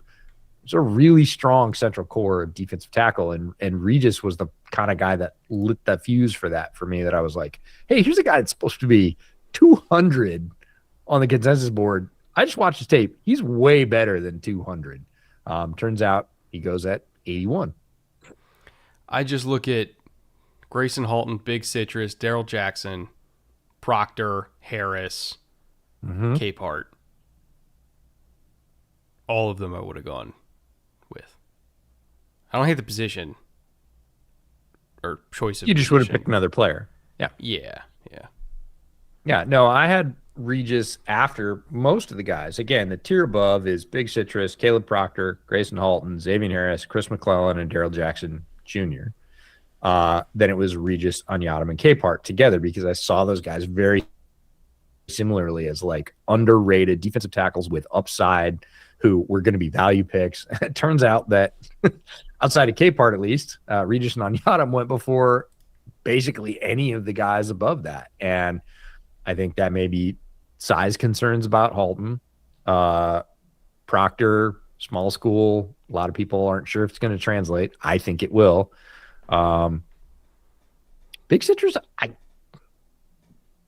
limited upside on the pass rush, but like a very good player. All the things that we said about McDonald in terms of like good luck running through that, he was very solid in the middle. He shut down a ton of opposing offenses that tried anything in his area. So, yeah, it is odd to me that group, Big Citrus, Caleb Proctor, Grayson Halton, and Daryl Jackson Jr. now. Xavier Harris, I understand because of the injury, even though the team I talked to was not concerned about it, long-term or short-term, reached out a couple days ago and said, hey, where do you stand on Harris's foot? And they were like, not a problem. Like, we're good with it. And I was like, long-term and short-term? Cool. And I was like, great, because that guy's amazing. But now that pretty much that entire tier, outside of the only guy that's gone out of that tier for me is McClellan, and two of the guys from the tier after that have gone. So again, this is differing opinions between the league and what we see, and even between us about what we see from these players. And the NFL is a great cauldron for figuring out who's right and who's wrong. Throw them in on third and short on the third Sunday in October and see who's right. We have 19 picks left for the night. Oh, I have two beers riding on Caleb Proctor going off the board before the end of the night. I think you got a good shot still. I think I do. I'm not super nervous about it. A, because it's only a 2-beer bet, and B, because I think he could still go. With the 82nd pick in the 2026 NFL Draft, the Minnesota Vikings select Dominique Orange. There it is, Big Citrus. Big Citrus, we were just talking about him. Big Citrus next to Caleb Banks. If those two medicals check out, good luck running. Big Citrus, I didn't have any medicals on. It's Banks's foot, right? And if Banks's foot heals up, just again, the NFL is a copycat. I thought Dominique league. had an ankle thing. No, did he? He might have. I didn't catch every medical. I didn't see that he did. It's possible. But for me, like, the NFL is a copycat league. Every single team is looking at the finalists last year and going, one good defensive tackle, two good defensive tackles. Do we have that? No, we don't. We have 1.5 or 0.5. We want two. Like, two big, dominant defensive tackles. And that can be in any shape and size as long as they can have an impact on the game. And we've seen Carolina do it now. We've seen Minnesota do it. We've seen once upon a time New England did it. Philly's done it. Well, Seattle did it. Again, those are the teams that did it already. But in this draft, right, we've seen Minnesota go all in on that. We've seen, again, Carolina go in on that.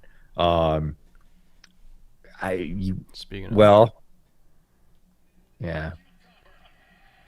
Panthers' latest pick. With the 83rd pick in the 2026 NFL Draft, once again, your reigning NFC South champs, Carolina Panthers select Chris Brazzell II. Oh, there it is. Tennessee. Extremely high upside. Correct.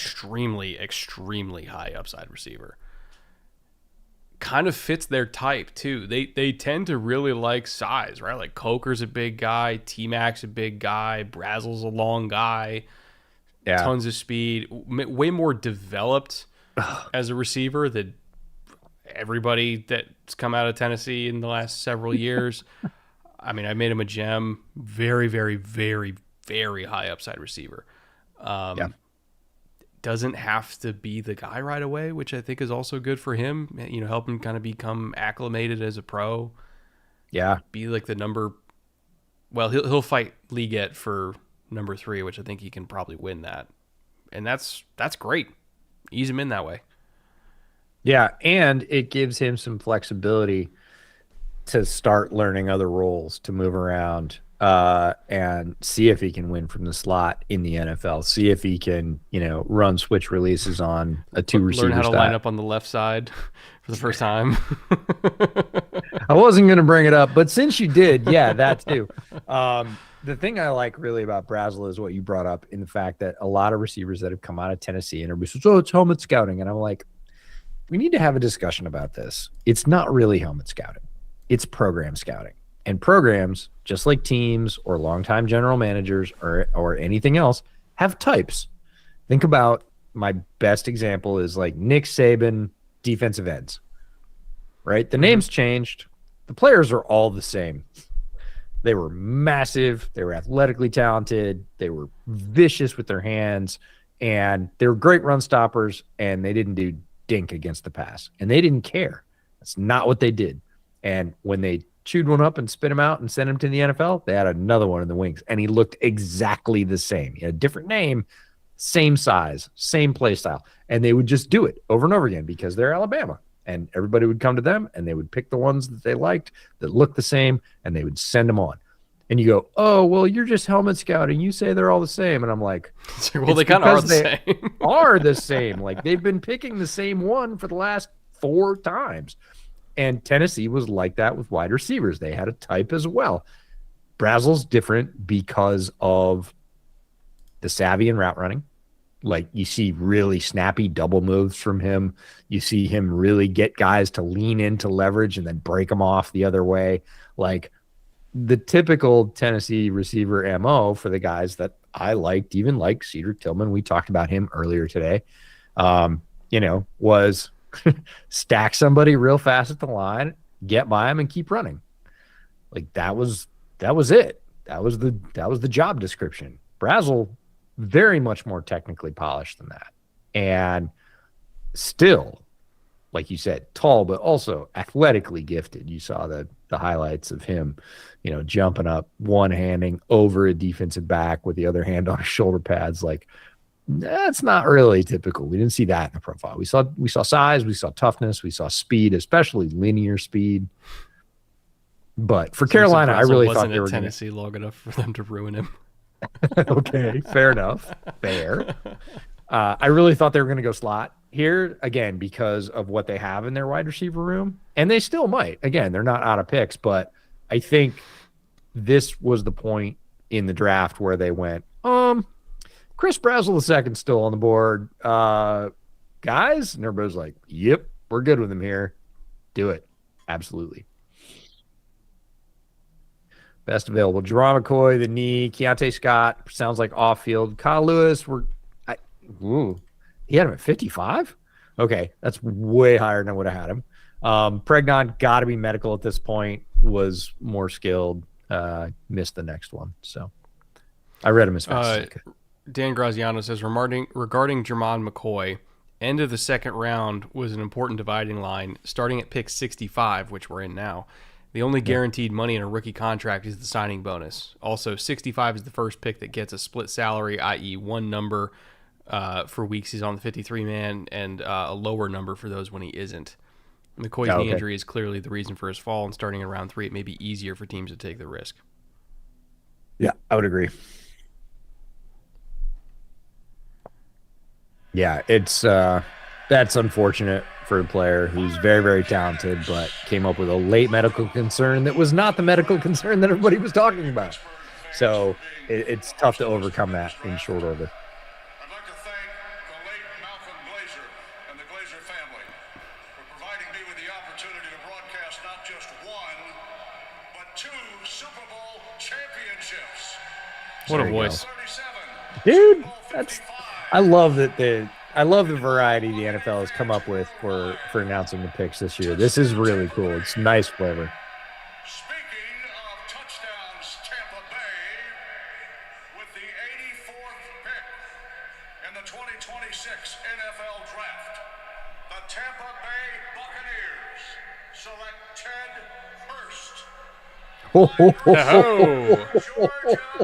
Okay, Tez Johnson, Emeka, and Ted Hurst. I mean, And he fits McMillan, what if they he comes like, back which healthy. is, I mean, he's going to be a big body outside receiver doing the Mike Evans stuff. Now, I am not saying he's Mike Evans. Very few receivers in the history of the sport have ever been Mike Evans. But as far as being a big, long X receiver that lines up outside and has experience going to war against press corners, like Ted Hurst had more snaps against press coverage than both of the Indiana receivers until the Natty. It took them 5 extra games to pass him against press. That's how much press he faced. Very, very experienced against it. I like this pick a lot.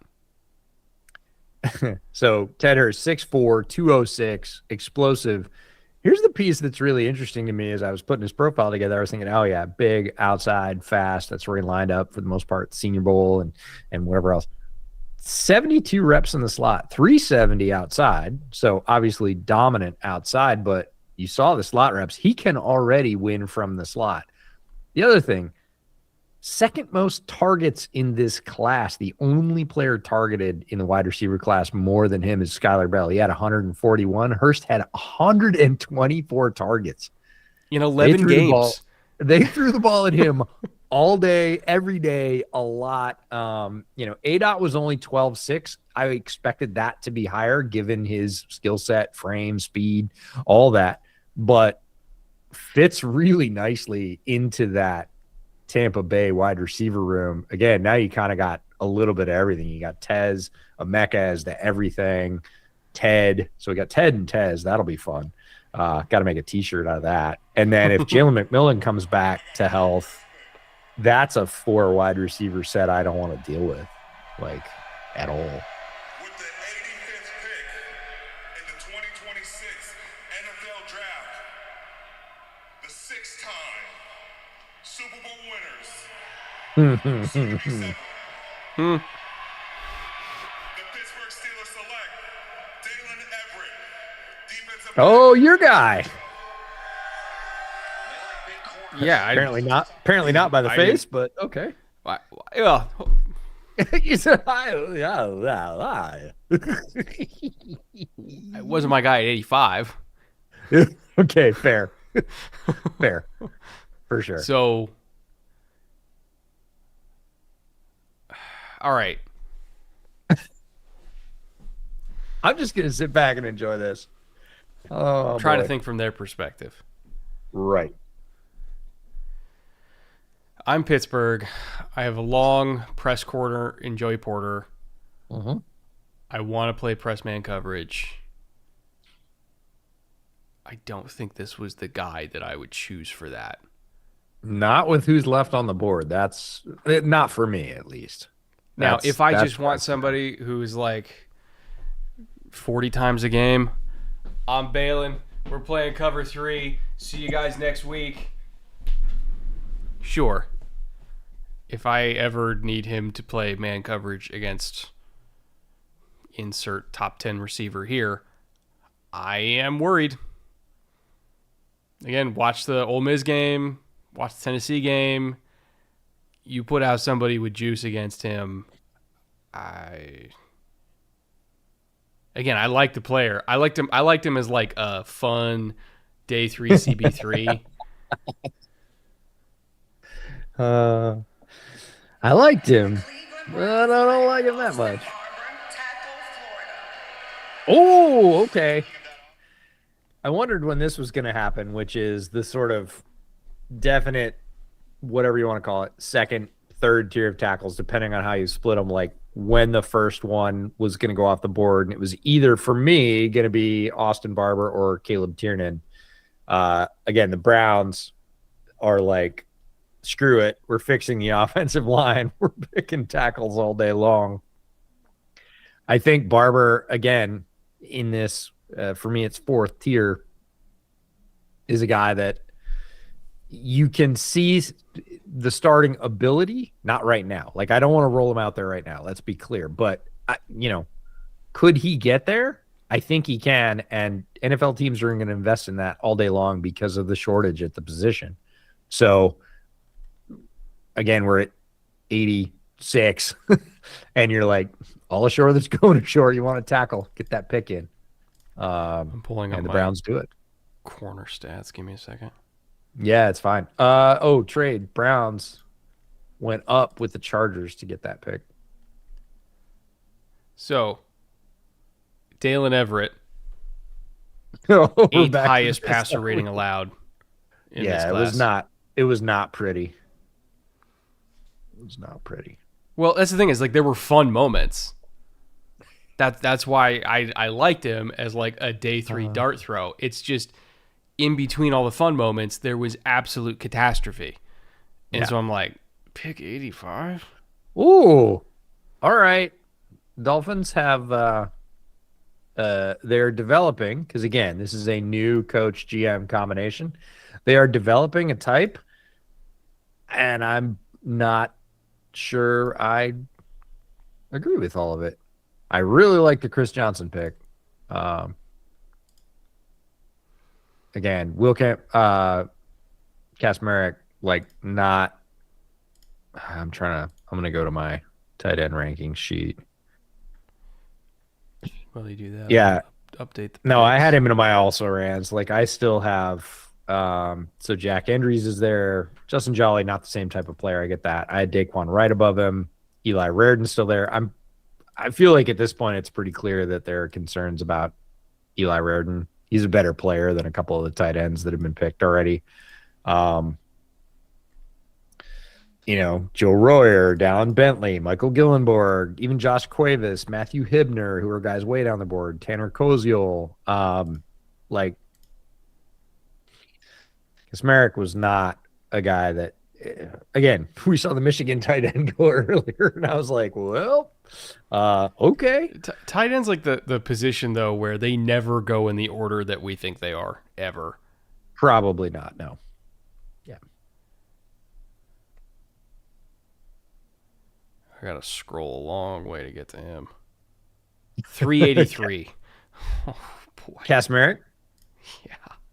Yeah, no, I don't love it in round 3 for sure. Now, again, if you love this guy, you met him several times and you think he's going to fit and he has untapped potential, go ahead and steal him in the 5th. Like, there's no line. You'll be fine. You don't need to spend a 3rd round pick, I don't think, on Kasmerick. They did. We'll see. Right. How is Halsey at cover 1 robber role? Seems like a good scheme fit. Indy plays a ton of that.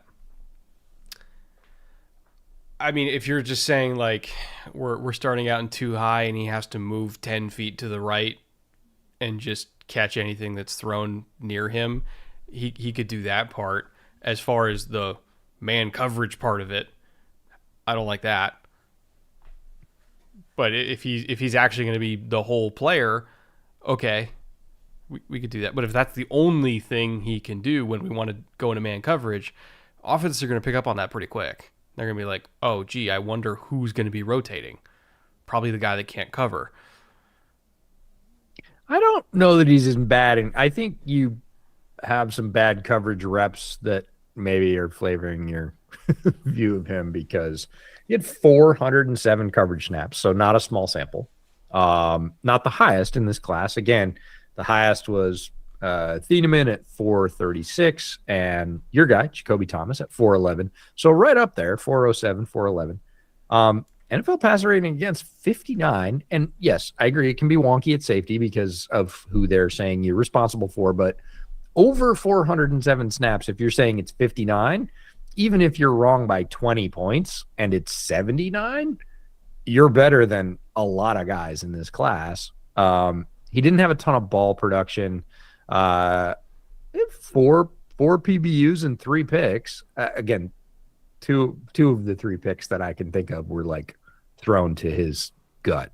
Like they weren't. Emmanuel Forbes-itis here. He didn't earn them, so to speak. He did catch them, which is to his credit. But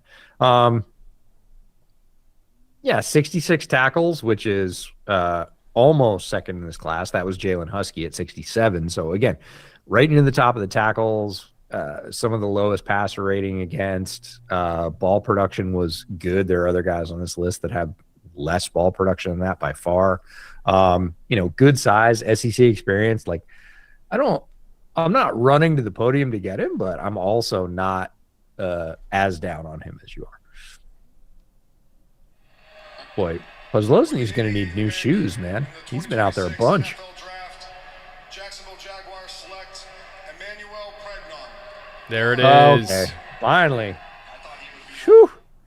That is. So, they're again, gonna love. They're gonna love that pick. Like, Trying to see if they say something about medicals. Nah, I didn't mention it. I assume that's what it was, though.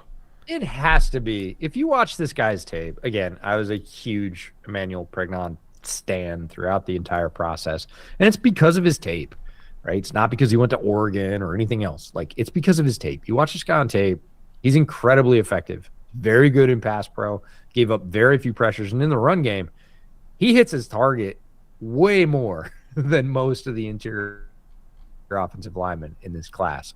He is impactful when he does. He is absolute load physically, can really move at that size too. Like, you watch his footwork, watch guards especially cross over their feet when they pull. There's two schools of thought about how you pull as a guard. Either you cross over or you don't with that first step, but you have to gain ground with that first step. And so many guards take like a step and a half, and they don't go anywhere. Their hips are in the same place. They're just like rearranging their feet. Pregnon makes like good progress on that first half step and then keeps rolling. So he gets to the spot sooner, right? He gets to determine where contact gets made.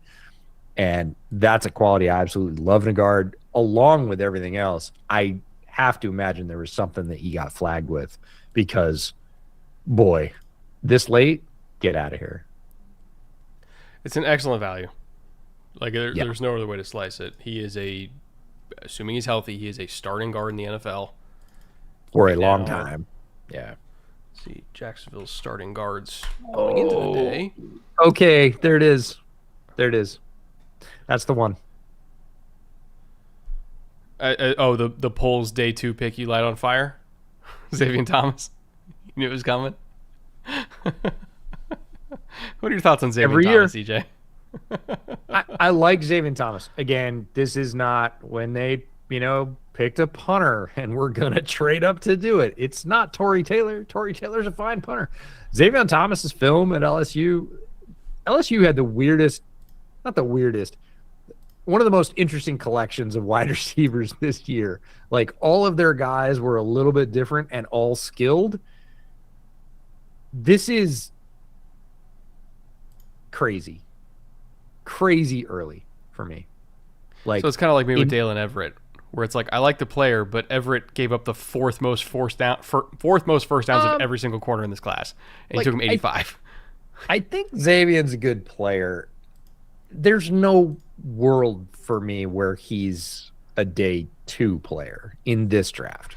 Like, I very much thought that Ben was going to pick a wide receiver. He ended up picking a tight end, so I thought, and then he picked a safety, or he picked a center. Sounded out. Center, tight end, now wide receiver. Everybody was like, defense. I was like, I think Ben's going to dip into the offense. I think he could go offensive line. Micah tight end, Micah wide receiver. He's done all 3, but 2 of the 3, not who I expect. San Francisco 49ers select Kaylon Black, running back, Indiana. Ooh. So I'm surprised by that. He went before Emmett Johnson. He went before Jonah Coleman. Yep. Before Mike Washington. Yep. For all the Seth McGowan people, went before them. Yep. Went before the Penn State kids. That I'm not surprised by. I'm not as high on the Penn State guys. I like Katron Allen a little bit. Nick Singleton is very one-trick pony for me. Went before Le'Veon Moss. Le'Veon Moss's injury, but I really, they're showing a lot of middle run highlights, which is not going to help my case here, but it's that ability to be explosive Well, it's just that ability to be explosive. I was going to say explosive outside, which is always a hallmark of the San Francisco offense. But remember, changing offensive coordinators this year, so they might have a little bit more inside game. I would still say that's early for me. Like even in this running Not back going to class, argue. I mean, Mike Washington's on the board, Jonah Coleman's on the board, Emmett Johnson's on the board. Like, you can say what you want about scheme fits. Those are better players to me than Kalen Black. They obviously don't think so for whatever they're planning on offense. James Boras for $100. Appreciate you, $100 and all Thank of you, your James. support, Yeah.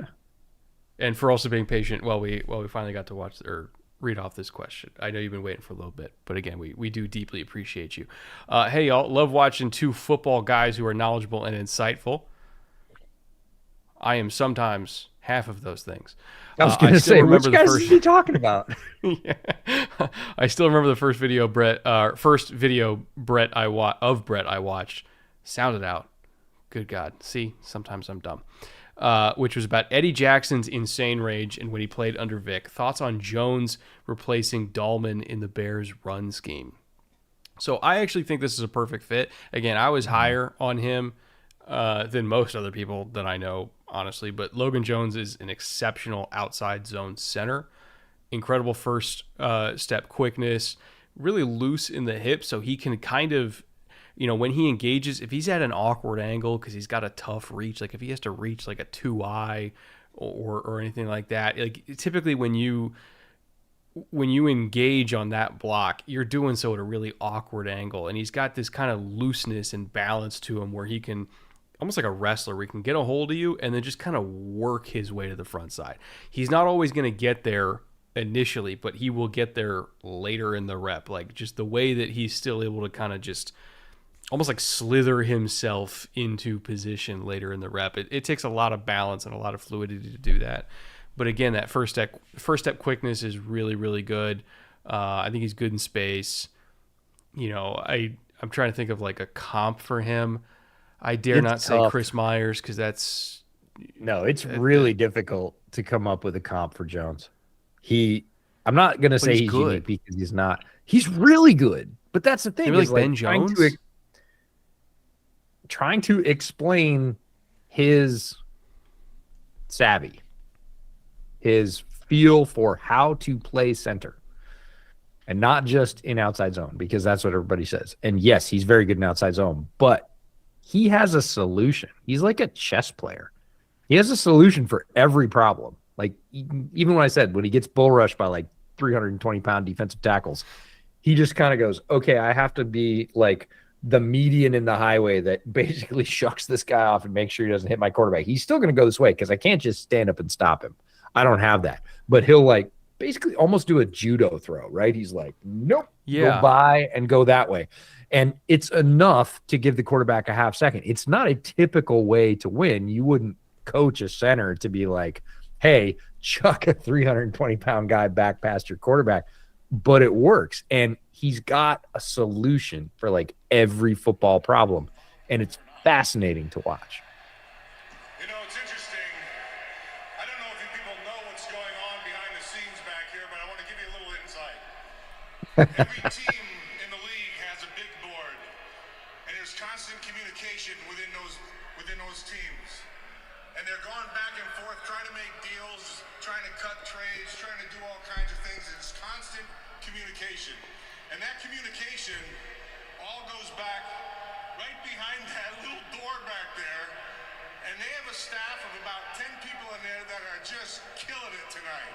So I would like to just give if you guys could give them a big hand, that'd be awesome.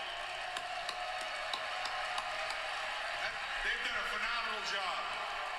Anyway, with the 91st pick of the 2026 NFL Draft, the Las Vegas Raiders select Trey Zoom III. Okay. Oh, they have listed as center. Interesting. I was waiting for the position designation. He's big for a center. 6'6". Tall for center. And one of the most efficient pass blockers at any position, tackle, guard, center, in this entire draft. Really, really, really good pass blocker. I'm fascinated to see where they end up playing him. If they keep him at center, if they try and, I don't think they're going to moonlight him at tackle, but he could move to guard. I think he's probably best at center, but I know the grades on him are all over the place in terms of positional value. Well, that's the thing is I saw him as a like a flex seal kind of guy. Yeah. Like I didn't see him as like we know what you are and we know what you're going to start as day one, but we're going to figure it out in camp, and we know that you can play conceivably every spot, which to me is a valuable role. It's like, even if you're not a starter, you could, if you can only dress a certain number of offensive linemen, if you have multiple guys go down in the same game and you got to do musical chairs here, you need somebody who can actually let's go. Let's go. There's a duo for Pittsburgh draft.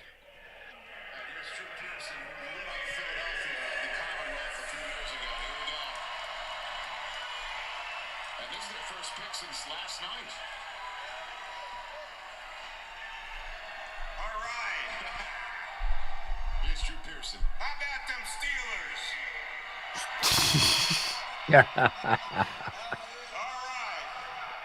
Oh my goodness. In the 2026 NFL Draft. 2026 NFL Draft, the Dallas Cowboys select Shaquan Barber. Jayshawn Barham. Oh, let's go. All right. Let's go. So, played more off ball in 2024 than edge.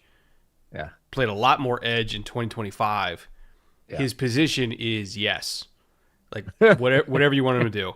Have him be off ball, bring him down off the edge on third down, move him around, do funky shit, line him up over guards. Again, he is that, like, the opposite of Zune, where it's like his position is whatever we need it to be. Barham is that kind of guy. I honestly think he's probably going to start off ball, because that was where he was really experienced with before, while also having the flexibility to be actually. What if he's going to be like their Leonard Floyd in that Fangio family tree?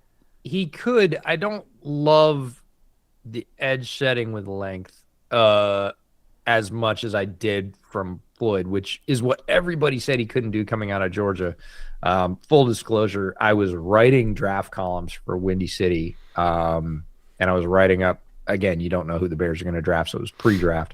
And I wrote up, I think I did 8,000 words on Leonard Floyd. Nobody read it, but I was like, no, this guy can set an edge. Like, he's versatile. He's not necessarily your huge sack threat, but he is a versatile player. He can drop in coverage. He was really tall, famously, and quite long. He's agile, and he can set an edge. Everybody's like, oh, he's tall and skinny, he can't set an edge. I'm like, watch the tape. He absolutely can set an edge. And Barham, I think, kind of the other way. He can set an edge. I don't want him to try and do it reliably at the NFL level. My hottest take on Barham, and it's Barham. They all say, oh, here we go. Here's the rest of the tackles going off the board. Oh, Keegan We talked Trost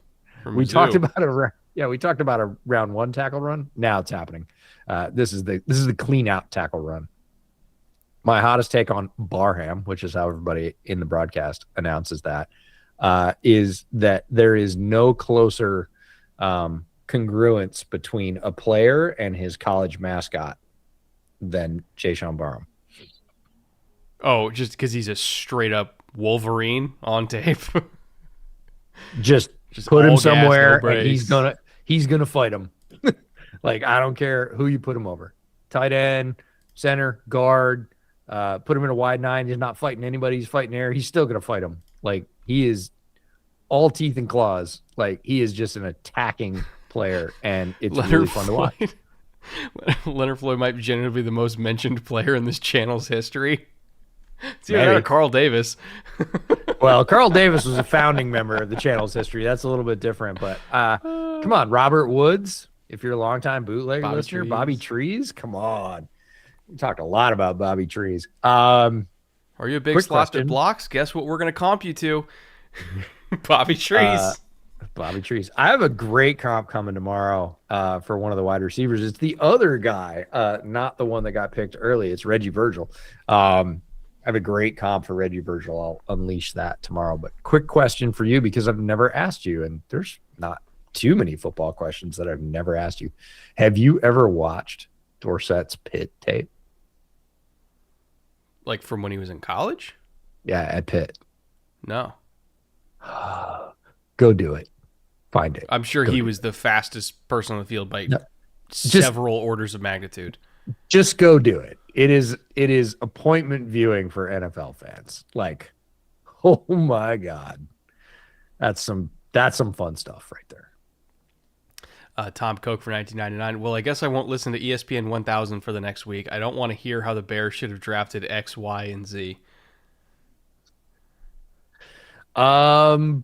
Yeah, I mean, Just again, look at pictures of Dylan Thieneman before you go to bed. It'll all be okay. it'll be better, but this is my difficulty with Poles' legacy. And he's building his legacy right now. It's not finished, it's not completely written, whatever else. Early on, some very good picks. Later on, also some very good picks. Right in the middle, where I think the sort of, again, I said it at the top of the draft, meat and potatoes, good teams build their, like, a little bit early. I understand if you think that Logan was going to go. I can't argue with the scheme fit. The scheme fit, hand in glove. It's just early for me on that one. Roush, I was good with it.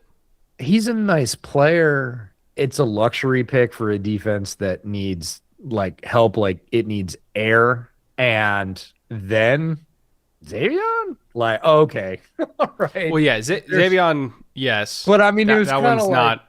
I have a few concerns. I have a few more concerns. What the hell are you doing? And that's For Roush, the only thing I would be like, okay, you could argue some of the defensive tackles. or Of course. inside linebackers, or maybe even a corner, or some other wide receiver in that spot. So you didn't have to pick Xavion 2-for-1 it. Like, save yourself that and come back and get Jack Endries or any other number of there's a point at which Poles' view of the draft and my view of the draft really separate, and it's mid-round 2, which is And then troublesome you for me. come back in round 5. And then it comes back Right. together again at like mid-round 4, which is great. But it's Here's for one. me. EJ, what third round DT are you most terrified of Poles grabbing? I know my answer. Zane Durant. Oh, God. See, the funny thing is, on my horizontal board, I don't have all the players I hate. So Yeah, you leave him off. did you rank Zane Durant in your defensive tackle rankings? There's nobody No. in my defensive tackle rankings that I would move for Zane Durant. None. Like, Chris Bell just went. Miami. whoa, 2 fans. Okay, they're back on. Miami's the most up and down piece of this draft. Like, yes. Oh, I don't see it. I'm out. Awesome. I'm in. I'm out. Yeah, I'm in. That's right. As long as Chris Bell's healthy, 6'2", 200 plus pounds. They show him running from the slot here a little bit. He didn't do that a lot. He was mostly a dominant outside wide receiver and truly explosive. If his knee heals and he comes back to full explosion, a guy that I highlighted, unfortunately, in November, like 1 week before he got injured on our draft preview shows for the Patreon podcast. Love Chris Bell. I thought they were going to bring on Ian to talk about his knee, but they didn't. Yeah, it's okay. So yeah, there's nobody on my defensive tackle list that I would displace for Zane Durant. Like, it's just not a thing. So Colin yes, Manoy if is they also a picked him, bootleg it would player be off mentioned. It would be Correct. Anytime there's True. a versatile edge player. Yeah, I mean Van Ginkel. Come on, Van Ginkel is surging from the back. If this is a horse race, he's catching up The quick. gangster. Yeah, 100%. Bet your two Da Bears to reunite the CCU. EJ would love that. Let's go. It's a round 5 thing. Is it? It's exactly what I expected out of Pittsburgh.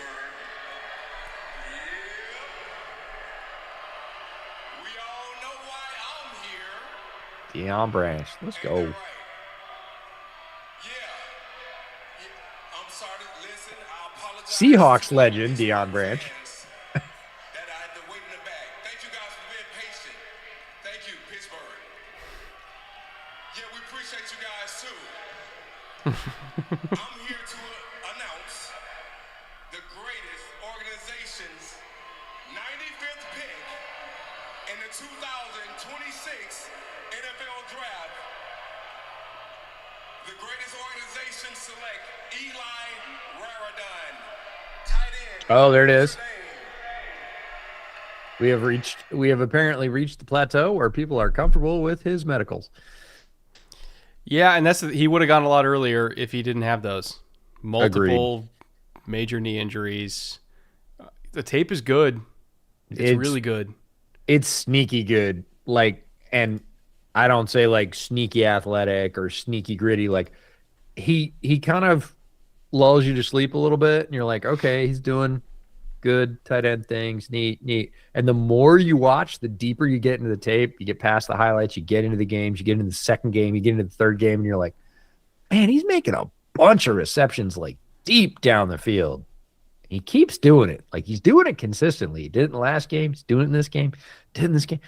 And it just kind of grew on me. He was one of those players that the more I watched him, the more I was like, I don't know. I started off kind of with a midline opinion of him, and I was like, I'm going to have trouble keeping him out of the top sort of third of the rankings. The med stuff held him a little bit, but in terms of just pure on-field skill over the last couple of years, one of the better tight ends in this class.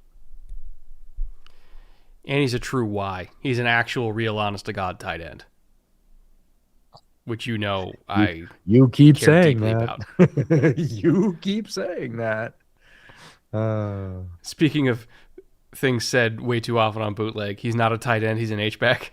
Might be the most said sentence in this show's history. Only that's one-sided. One-sided. 50% of this podcast says that 100% of the time. In the 2026 NFL Draft, the six-time, soon-to-be seven-time Super Bowl champions I'll say it again. They forgot from last time. select Jennings Dunker. Oh, Hell of a pick. Black and gold to black and gold. Let's go. Hell of a pick. First of all, perfect fit for the city of Pittsburgh. Yes. Like, incredible 100. mullet, stash, beer chugging combo. Yeah. He's probably going to replace Spencer Anderson unless they feel like he's better as a right and they want to put Mason at left. Yeah. And then you're going to have some combination of Dunker, McCormick, Frazier as your interior trio. Fatanu at left, I guess, and then Ihatator at right, and then there's your offensive line. They're investing. Hard to hate that. And I like that. Like, I really like the idea that they're investing. He is a fighter. He is purely a fighter, and it's not always ideal technique, and it doesn't need to be. He is going to beat you in the first 1 to 1.5 seconds with aggression. Like, that is his gig. He doesn't latch particularly well. I know they just highlighted latch and drive on the broadcast, but like, you see him disengage because he just explodes into blockers and like tries to overwhelm them, and often does. And that's enough. The back is by him. The play is gone. Like, if he needs to sustain, a lot of times you see him lose later in the down because he doesn't. He's just, again, it's all about initial impact with him. And look, he's 319 pounds and he could really move, and he's super aggressive. So a lot of times it just works. It's just too much for blockers to handle. Pittsburgh's going to love him. I got to put in this trade real quick so I can update this. Cheers to you for typing all night, because I did all those stat sheets that we put out. Dude, my fingers are typed out. I'm done. Day 3 is going to be rough because that's when there's just trade. Day 3 is going to be a challenge for sure. 99, 216 for 96. So Seahawks needed the extra pick. They have like no picks in this draft. Yeah, they had 4 picks, I think, when we started. And I think now they have 3 more to go. And they just picked up 216, which they needed. Sure. Again, in Schneider we trust for sure at this point. Nathan's having an James- all-time bad evening. He is distraught and still needs to deal with Aaron Rodgers. Oh, How it's am I not the gonna get only better. one that likes what the Steelers have done? No, I like some of what the Steelers have done for sure, and I like their investment in the offensive line. I really do. We got a super chat, $10 from James Barris. Thank you, James. Appreciate that. Speaking of the streets, remember players like Deion Branch. Y'all remember Curtis Enos? I don't remember Curtis Enos. What? When did he Bears play? fan? God. Oh my God. If that was Okay. before my dad moved to Chicago, then I don't remember Curtis Enos. Feels like a similar type of thing. I grew up watching his short stint at Soldier. Yes, indeed. He had a very short stint. He was a high pick as a running back out of Penn State for the Bears. Do you know what he's doing now, James? This is great trivia. Curtis Brother, he Enos played for the Bears between 98 and 2000. I was 7. I saw him play live, so whatever, man. That was pre-Bears for me. Okay. All right. That's hard for me to stomach, but all right. I can live with that. Do you know what Curtis Enos is doing now? There was a Curtis Enos sighting last year, and I had not seen or heard of him in years.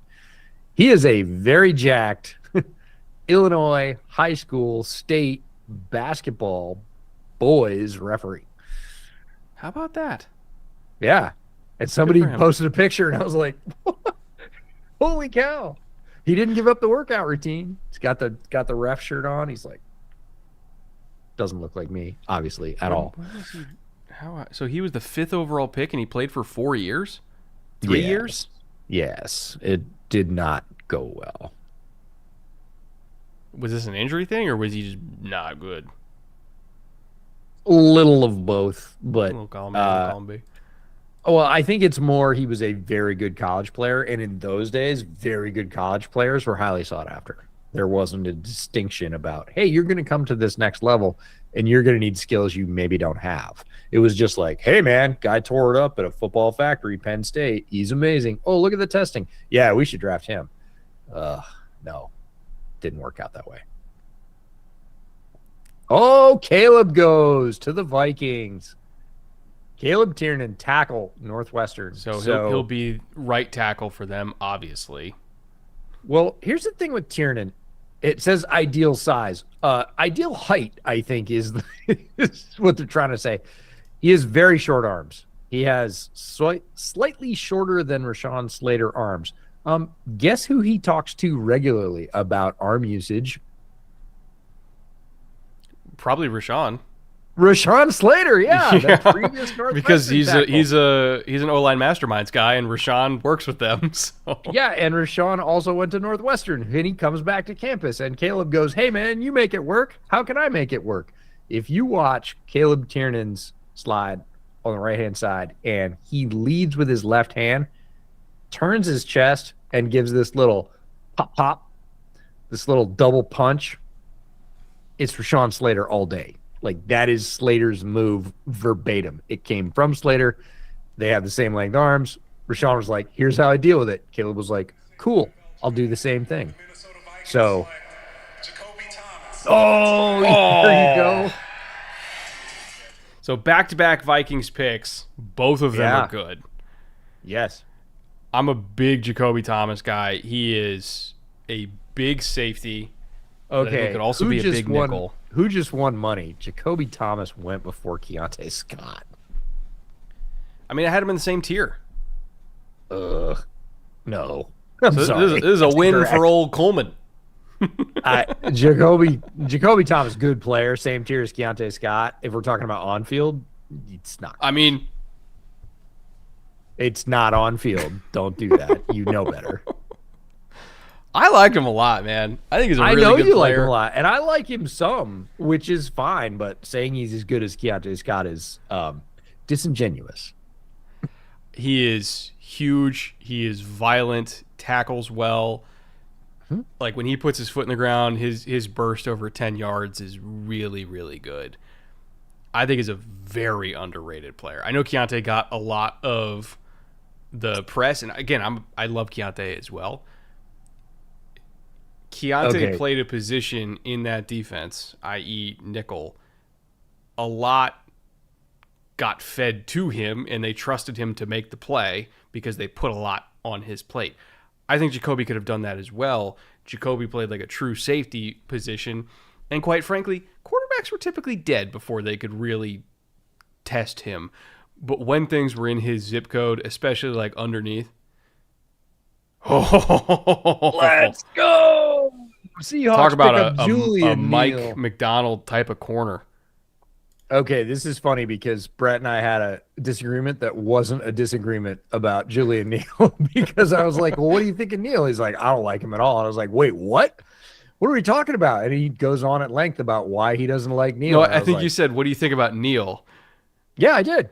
And he goes on at length about why he doesn't like Neal. And I'm like, that doesn't, are we watching the same tape? Like, that's not what I saw. Like, are you sure?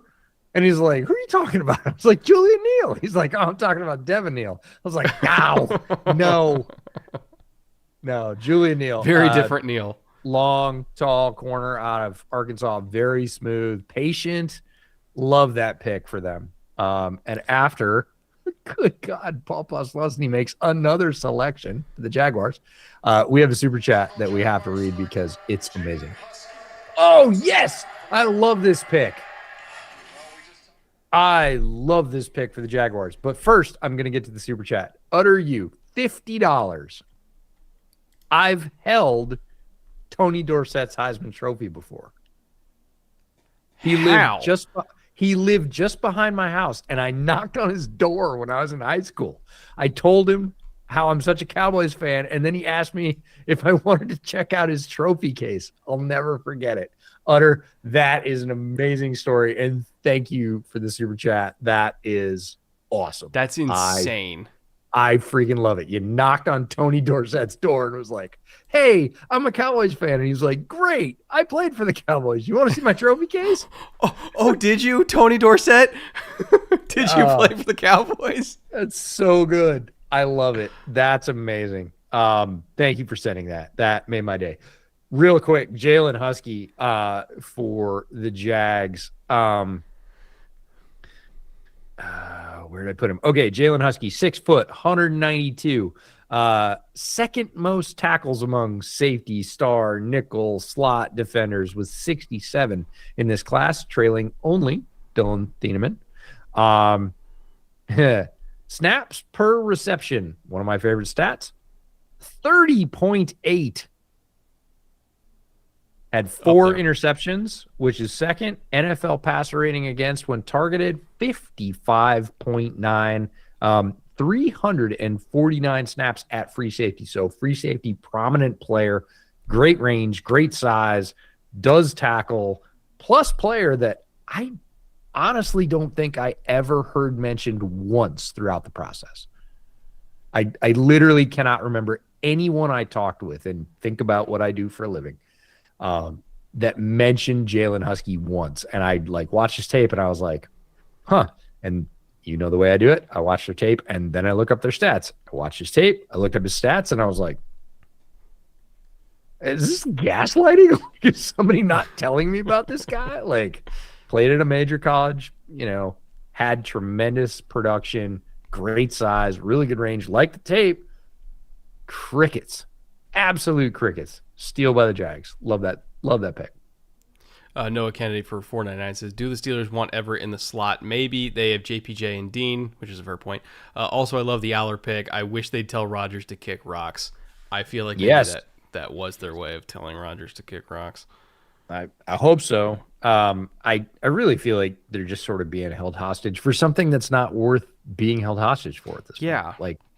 He's the 26th He's the 26th ranked quarterback in the NFL. You don't have to hold out for that. If he was the 6th ranked quarterback in the NFL, wait all you want.